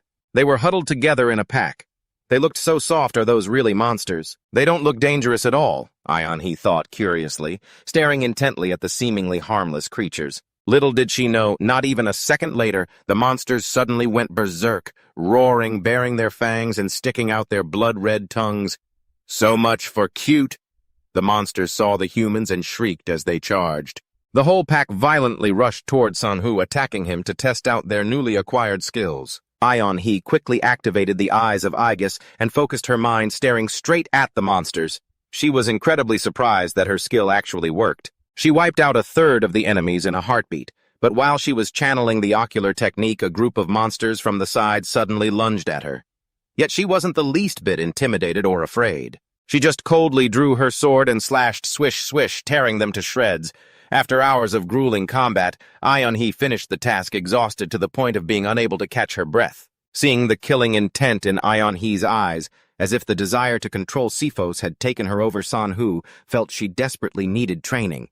He remembered the first time. Eonhee used the eyes of Aegis, standing on the thin line between reality and illusion, where her psyche was shattering that feeling of helplessness at the very moment Sanhu's consciousness was gradually being invaded by Eonhee. She had delved deep into a part of his memories before being tossed out by the 7 demon lords, even though she was truly a member of this world. She was supernatural and made her living that way. Even so, she had to endure unimaginable terror. Sanhu thought to himself, knowing that this skill required significant practice to avoid the risk of possession and being influenced by her targets. If he left her at this level in the testing grounds, she might end up losing her life with no chance to further develop her skills. The second devil, once famous for the eyes of Aegis, as expected. That's because she's a pre-awakened one, Sanhu thought. Suddenly he sensed something dangerous lurking in the air. Focusing his entire spirit, sweat pouring down like rain, Sanhu suddenly gripped his sword and swung it straight at the massive monster latching onto his body before his eyes. He finished it off before it could even gasp. The dungeon clearing mission was effectively complete. Sanhu received 1,500 points along with a golden chest reward from the system. He had originally planned for this to take 5 days without using the Adversity Conqueror buff, but it was over in just 3. If it weren't for the dungeon chest accumulation and skill cooldowns, the time could have been even shorter. Eonhee's recovery ability was truly beyond his imagination. After discovering the presence of the 7 demon lords, it seemed like Eonhee had finally steadied her mind. Sanhu could see this rookie's mentality developing day by day. Eonhee, who was trying to fight the 7 demon lords, and Sanhu, who needed to surpass even her astonishing growth, the two were in the process of monopolizing the dungeons. Sanhu recalled the locations of the F-rank dungeons he hadn't been interested in before. Sanhu felt that if he could claim them all, it would be a completely different starting point in the testing zone. Thinking it, he did it. Sanhu quickly set off with Eonhee. They began a dramatic plan to monopolize the dungeons. The F-rank dungeons were confirmed not to be a major threat, so there wasn't much danger. Just one F-rank dungeon had also bumped all of Eonhee's stats up a level.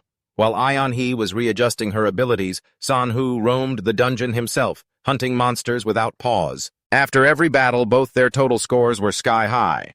If they collected a bit more, they'd have enough points to open a diamond chest. It's unbelievable that we've cleared 15 dungeons. Over the past 2 months, San-hoo thought quietly. One dungeon took 4 days, including rest and travel time, and fighting hard every single day made Ayeon-hee talk in her sleep about skill names. In the car with Mike driving, San-hoo softly suggested he take everyone to the Wilson Hotel on Highway 15 in Las Vegas for a quick break. The whole group cheered like monkeys upon hearing that arriving at the glamorous, bustling Las Vegas, Ayeon-hee, having suffered for so many days, couldn't hold back anymore and dove straight into the feast with Mike's crew eating to her heart's content. Watching them eat like they'd never seen food before made the surrounding guests want to hide their faces in embarrassment. They looked like long-term prisoners who had just been released into the outside world. San-hoo felt incredibly embarrassed hearing the gossip. Even though it was a bit painful, it was the truth. He gently approached and patted Ayeon-hee on the shoulder. At that moment, she was wearing a very glamorous formal gown. He suggested they go somewhere quiet to talk. Ayeon-hee followed him shyly, thinking he had some intentions toward her. Who would have thought that guy Nam San-hoo would lead Ayeon-hee to another quiet VIP room so she could have a better time, leaving Ayeon-hee stunned. The CEO of Hansol Group, Jo Chang-ho, accidentally ran into Ayeon-hee at this place and was overjoyed, rushing over to greet her. Seeing that he seemed curious about San-hoo, Ayeon-hee immediately grabbed San-hoo's hand and called him her boyfriend, making Chang-ho red with rage. Ayeon-hee whispered in San-hoo's ear that the man was a sponsor of her family's hospital, but was quite annoying, and she wanted San-hoo to play along and say they were both too tired to talk. Chang-ho, having already had his people set up a chessboard, formally invited San-hoo and Ayeon-hee to play around, hearing the name Jo Chang-ho of the Hansol Group. San-hoo had his suspicions. The New Hope pharmaceutical company that Ayeon-hee operated had become famous because of various stories that drew more attention to the image of the gloomy IMF. Because of that, many unpleasant people had joined the conglomerate. The Hansol Group had been criticized for becoming second-generation troublemakers. San-hoo thought to himself Chang-ho was now plotting to toy with San-hoo, using his expert-level poker skills. But man proposes, God disposes. Chang-ho was crushed from start to finish. Ayeon-hee and San-hoo are master players, huh? His look of confidence was gradually replaced by a pale, sweat-drenched face. Chang-ho couldn't keep up and went berserk, slamming the table and chairs, claiming Ayeon-hee and San-hoo were cheating. Winners are kings, losers throw tantrums. Chang-ho completely forgot he was a CEO and just kept throwing a fit, shouting and accusing the two of cheating. San-hoo remembered there were still plenty of other people in the room. Chang-ho suddenly snapped out of it, calmed down, and hurriedly scrambled out of the room, demanding to head back to South Korea immediately because she was so embarrassed. The chaotic, noisy atmosphere finally quieted down. Seeing that, Ayeon-hee was a bit bummed out because her relaxing trip had been ruined by Chang-ho. San-hoo comforted her, saying they still had a few more days left to rest. After taking care of one thing, San-hoo quickly called Mike to pick him up at the hotel's back exit, not appearing to notice someone secretly tailing him from outside the room door. In reality, it wasn't that San-hoo didn't notice. He had known he was being followed since the moment he was playing cards with Chang-ho, and he had also realized that this stalker wasn't just casually interested in him. I didn't use any skills at all yet. They still managed to spot me. San-hoo thought anxiously, so after calling Mick, he made it a point to let the stalker catch his trail. Overhearing the contents of the call, San-hoo quickly walked outside. The stalker immediately crept along behind him, but he was snatched up by Mike in an instant, though Mike might have used a little too much force. So the guy just passed out flat on the spot. Imagine trying to stir up trouble when you're this weak. This guy's stalking ability was a special attribute, a power that could detect monsters and awakened individuals, making it very useful in many ways. Through his investigation, San-hoo found out that the guy ran a chain of fast food restaurants in the East, and there was no one else on the hotel guest list accompanying him. There were no security cameras, and nothing happened afterward. So San-hoo was certain he couldn't be an investigator. He was wondering how to deal with him. The stalker suddenly opened his eyes, woke up, and started screaming wildly, so agitated that he refused to listen to any of San-hoo's explanations. He just wouldn't shut up, so Ayeon-hee had no choice but to step in. She used her hypnosis skill to force his body to move toward the rooftop railing in a position ready to jump, scaring the living daylights out of him. He finally understood his current situation. "We could make this scene look like a suicide as easily as turning over a hand," San-hoo said coldly. The stalker was scared out of his wits, trembling as he shouted, promising to explain everything clearly. Only then did He let him go by releasing her hold, causing him to fall backward with a thud. Was it your stalking ability, or was this some kind of mission? I've never met an awakened individual before. You should consider yourself lucky that you're still alive right now, because there are plenty of missions that require awakened individuals to take people out. Sun Hu's sudden interrogation shocked both the stalker and He. The stalker quickly shouted, swearing he had never taken on such a mission, but Sun Hu flat out didn't believe him. That's all thanks to my tracking ability. If you trust me, I can be useful to your team. The stalker trembled, trying to defend himself, but by using his power to dig into He's psyche, he threatened Sun Hu and succeeded. He ended up spilling everything. He explained that he was a Leon, someone who awakened during his college graduation and gained the tracking trait through a mission. Leon had met another awakened individual, but they seemed to belong to the demon subclass. He was incredibly lucky, seeing as Leon desperately begged to join the team. Although a bit wary, Sun Hu agreed because that tracking trait was a skill he needed to conquer top-tier dungeons. If he joined, we would become a formidable army. But if he were an enemy, tracking would be the first thing that needed to be eliminated. So which side would he choose? Sun Hu pondered deeply. After sending a helicopter to take Leon to the training center, he stepped out and saw He huddled in a corner looking quite lonely. Thinking she was worried about Leon, Sun Hu let her know he had already sent him away. He told her not to worry. It's not about that. I can't believe it. The system wants awakened ones to kill each other to become stronger. Is the system a demon? He sobbed, and to Sun Hu she looked just like one of the 8 great villains at that moment. It wants us to become stronger. Don't think about the system's intentions. We just need to use it to get stronger. We should start the main event, shouldn't we? Sun Hu said with a smirk, waving his hand as countless gold and silver chests flew in like a torrential storm. This was probably an event more thrilling than any other game, other than gambling. That night, under the glittering fireworks in Las Vegas, besides raw power, Sun Hu had raised all his other abilities to D rank. It had been over a year since Sun Hu began conquering F-rank dungeons. That day, Jonathan suddenly called Sun Hu to ask about a certain matter. This call was all about participating in the mortgage-backed securities market.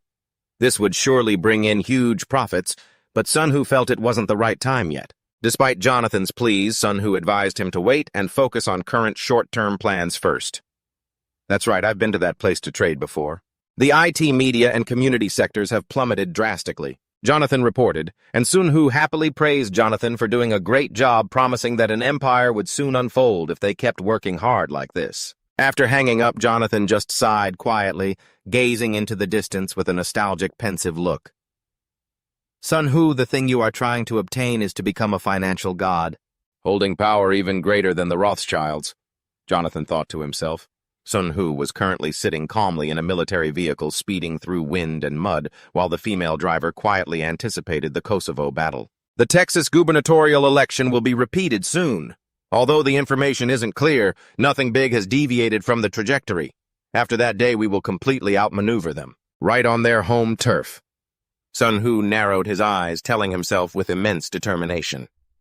4 months later in England, in the year 2001, Sun Hu and He were dressed in expensive clothes.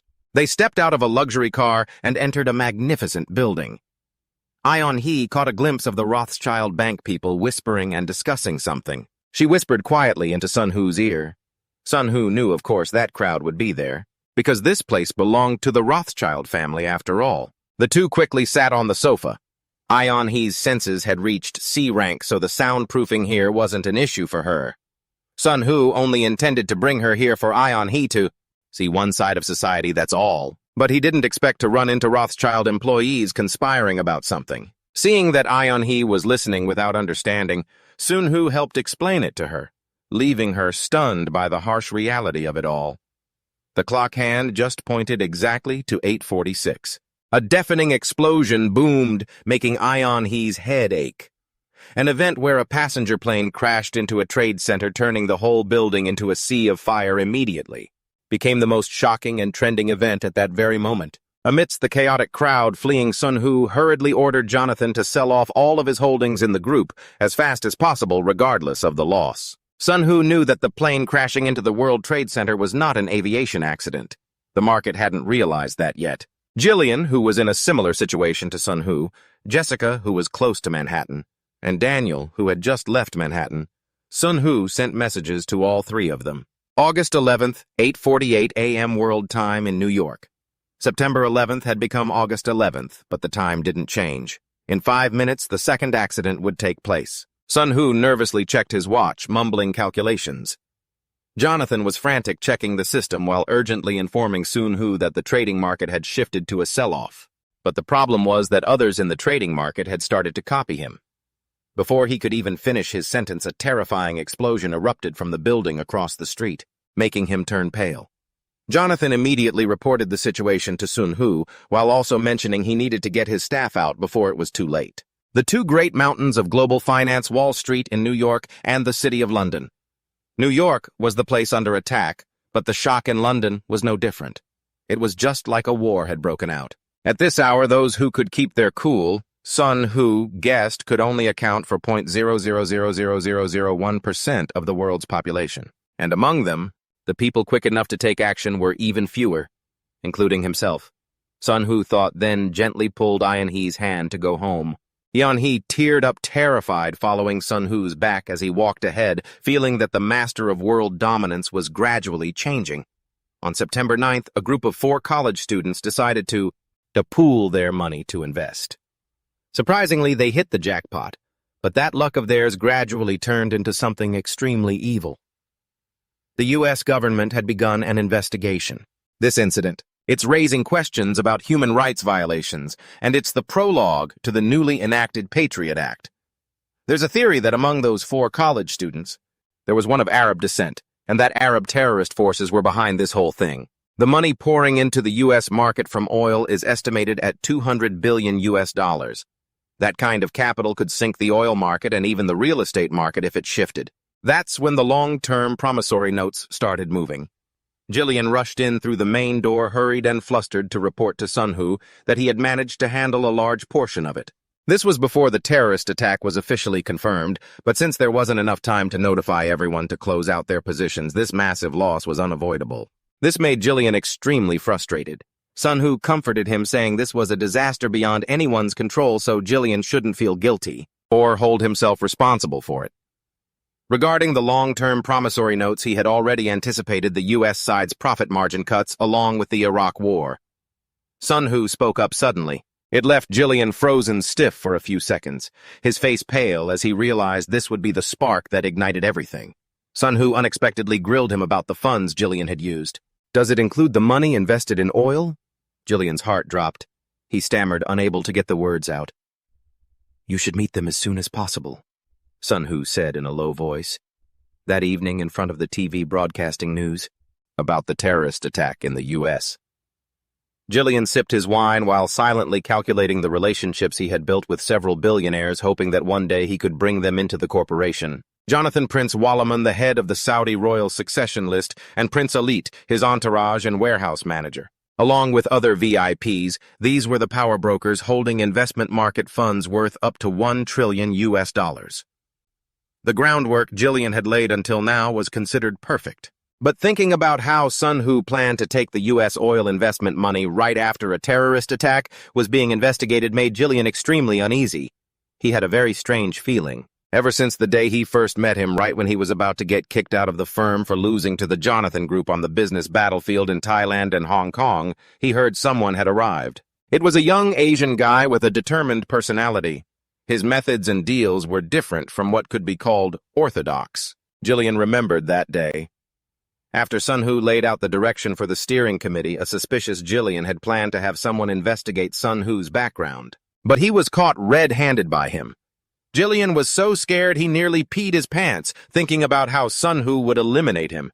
Everything at that moment had already been recorded by Sun Hu on his phone, which made Jillian want to collapse right there. After warning Jillian with a long email he wrote himself on the computer, Sun Hu narrowed his eyes and smirked, telling him to be more careful next time. Jonathan, who was sitting silently pondering in his office, called Jeffrey K. a second later to get a list of banks that were highly likely to be chosen as targets to drain their capital. Sun Hu and Ion Hare were currently watching via a monitor to evaluate Leon's capabilities. It was a surprise that Leon managed to successfully take and down 26 designated targets and even 6 surprise targets in the simulation test. Sun-Hoo felt that although Leon's movement was a bit noisy, it was still usable. Oh wait, instead of calling him Leon, Sun-Hoo wanted to call him a casino chip. Leon, fully armed, walked step by step solemn and dignified to stand before Sun-Hoo and asked formally, "I want to ask you one question. Does your organization have any connection to the terrorist attack?" What the hell, Leon asked just one question, but even Mike, who was standing nearby, couldn't stop his mouth in time. "Don't bring up the terrorist attack. What we're fighting against is an even bigger threat. Follow me," Sun-Hoo said, irritated, waving his hand. They all went to the front of the dungeon gate. Ion Hair suggested Leon call her Marie from the Odin group. This code name was created to hide the real names of Sun-Hoo and Ion Hair, but partly because of Ion Hair, since relationships with Awakeners shouldn't resemble the outside world. After the group was ready, the mission to eliminate the dungeon boss officially appeared. Standing before the locked door, Leon broke into a cold sweat and warned Sun-Hoo, "There's a monster behind this door." But Sun-Hoo didn't know the meaning of fear. He lifted his long, stick-like legs and kicked the door with a loud bang, making Leon's heart stop. The door collapsed. Less than a second later, a ferocious monster immediately lunged out as if its chains had been broken. Sun-Hoo and Ion Hair rushed forward, teaming up, swinging their swords whoosh whoosh, controlling the monster of the same type. After successfully breaking its link, Sun-Hoo softly requested Leon, who was too scared to even move, to quickly come and finish it off. Under Sun-Hoo's strong urging, Leon, though scared enough to wet his pants, tremblingly picked up his sword and stepped closer to the monster. Ion Hair watched silently, remembering what Sun-Hoo had instructed about the dungeon. This time was to test Leon, so she couldn't use any high-level skills. She knew behind the next door, there were no fewer than 10 monsters. Leon's face turned pale, trembling, clutching his gear, unable to lift his feet. "I'm the tanker, you're the dealer, Ion Hair is the healer. I'll draw their attention to me, for you to focus on attacking. Ion Hair will heal you so you don't need to worry about getting hurt. If you don't fulfill your role correctly, we're done for. Remember that. We survive together, and we die together." Sun-Hoo spoke up.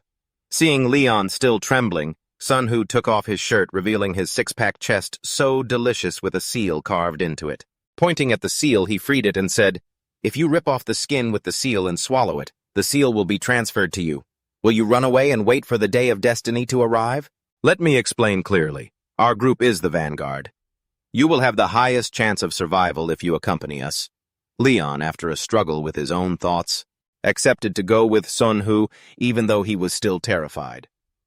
As predicted, the moment the door opened, the mob of Anubis monsters immediately lunged at Leon like he was a piece of fresh meat. Leon felt his own desire to become stronger, but after fighting those 10 monsters, half of his sanity was shattered. Seeing Leon's mangled, blood-soaked body trailing behind her, Ion Hair felt a bit of pity and decided to use the highest level of Vander's silence, a healing skill. The silence of Vander's effectiveness increased significantly when upgraded to C rank. Leon's pathetic state now drew attention from Sun-Hoo and Ion Hair, hoping Leon would be able to pass the test. Family is the agent of chaos for Ion Hair's mental state, because even after she became wealthy, the relationships between her family members still showed no improvement. If this is a test of true friendship, it must be a luxury, but shouldn't it be something more deserving of attention, Sun-Hoo thought to himself, thanks to the silent skill Vander inherited from Eon. Leon's mind felt a bit more at ease. He happily thanked Ion. He profusely, which made her feel somewhat relieved, and she gently urged Leon to quickly prepare himself for what was to come, contrary to the joy the two of them felt at that moment. Sun-Hoo was worried, wondering if Leon would use the military's money to run away, or if he would actually fight for the survival of the entire team. Leon's test was about to begin. The scene suddenly shifted to a sight of Sun-Hoo and Eon. He lying collapsed in a sea of blood, surrounded by the scattered remains of monsters. One ferocious beast, though half its body was wounded, was still stubbornly and aggressively advancing toward the group. In a broken voice, Sun-Hoo faintly urged Leon to hurry up and take that monster down. Both Sun-Hoo and Eon-hee had been battered and wounded to the point of near ruin. Leon, though terrified, was forced to struggle to his feet. With the monster's jaws as sharp as a saw, Leon stepped back trembling and accidentally picked up a knife. The very weapon Eon-hee had used before. Trapped in a corner, Leon gritted his teeth, sweat pouring down like a waterfall. Go big or go home, he thought, swearing to deal with the beast using this weapon, faced with the stifling oppression of that brutal monster. The moment it prepared to deliver the final blow, Leon tremblingly pointed the tip of the knife toward the seal on Sung-hoo's chest. This was an escape seal. All he had to do was peel off this piece of skin and swallow it, and the power of the seal would transfer to his own body. But why couldn't he even lift a finger? Leon was drowning in tears. Gritting his teeth, he lowered the knife tip, pressing it against Sung-hoo's skin. But the very moment Leon was about to strike, Sung-hoo suddenly opened his eyes wide, grabbed the blade with his hand, and spoke. The test is over. After the group exited the dungeon, he cried for a long time. It was a funeral for a body that wasn't even whole.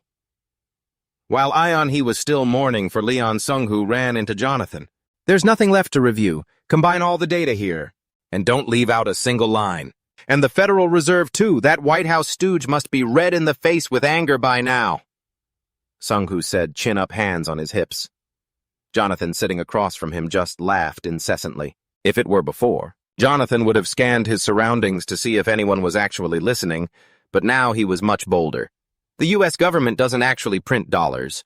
They borrow them from the Fed. In the end, financial conglomerates like the Rothschilds and the people running the Fed are the creditors, while the U.S. government is the debtor. This isn't a conspiracy theory. The origin is an organization almost identical to the Rothschilds. If it's for me, then fine. Recruit new members. We need them, Yeon-hae said, trying to act calm while busy cutting her steak. Sung-hoo immediately let her know that he had already planned everything thoroughly. There is a guy with a very keen eye for people, so I am certain that person will do a good job with the training. Since last year, there have been reports that he began organizing activities under the name Chat. Sung-hoo continuously gathered suspicious-looking individuals. They were members of CAT, and that number had now reached over 30. Sung-hoo didn't just research in mental hospitals. He also had people gathering more information from the public. Maybe that person is already using an attribute similar to a chaser now, Sung-hoo thought confidently. He gently reassured Yeon-hae to rest easy and return to Seoul while he would take a quick business trip to Germany. In Berlin, Germany, Sung-hoo appeared under a new identity. Leonard Lee, a second-generation Korean-American. Sung-hoo used this identity to cast plenty of bait to catch Joshua's attention. It was time for the big fish to bite. Because of a widespread incident involving Sung-hoo's travel line, the Berlin Telegraph sent staff to the very hotel where Sung-hoo was staying. As soon as the staff appeared, Sung-hoo immediately recognized one of them. It was the 4th ranker. That man had climbed all the way to the 8th rank and also made it into the 8 great evils purely through his innate fighting ability. Despite his lack of experience and inferior equipment, he still rose to the top. He was someone Sung-hoo had once greatly admired, but the 1st and 4th rankers had once been enemies. Seeing the 2 Berlin Telegraph employees signaling each other by turning their heads, a characteristic of a chaser, Sung-hoo felt a bit of admiration for their well-organized management system. My name is Michael. We are going to have a long chat, so before that, why don't we sit down? The man named Michael said. 1 week later, seeing Sung-hoo's shooting skills with his own eyes left Michael incredibly astonished. A training camp had been built by renovating the inside of a villa's estate. Seeing the way the organization focused on training the marksmanship level of those shooters, Sung-hoo knew they had never stepped foot inside a dungeon. Seeing Sung-hoo impatient to know when he could meet the chairman, Michael gently informed him that he had just received a call saying the chairman would be returning tonight. And so that night, stepping out of a convoy of 4-wheeled vehicles that roared up to the building, Sung-hoo finally met him, the 1st ranker, the leader of the revolution. Joshua had thought about going through the 1st dungeon. Over the past week, he had investigated the area. The 1st group, including 2 awakened and 4 mercenaries, had never returned. Joshua provided the information honestly and respected their decision. I heard that the chairman will also be joining us this time. Now is the time for you guys to make a decision. So are you guys cowards or what? Michael's sudden question left Sung-hoo speechless, not knowing how to respond properly. The next morning, on the convoy of armored vehicles, Sung-hoo realized there wasn't a single awakened person among them. Come on, make up your minds, everyone is coming along. Sung-hoo guessed that after getting a taste of those rewards, they probably decided to focus on their own bright futures. I don't know if it's because there are only 2 Asians in the group, but Michael acts like he has to look after Sung-hoo. If this had happened in his past life, Sung-hoo would have felt unimaginably honored. The dungeon plan revolves around mercenaries. Each squad consists of 6 mercenaries and 2 awakened, and the squad leader is a former mercenary. Our squad leader's name is Oliver. He sees you as someone who just joined, can't speak German, and is a complete nobody, so you'll have to show him that. You're not some weak, inexperienced pushover. Michael whispered into Sun Hu's ear, which honestly just made Sun Hu want to hang the whole lot of them upside down. These people got onto the transport vehicle and arrived at the dungeon entrance. Joshua really is a leader who knows how to ignite the fire in others, constantly shouting and giving speeches to heat up the atmosphere. A moment later, Joshua came over and grabbed Sun Hu's hand to boost morale, promising to share the rewards with everyone. Sun Hu, though, a bit creeped out. Also felt that Joshua's attitude didn't seem fake, even if he didn't know what his true intentions were. The system announced that the dungeon quest had officially begun. Upon entering the dungeon, strangely enough, neither the flashlights nor the weapons of anyone in the group would work. It caused everyone to panic and make a huge scene. The hysteria seemed to have started. This dungeon is the lair of the Baklan. Although its name sounds a bit like Delon, their strength is completely superior. Realizing there was a monster lying behind the door, they all crept forward step by step, looking incredibly tense. Now that the mercenaries were without weapons, they were almost useless. The plan now relied entirely on the awakened, with long-range skills in the back, close combat skills in the front, and the tankers among them. Newcomers like Sun Hu were placed far in the back. Sun Hu was a bit excited, looking forward to seeing how Li Sun and Sa Sun would handle things. As the door just barely creaked open, Bam, the fat guy in the lead, had his head lightly swatted off by the monster inside. The horrific bloody scene before them shocked the rest of them to the core. They immediately joined forces to cast spells and attack, but unfortunately they couldn't even make the monster lose a single hair with low-level skills like those. Forget the barriers, we wouldn't even be able to reach its lair, because from the start they had brought along awakened whose skills were even weaker than guns. Sun Hu thought to himself. Every brutal, powerful strike from the monster sent the awakened face-planting, and the sounds of screaming and crying echoed like firecrackers. Because there were over 100 people inside, the hysteria had already taken hold. There's no way they could think rationally, even though this is something we could totally handle. Sun Hu stood in the middle of the chaos, thinking calmly. Suddenly, Michael tremblingly suggested that Sun Hu distract the monster so he could sneak an attack in. But it seemed this plan wasn't very necessary, because right at that moment, Joshua used all his might to cast a spell and lunged at the monster. While Joshua was panicking, Sun Hu had already found the path to survival. It seemed coming here today wasn't in vain for Sun Hu, because he felt that at least Joshua had some value. The second rank attacked first, then the fourth rank joined in too. The second rank was even more ferocious than the fourth. The frenzied slashes enveloped the monster so rapid that within just a few minutes, the monster collapsed into a pool of gore. Everyone stared in shock at the scene before them. Michael and Joshua were panting for air, exhausted.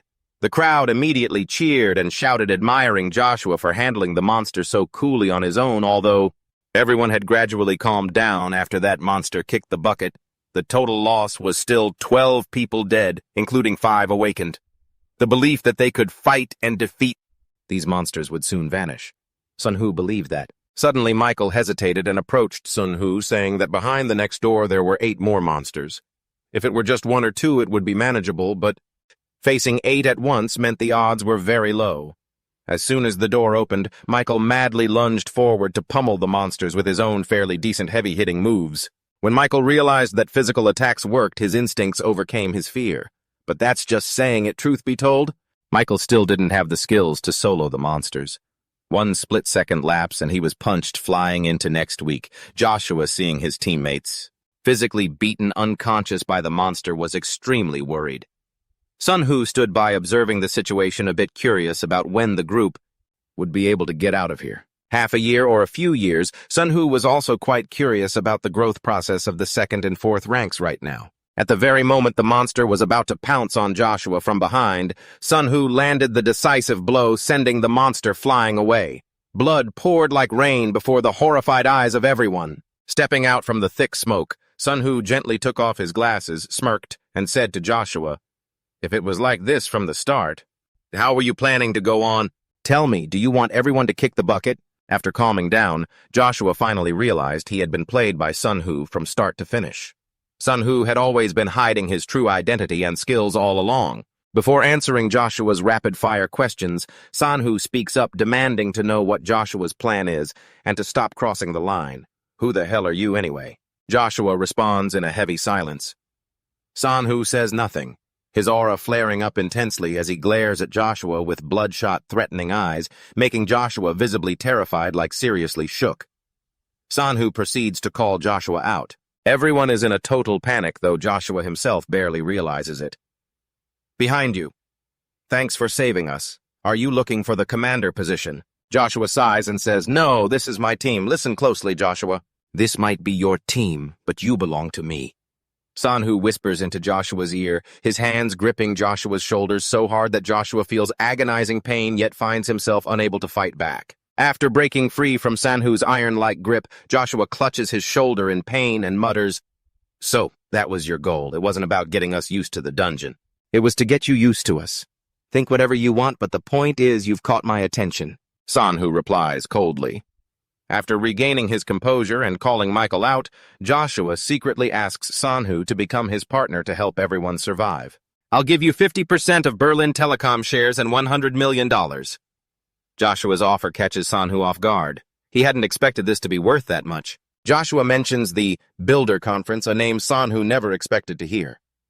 It's an elite group that controls the world, pulling the strings of finance, economy, and politicians. We are the first to do things in a completely different realm. Can you even imagine it? Combined, your power and mine would allow us to rule the world," Joshua says, arrogantly revealing his grand ambition. To his surprise, Sanhu flatly rejects it, saying he'll teach Joshua the basics and that he won't let Joshua slip through his fingers. "Given what you just said, you're still just a kid. You need my guidance." Those words from Sanhu are all it takes. It successfully triggers the fury inside Joshua, which now erupts like a volcano. When 5 teams of 5 people each gather together, they can form an assault unit.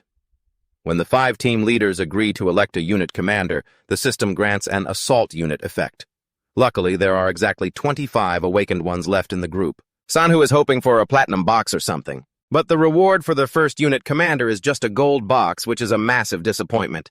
That system, usually so generous to the first one, really let him down. It seems it's time for Sanhu to stop waiting for a miracle.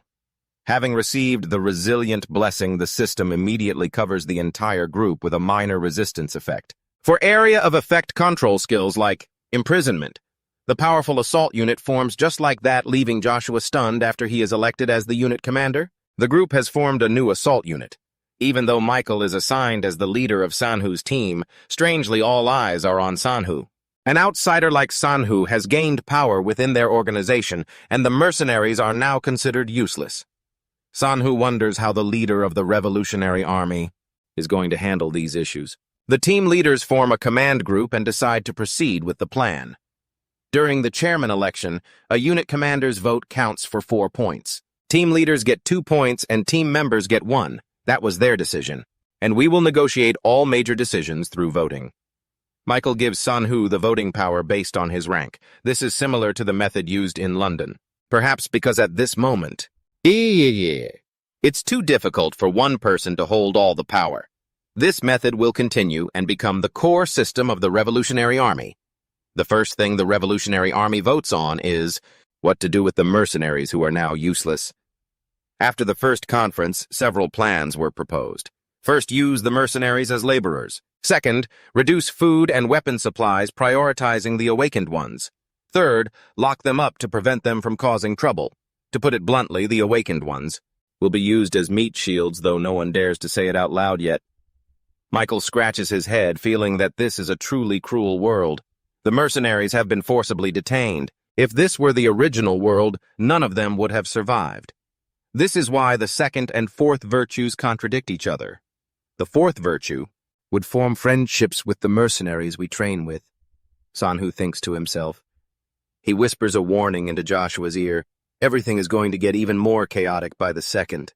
Joshua is pissed that Sanhu voted against him, but he mutters, "Keep this up and your organization will eventually follow me." That's something nobody wants, right? Sanhu chuckles and asks, "In that case, shouldn't you step out of here?" Joshua grinds his teeth in frustration. "Fine, whatever." Joshua kicks him out and Sanhu takes his leave.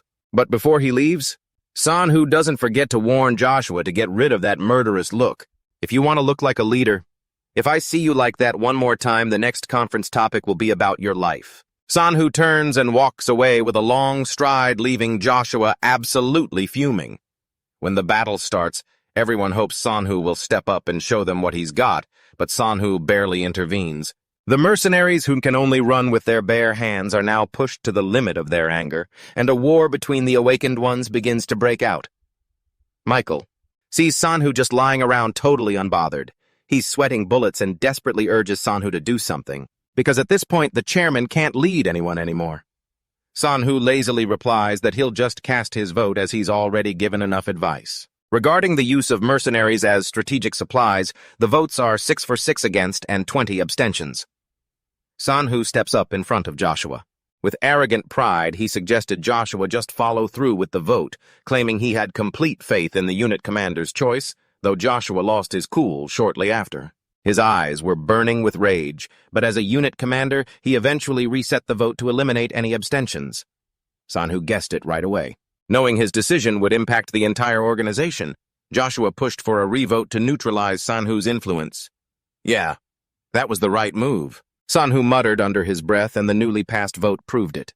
There was still some humanity left in everyone.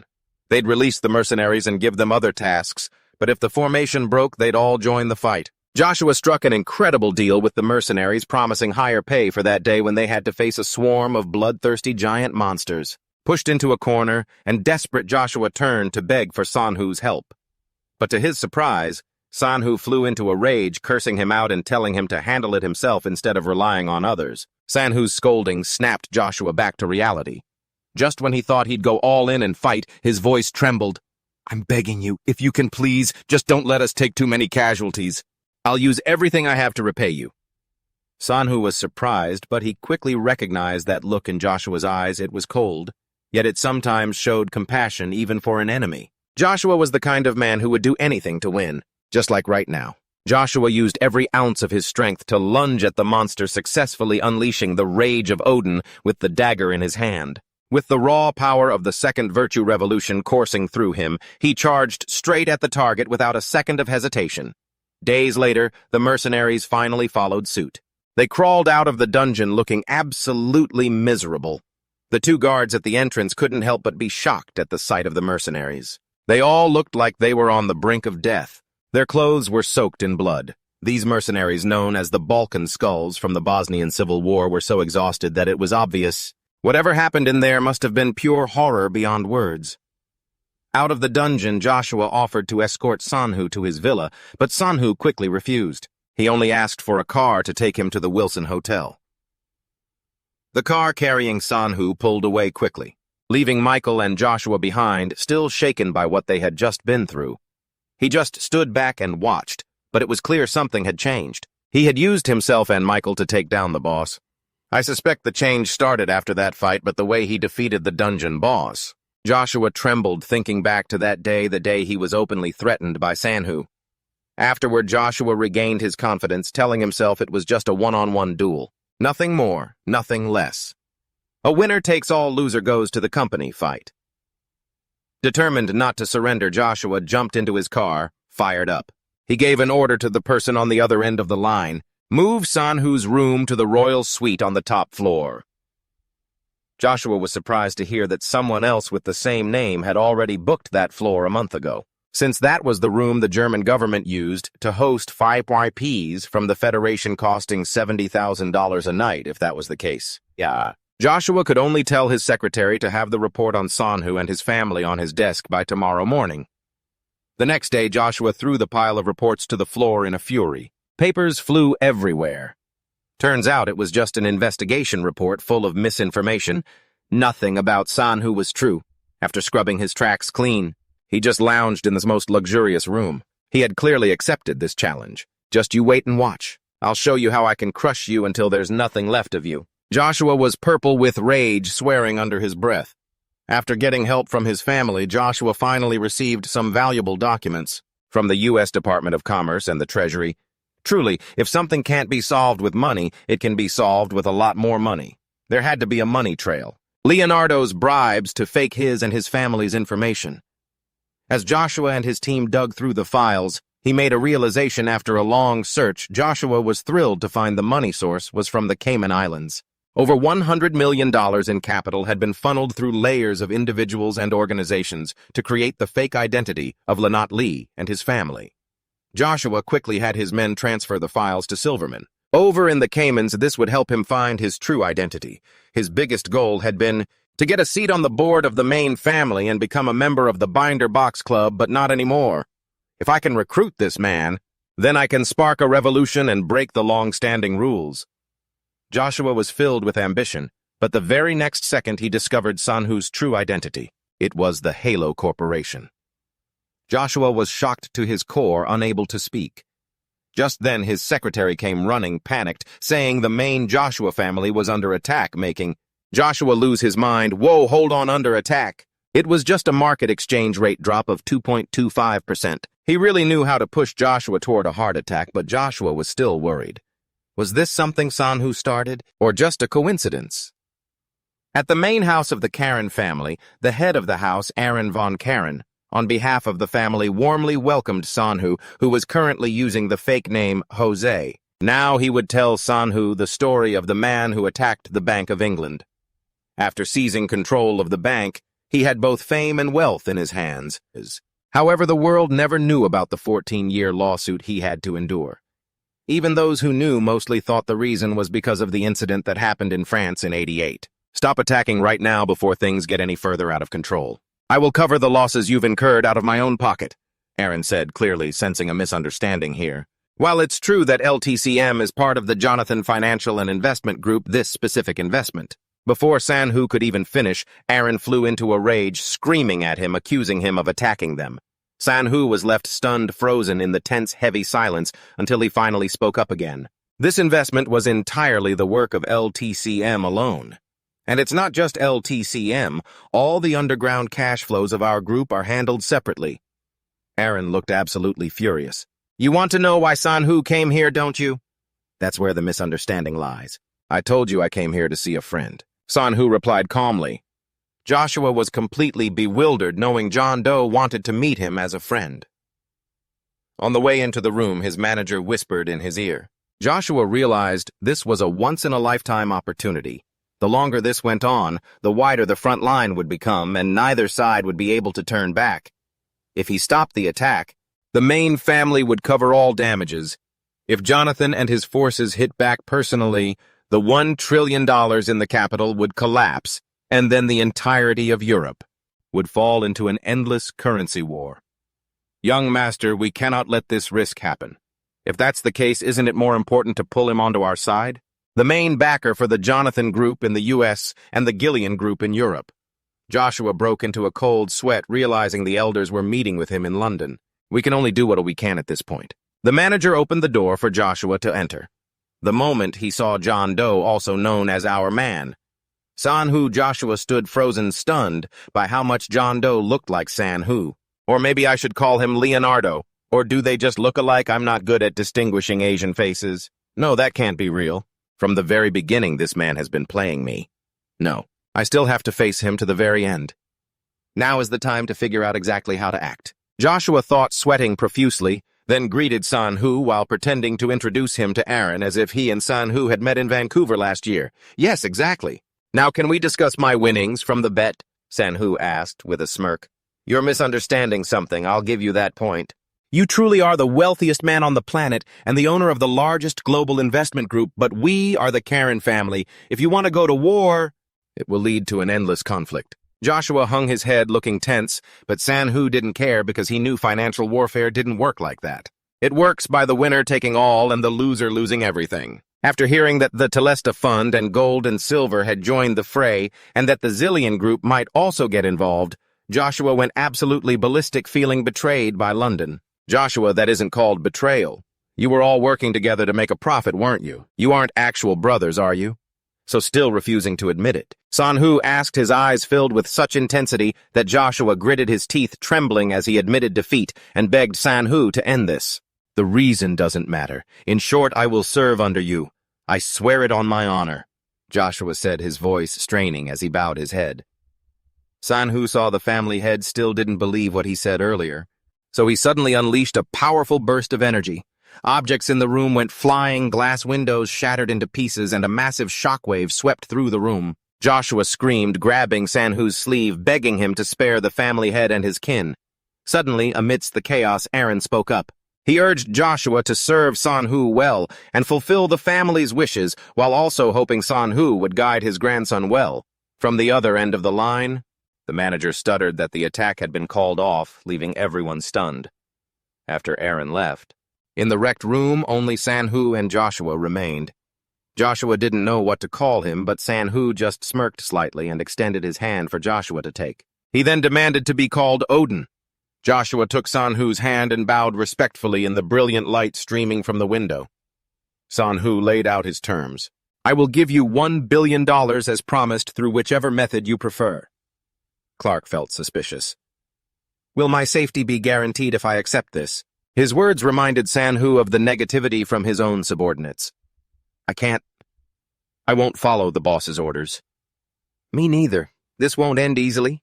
Just by getting rid of Ethan won't be enough. And do we even have the capability to do it? Boss, what are you thinking? If this keeps up, we'll be wiped out. Plus, the warning from Mick, one of the hunting groups currently on the move, please be wary of John Clark. His recent actions are very suspicious. He fell silent for a moment. Clark pulled him from his thoughts. Ethan, can you guarantee my safety? Sanhu replied confidently, Of course I can. Furthermore, I will still give you $1 billion. He kept trying to persuade him, You seem too worried, John. I understand this is a secret campaign, but there are still things we need to finish. In the future, we won't change anything. Thinking for a moment, the investment in the organization, the real estate I hold along with the Whitewater Private Military Company, are already worth more than $1 billion. John Clark is probably calculating whether to get rid of me and Guion Hare and swallow up all that wealth. Perhaps he has gained that kind of confidence. After capturing the pack leader, he pulled a cigarette from his pack and asked, Do you smoke? He asked, and Sanhu gave a single word no. He cupped his hand to light the cigarette and took a drag. Sanhu stared intently at the man in front of him. Suddenly, Clark's body started trembling, and he couldn't even control it. His body seemed to be seized by convulsions, paralyzed. Sanhu was focused on using his ability through his eyes. A bolt of lightning summoned by his will struck down near the man. The sniper quickly placed his eye against the scope. I know. This was bound to happen. That guy is a monster. Another sniper broke out in a cold sweat, muttering, Damn it, he's aiming at me. He's looking at me. He suddenly raised a finger and pressed it to his lips, a signal for them to be silent. Immediately, a chill ran down the sniper's spine, freezing him in place. Sanhu turned and walked away. He left them with a glance and slowly departed the area while they were completely unable to do a thing. The next morning, outside the headquarters fence, someone just stepped off a helicopter. The leader started talking the moment they met. You did a great job in Afghanistan. This time it's Iraq. You know the drill, right? Sanhu thought to himself, another battlefield. If it weren't for his child's medical bills, the leader kept praising him, unaware of his thoughts. But since you've had such an excellent track record, I'm thinking of giving you a better offer. Sanhu was handed a file. After reading it, he wondered, What is this place? The leader replied, For now, just call it a hazardous goods manufacturing plant. You'll know the details after you sign the contract. The leader used his eye to verify a code, and the door in front of them quickly opened. As they walked in, Sanhu said, This place looks like an air raid shelter. The leader replied, That's right. I heard this was built during the Cold War. Do you think this place looks like an opium den? He stammered slightly. From a speaker, a voice announced, Cat food storage, code 05. The leader smirked. At first, I thought that too. Looking at this high-security place, I figured it must be hiding tons of opium. You are only allowed to observe with your eyes. The moment you touch one of them, it will be as if you never returned from Afghanistan. At this moment, the gate opened, revealing a room full of storage canisters. The first canister, catalog code F001, contains the hunter's gloves. Next is code E0112, containing the Envoy of Peace's iron staff. Next is code C005. Inside is the bone necklace of the high-level disaster. The leader let him look around for a moment, then said, They are cat food, and this place is the cat food storage. That is the official code. Sanhu was surprised. "Where did you get these things?" He replied, "You'll find out once your security clearance level increases." The leader then took off his sunglasses. His left eye was a scarred artificial eye. "But I advise you it's better not to know."